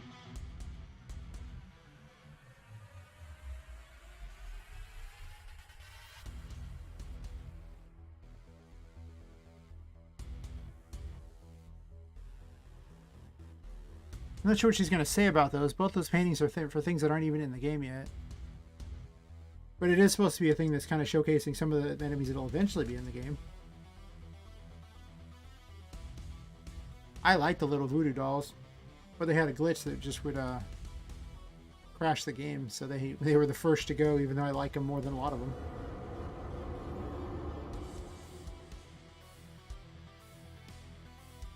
Curse that mouse bug.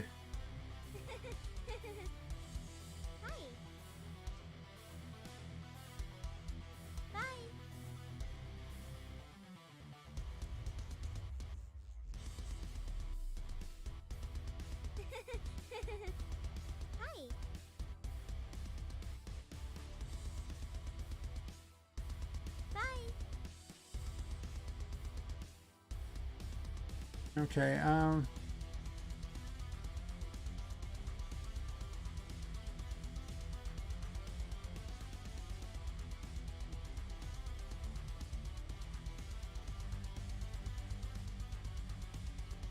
this one character has such a complicated everything that she has to do. It just gets more and more complicated.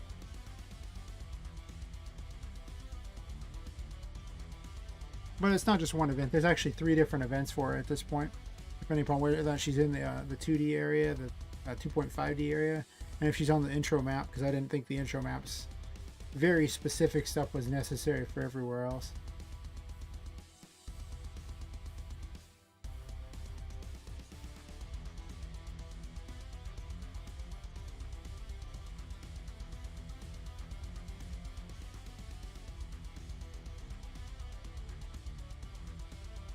So we're going to check for the game map.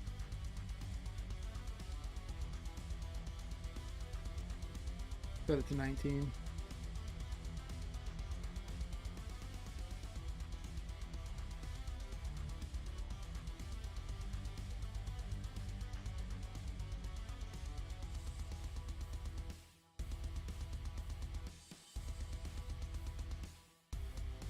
I don't even know what this Area 2 BS is, and Game Map 22 did, but it was probably something I decided it was... Oh, I know, because originally the secret area was going to be like a painting world. But then I realized I'd have to make it. And I figured that would actually be a whole lot of extra effort for something that wasn't even supposed to be in the game. Or I could just put that effort into the actual next area to fight at. Which seems like a better choice, because, you know... Why am I spending all this time on what amounts to like an Easter egg reward thingy versus the actual game? Make your Easter eggs and rewards after the fact. I did put Miranda in as a joke.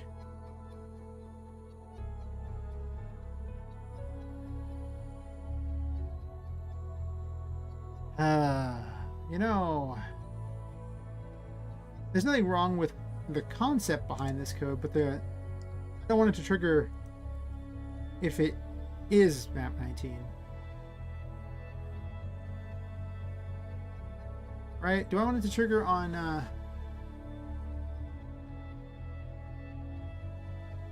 do I want it to trigger on the intro map or other maps?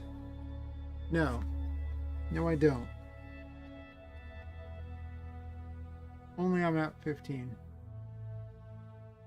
Because it's the way you get to the map 19, so if it triggers there, then it's fine.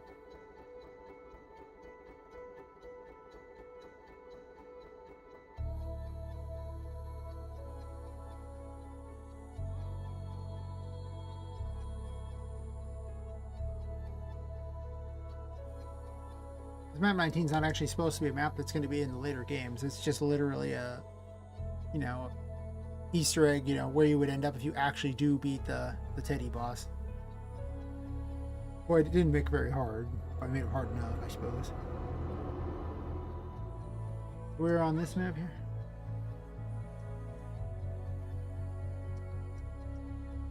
Bye. Are you ready?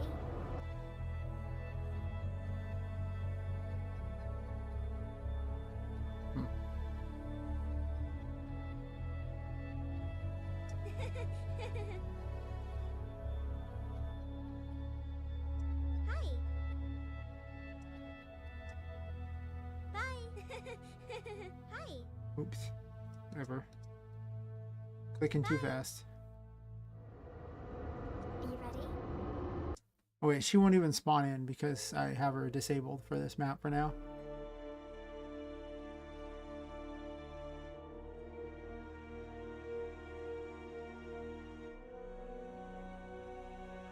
So I can't even really test if she would do that, but I mean, if it works on one, it'd work on the other because it only triggers on 15.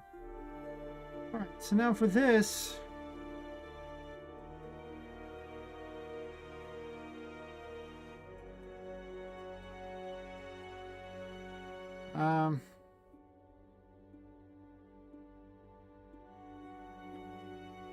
what do I need for this if I want this to be part of the actual first prototype? Let me make a list here.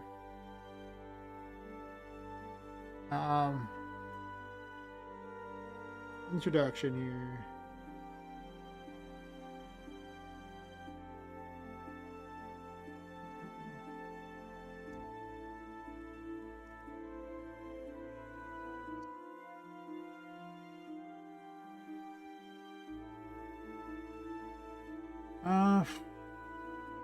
Let's see. Wait, why am I doing it on this one? I don't need it on this one.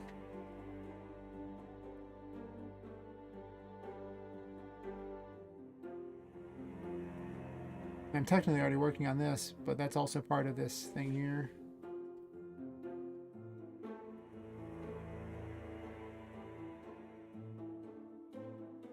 I guess I need 2 different dialogues for the final map.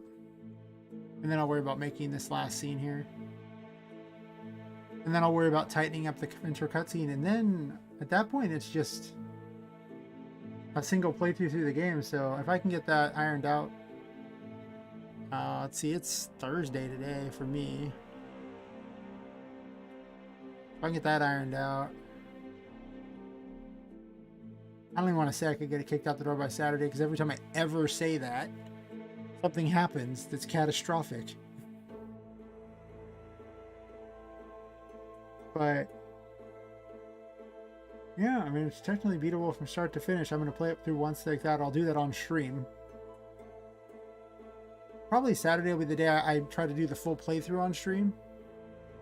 And then if that goes well, I would put it out Sunday. Big if on that one, but maybe. I do have to do a bunch of intro cutscene crap.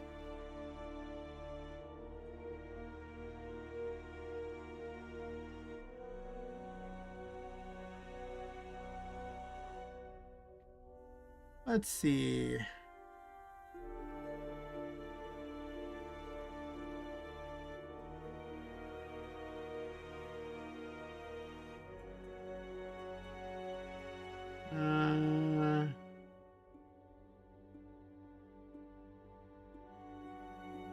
I'll read the other thing first.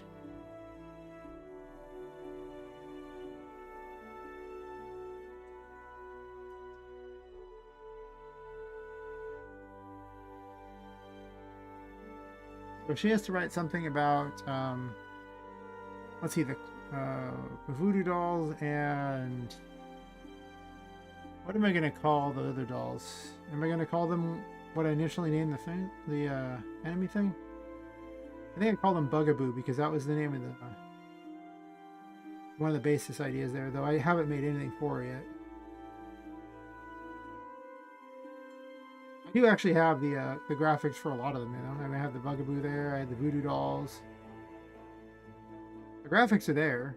Well, at least for the voodoo dolls, they're totally there. I like how they all animated when you're, you know, scrolling through them.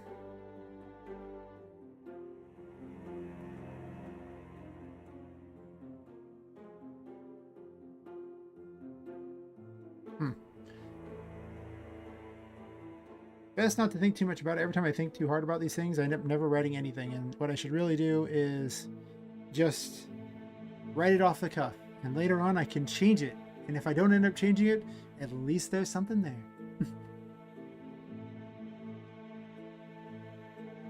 Okay, so there are chat dialogues there. So 13 here.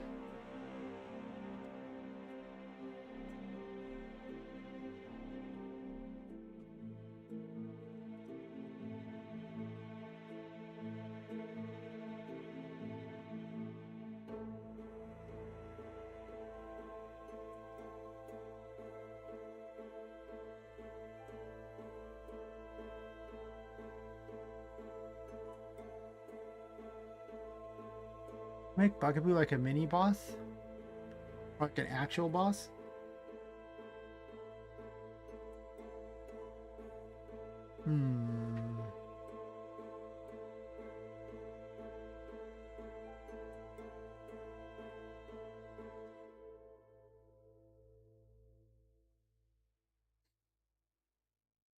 So they spin, they stab things. I haven't really written any lore for them particularly yet.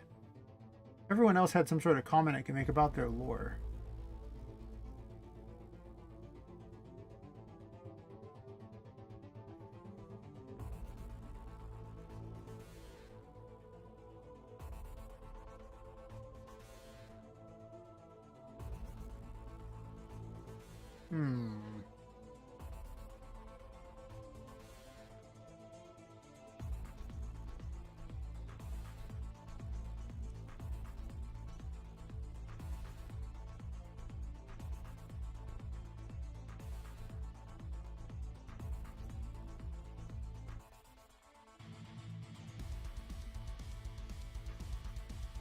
I'll double check spelling in a second in Google Docs.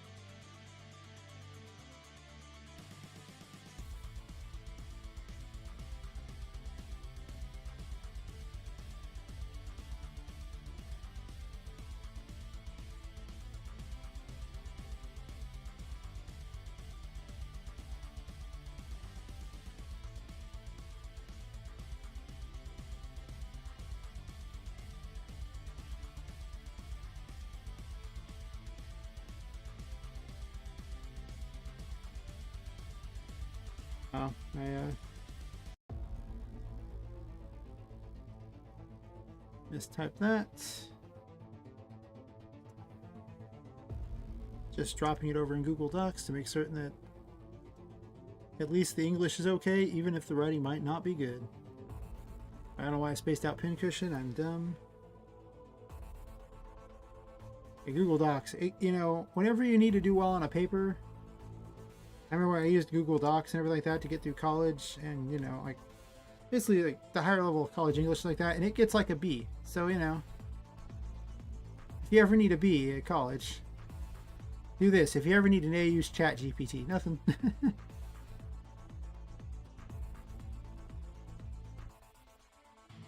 That could be how I do it. ChatGPT wrote all my dialogues.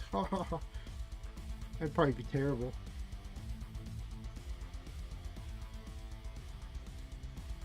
Alright.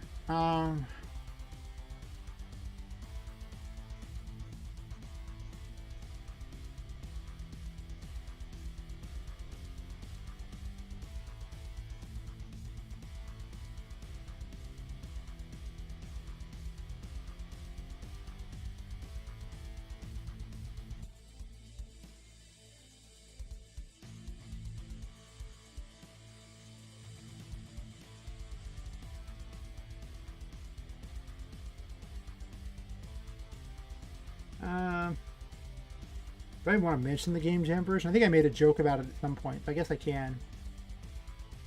After all, this is an EX map. None of these are part of the story. This map is literally getting thrown out later, but it'll act as my ending map, and I'll keep, you know, updating the map. So whenever you beat the actual prototype, you'll get to this map, and more changes and Easter eggs will get thrown into it. So I get to be, you know, fourth wall breaking as much as I want on this map, just knowing that I'm not going to keep it. Or if I do keep it, it'll be like a secret dev room at the very end.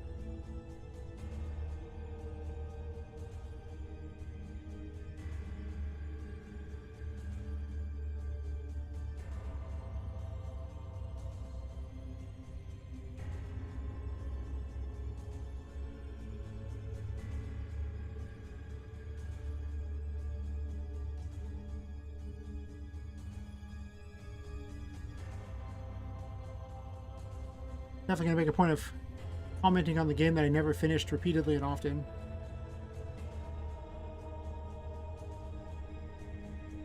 Because if I can't poke fun at myself, who can I poke fun at?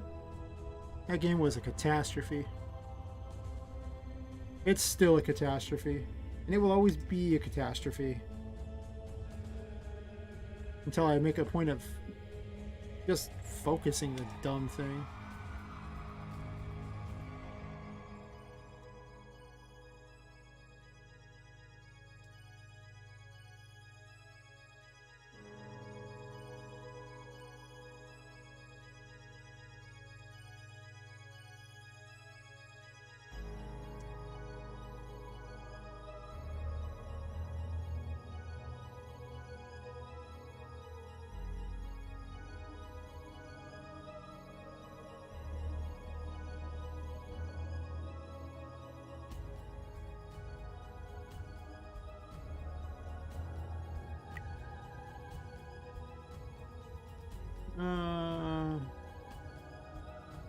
Let's see.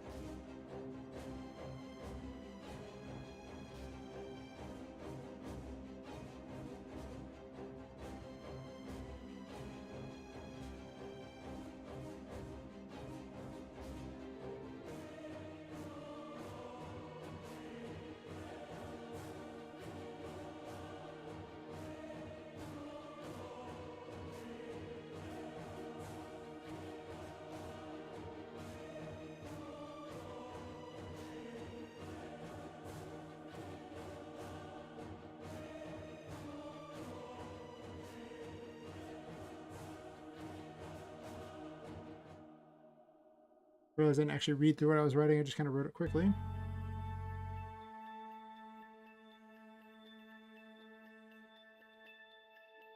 I hate having to put all the text in these though because there's such limited space. It's very tedious. Guess I added some words.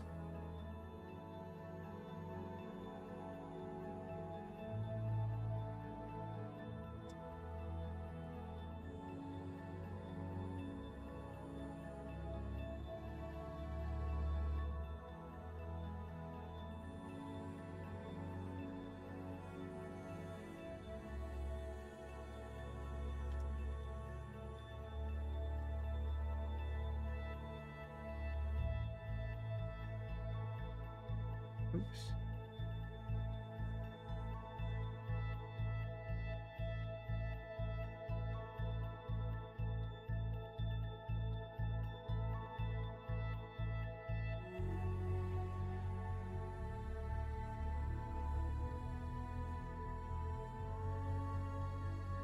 I guess I could make her talk back and forth with Poppet, but I think I'll add more Poppet dialogue in later. The problem with writing for Poppet is she's half crazy because the curse drives everyone half crazy.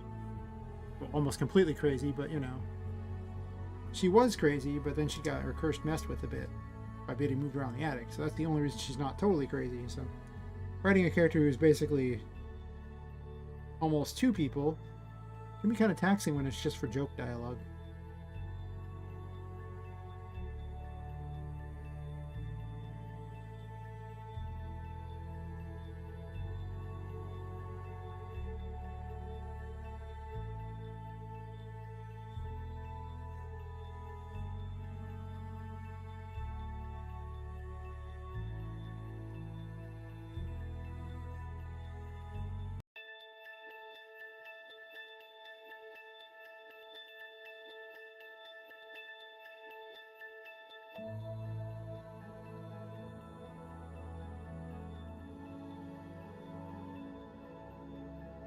Did I not correct this dialogue? I mean, it wasn't the best dialogue I've ever written by any stretch of the imagination, but I saw an immediate error there that seems a little off.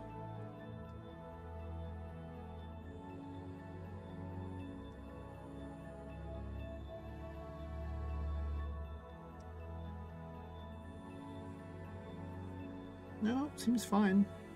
Just one thing I forgot to change.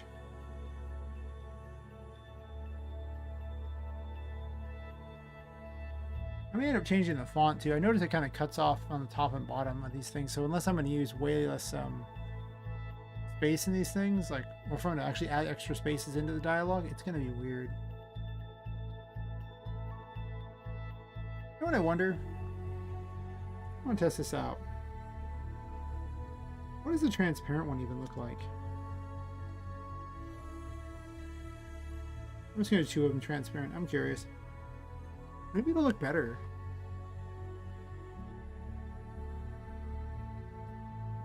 I was wondering that last night and I totally forgot to check.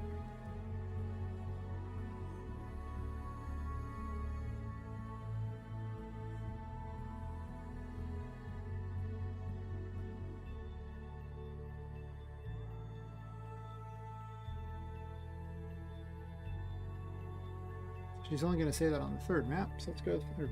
Well, third picture, I should say.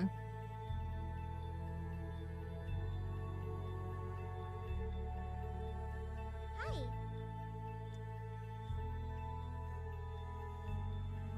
Well, that's interesting. I don't think I like it.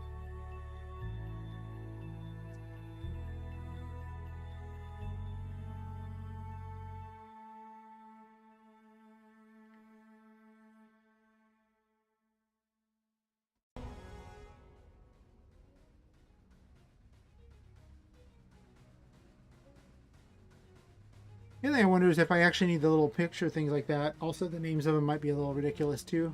You already know it's her, so because it's got a picture of her. I don't know.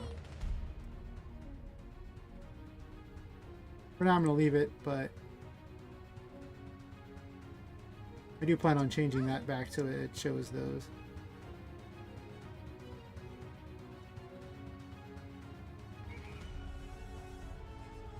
Bye. I wonder why it says it's so high up there and then it doesn't do that in the other ones.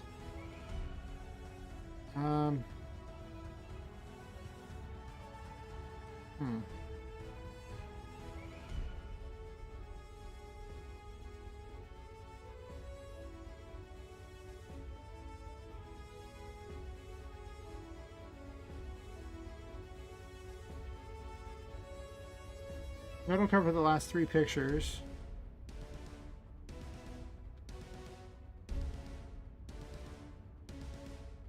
And I don't use this for map 3 because she's so scripted on map 3, there's no point.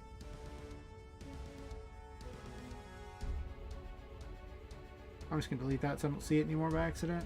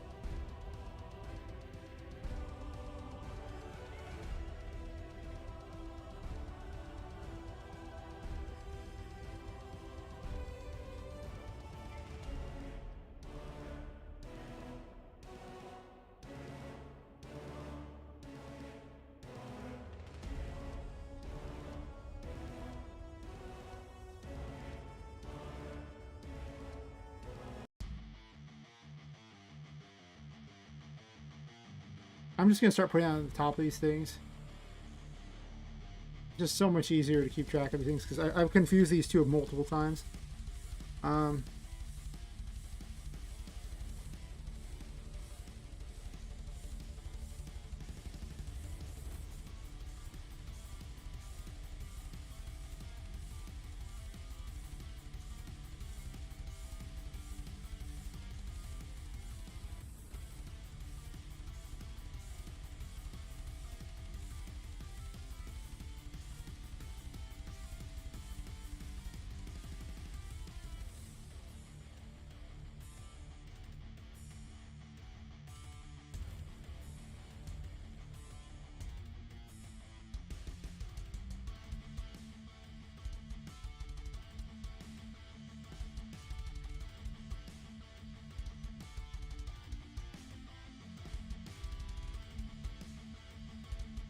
Actually, Pop It Intro Paintings here has actually been covering a lot of the dialogues.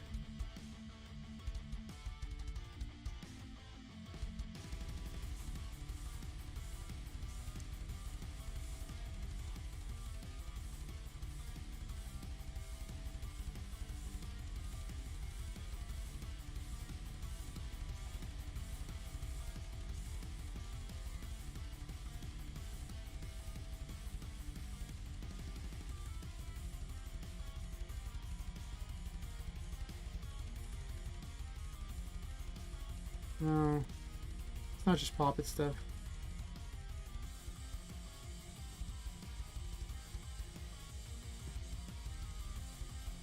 This only handles up until she spawned, right?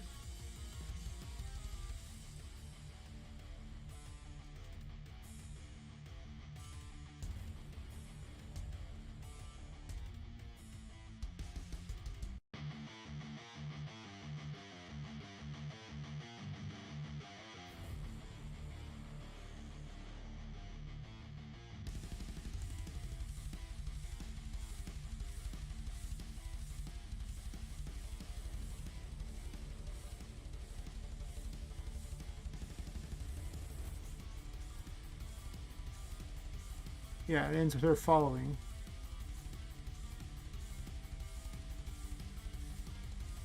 The big problem and why I had to have a special event for it is that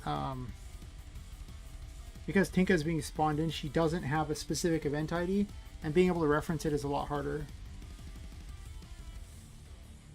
It can be done, but there was a reasoning behind why I needed to change it up. I guess when she spawned in, I think I had her, it set it to a global variable. I don't remember exactly why it was. There was a real reason why I had to split the events up. Like, it was something that just didn't work right. Because I would have to write a bunch of extra things to make it happen like the way I want it to, and it's not going to do it. So we have that. Let's remove that from our list. And then technically it's there. This is something that needs to be added in. That is done.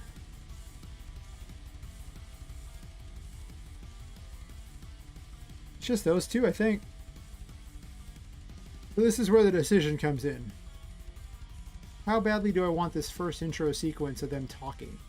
Her leading her around. On the one hand, I could work towards keeping it, and it'll probably take an extra day or two to pull off. Almost certainly. Or I can make a quick ghetto thing where she just gets dropped in a box and then Tinka explains that it's a, prototype. That'll probably take a couple hours, and then by tomorrow I could be playing it and having it kicked out the door. But then I'm working towards something that doesn't matter, has nothing towards finishing the actual game,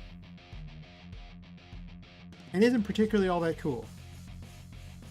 Yeah, I'll just go with making the first map a thing. Why not?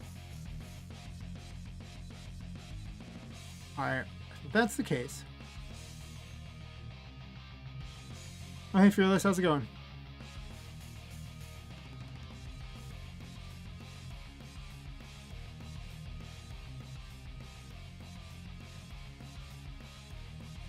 I'm just arguing with myself on deciding what to do for my intro. Because all I need to do right now at this point is that. And then maybe have a couple extra dialogue things, or like maybe some sort of extra event near the very end for people who actually beat the game. There's already some stuff anyway. I need to give them a whole extra map and a whole extra boss fight for those people who had already beaten the main stuff. And an Easter egg. And some information about the upcoming changes to the game. So I guess I don't need much else for that. There's just the intro cutscene. It needs a bit of tweaking. And the intro... Well, I guess there's an intro movie cutscene that needs a bit of tweaking, and then the other intro needs to be finished.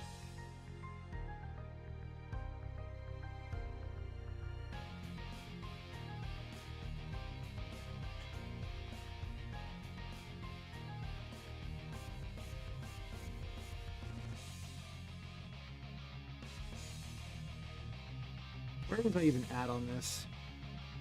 Really?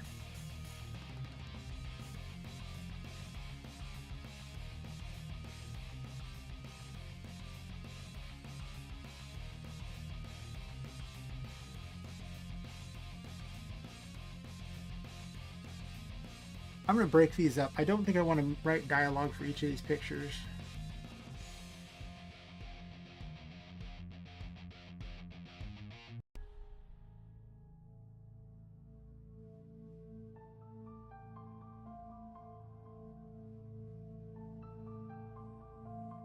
Where did I put this dialogue?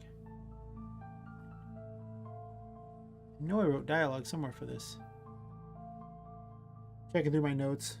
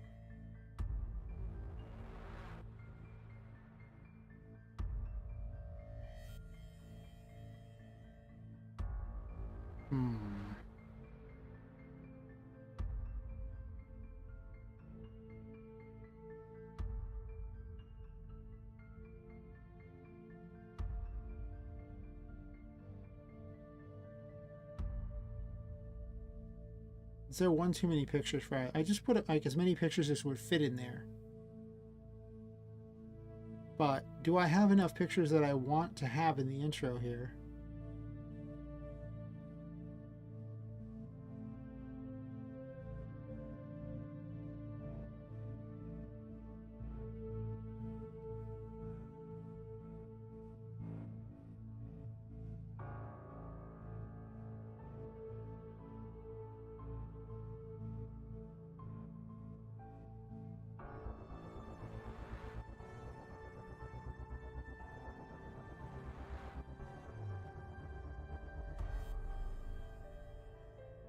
Let me check my scenes here.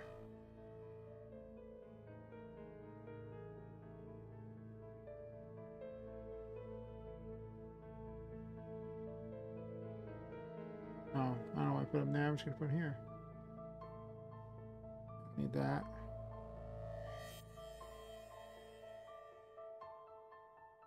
Well, those I don't need. Is there a part of a different thing there?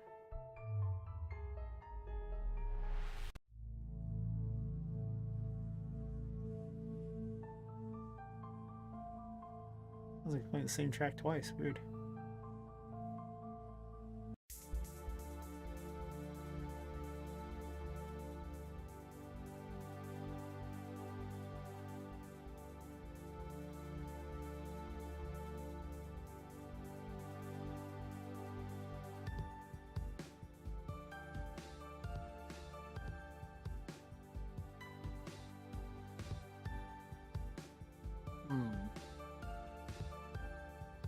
I think I need one additional scene, don't I?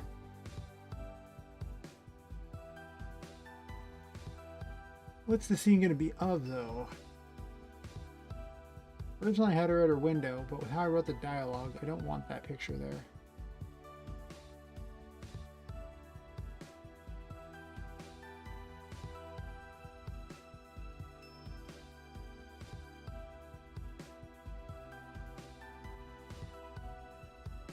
Huh.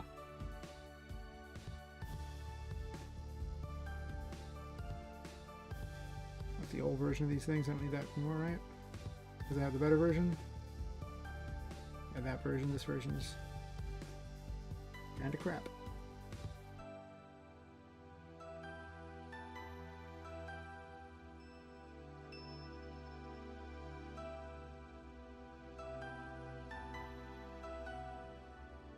How big is this picture?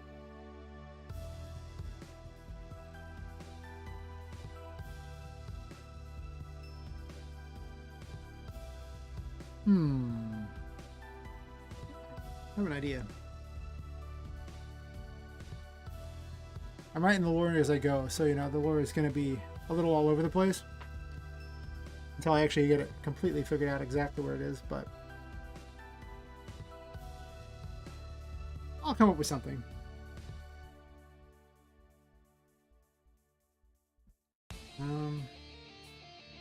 So story map start is the one there. I need to delete all these extra maps I'm not even using.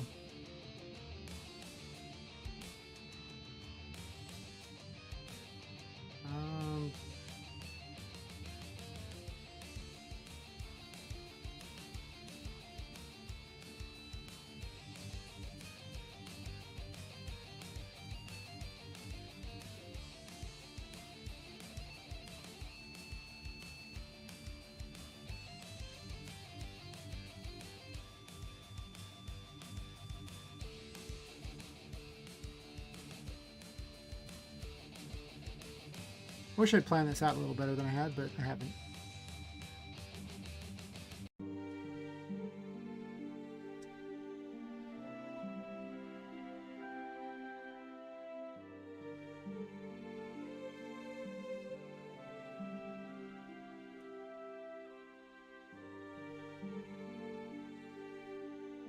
So he drops her in the box. They're happening in reverse order. Picked her up, grabbed her from by the window, put it past out during the day, make sure to pop it, you know, standing at her window but not showing the window.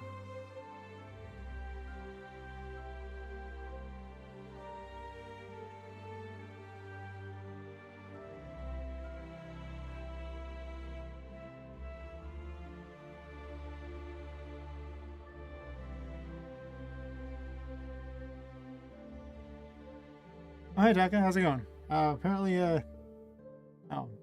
not that good. Hopefully your day gets better. I mean, that sucks that it's not going well.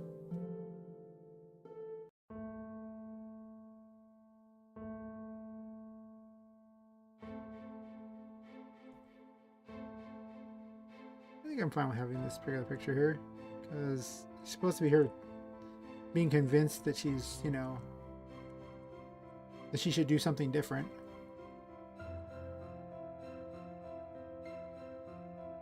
And then you get all the way to the end and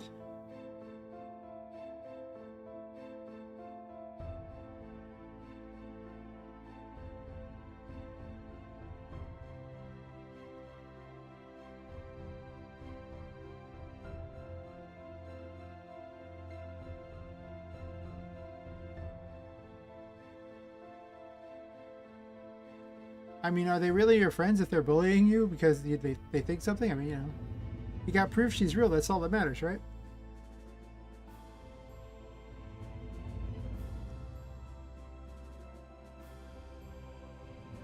Can't you just, like, you know, message her and joke with her about it? I mean, I'd kind of turn it something fun. It's like, hey, babe, I guess you're not real. Sorry. Funny, I always thought my dream girl would look a little different, but, you know. Now, don't say it like that. Don't ever say it like that. They would not be happy.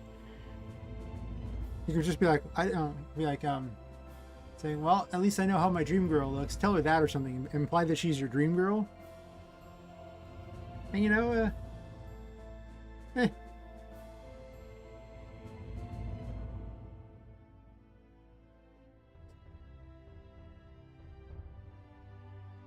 Don't let people bother you, you know? I think that's the best thing there. Especially if you know something's true. And it doesn't matter what they say about it, because it's not going to change anything, so. Eh. Alright, so we get to this here, and then she changes this picture to that. And that. Okay. I'm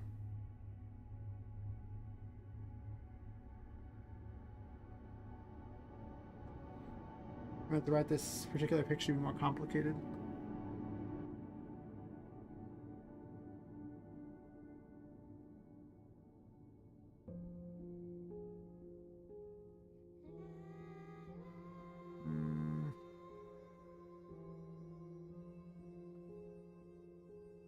How did I set this one up?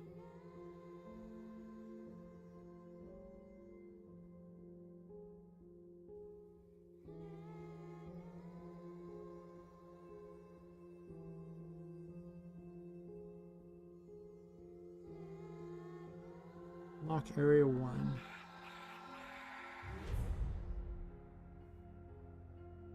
Um,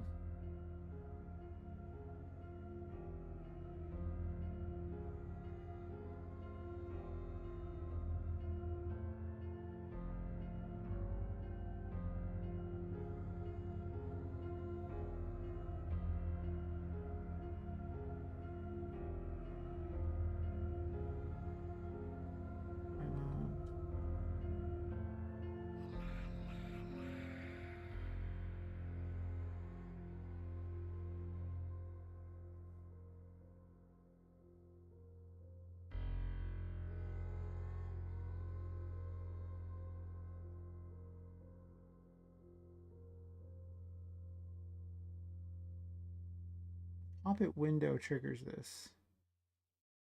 And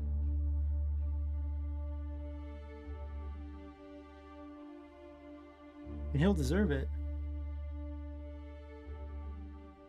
What will he deserve? It looks like there's like a missing thing in there.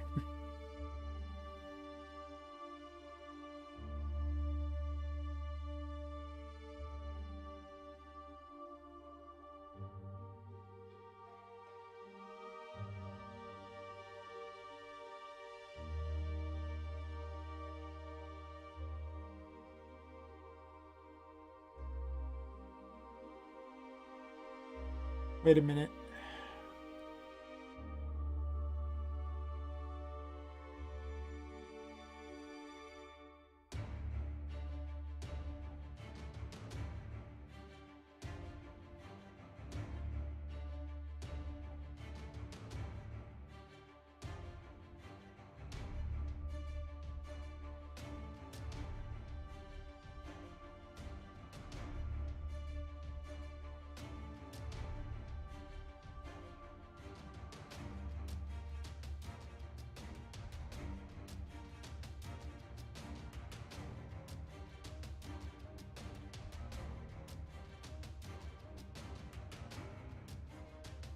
Is your friends keep bullying me because my girlfriend isn't real.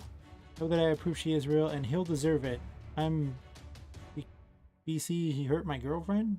I guess because it seems like there should be more words in there. I'm not 100% certain what you're even saying there. That he'll deserve it because he hurt your girlfriend. What'll he deserve? How did he hurt your girlfriend? I mean, wasn't he bullying you? I'm confused.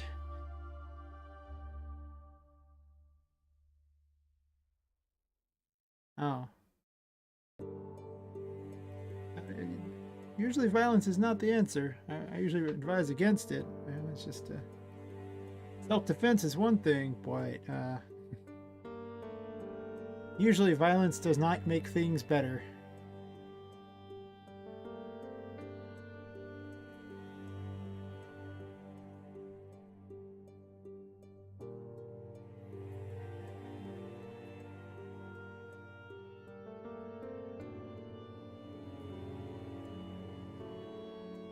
Most of the time, I feel like, dealing with them that bad, I'd just recommend cutting ties with somebody who's just, if they're bullying you the whole time and they were your friend or something.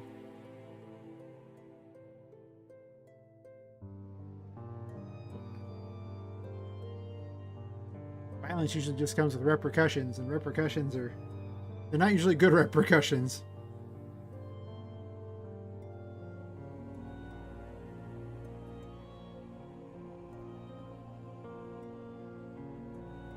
I have to actually use this picture, don't I?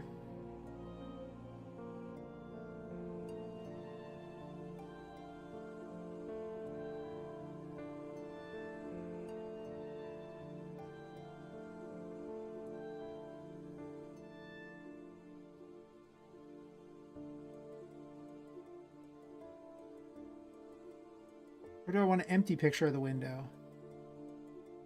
I might need an empty picture of this window for this thing here, but I think I'll put a placeholder here. I realized I already wrote a bunch of dialogue.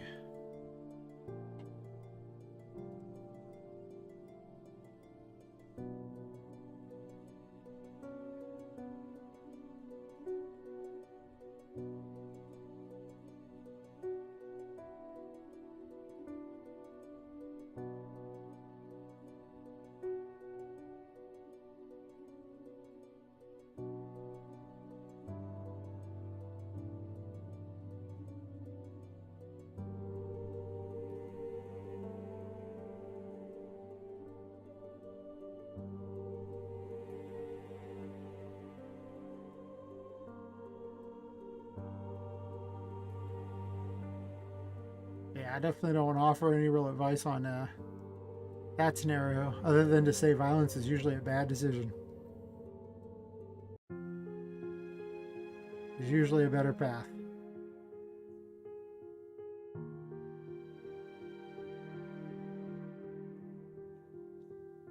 Why did I put this in here?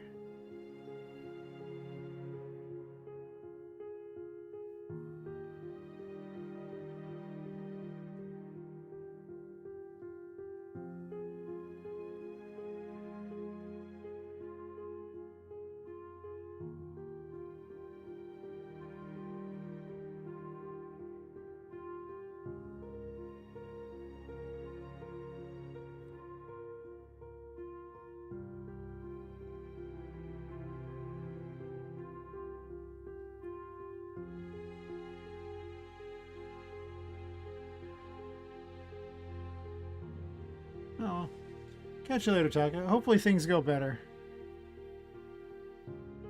Yeah, I figured that's what BC was. There's just so many abbreviations, and my brain is half divided on writing a story and chatting that... Oh yeah, and it being 6:53 a.m. here. My attention span's so divided. Things don't make as much sense right now. No. Not at all. So this was 153.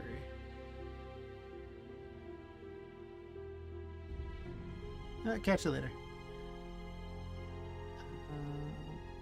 Actually, so it's right here. I have to put 153 on.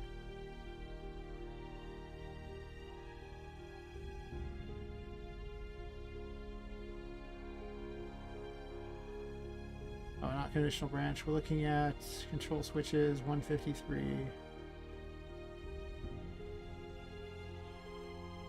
Switch the window on.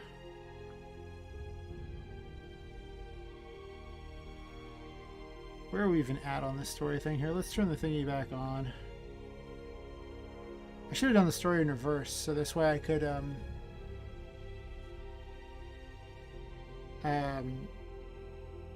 see less and less of the cutscene as I get to the beginning part. But that'd be kind of hard to do, I suppose, in reverse, because I wouldn't have written it that way. Alright, so let's go ahead and remove this. Let's skip on that.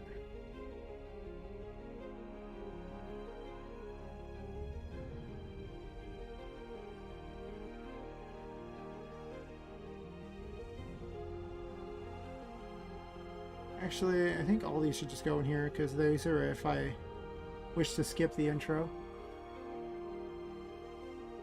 Otherwise, everything else is kind of necessary. The box shop is there, and then there's this fine event right here. Our intro paintings thing. I'm going to this map, right? I can always tell when it's getting near the end of my night. Like, it's just so focused before, then it's just like out there. Time 8 a.m. rolls around, I just like, brain power gone.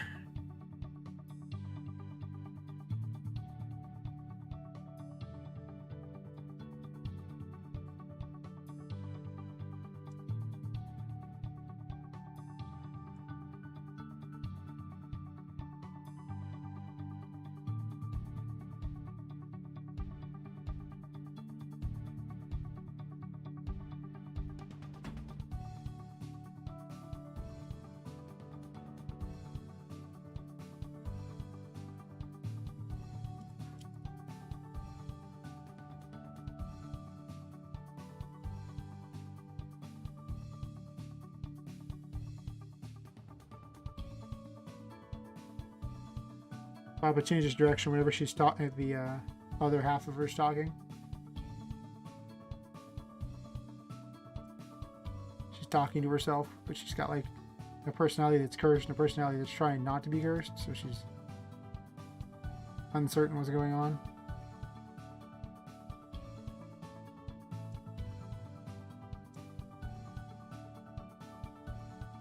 I haven't written anything for this one though. I broke the other one up, so I wanted to write stuff for each of the painting things there.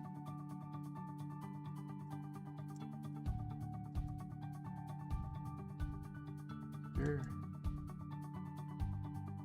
Well, first of all, it did not change the right thing, but it did change. Okay. I don't care. I'm trying to set up the changing thing, so... Oh.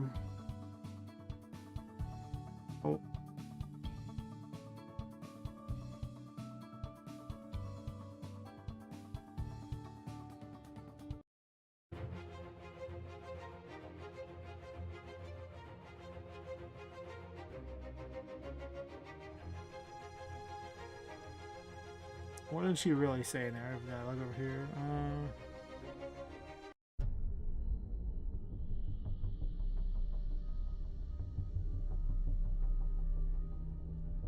Not those.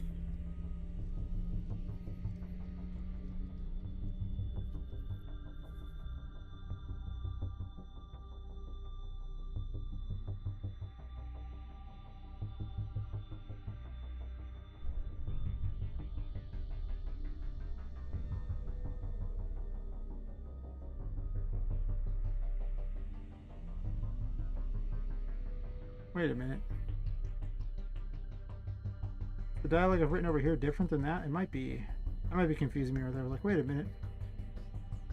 Something isn't right here.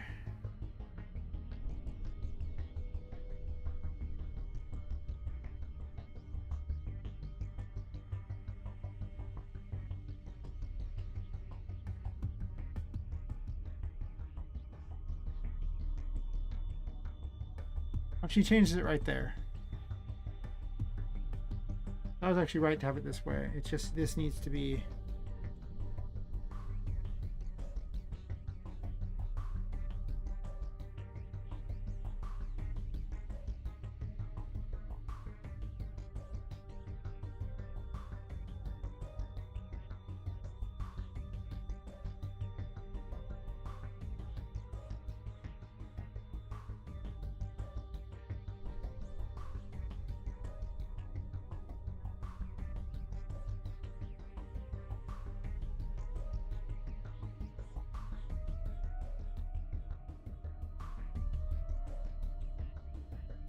And then I was going to use this one here for the other. Or make some weird dialogue for it.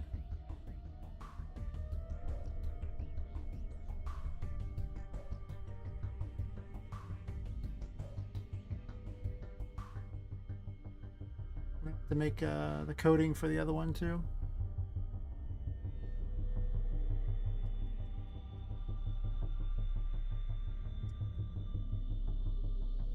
And because Tinker tricks her with a fake window, I'll have to make some sort of comment about this. Let's see.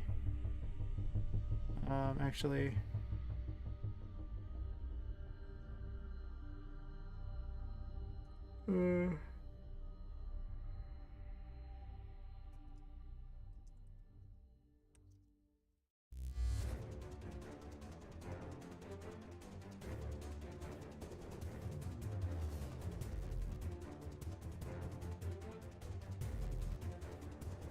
I'll figure out what she says later, but for now, I like to keep notes. Because there's no way I'm getting all the dialogue written right now. I already tell my, I'm not the world's best writer to start with, so super tired me is probably an even worse writer, which is impressive.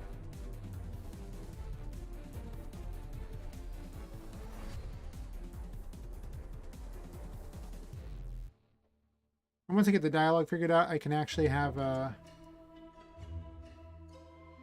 do the voice acting for it all. Using some convenient AI voice acting. I already voice acted the bad ending. It's probably good enough to just use, to be honest. It's not perfect, but whatever. Oh.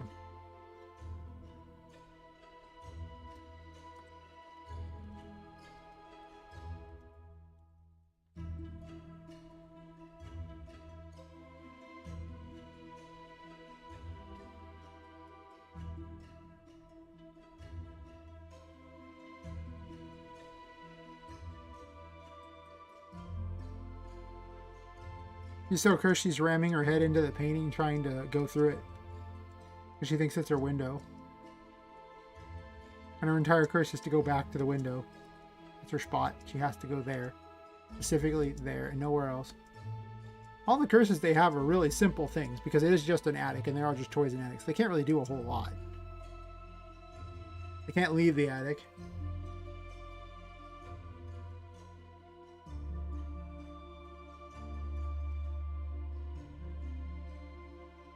Does she even need to go down to bottom level here? Also, when she goes down really far.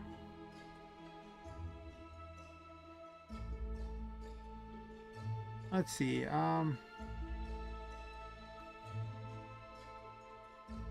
no.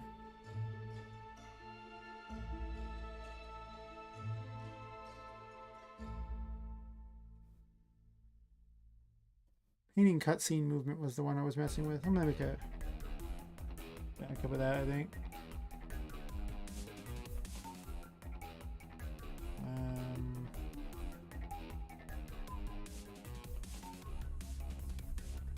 Yeah. This is 257. Oh, it's one of the few movements that's actually somewhere else.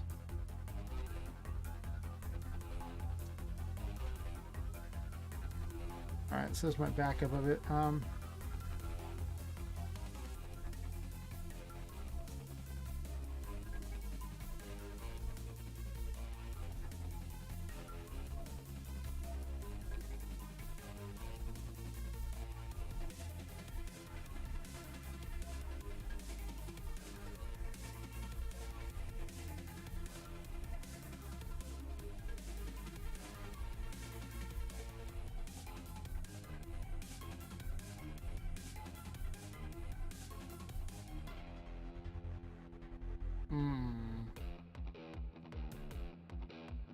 Well,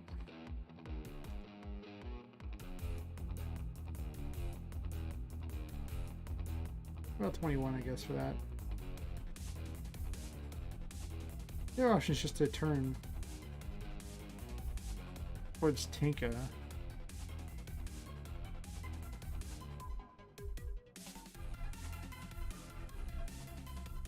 Might be easier. And the player can keep flying if they want, which would seem a little better to me than the other anyway, right?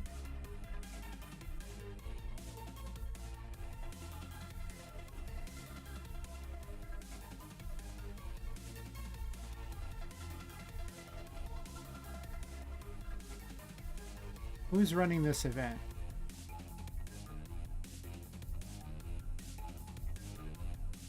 Um.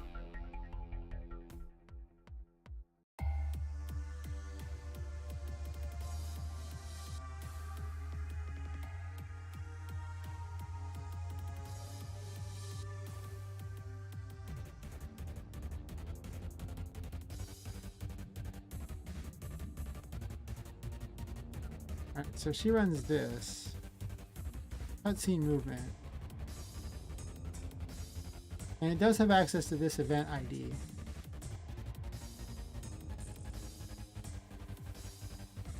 I think from a move route though, if you call it, then this event ID wouldn't actually work, right?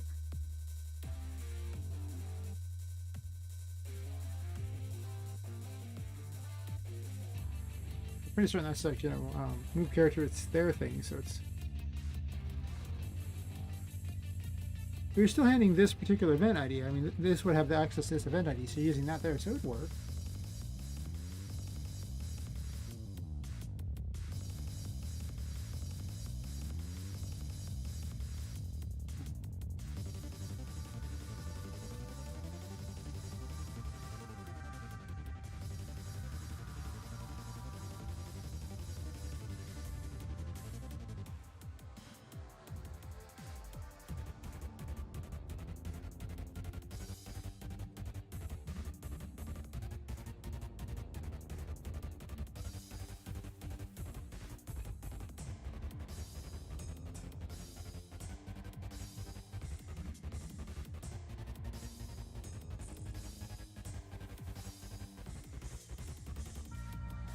Test that out.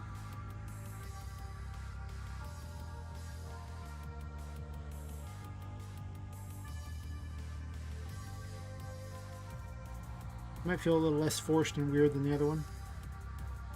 Maybe.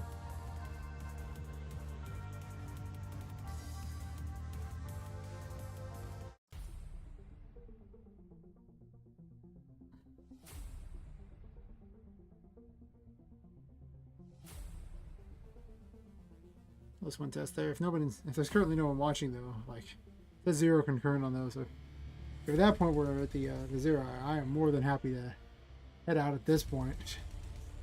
I usually stream until no one's watching. And I've been streaming for 5 hours and 6 minutes. This is already like literally like part-time job hours. It's funny.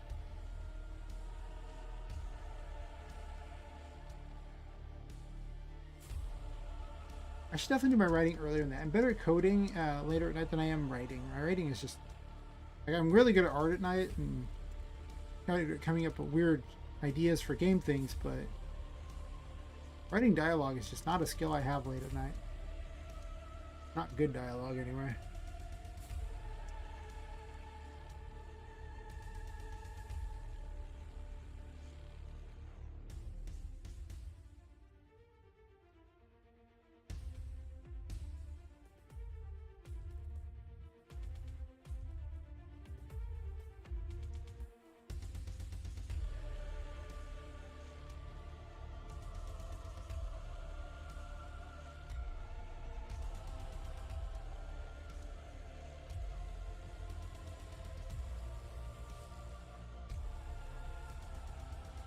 I hate these little gaps, but the problem that has to be fixed later.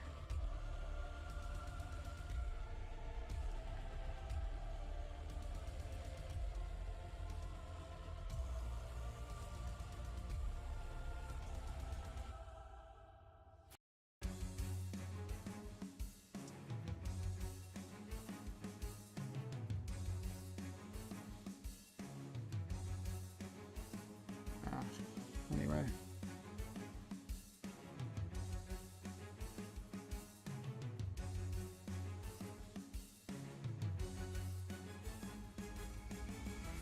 I definitely like that better.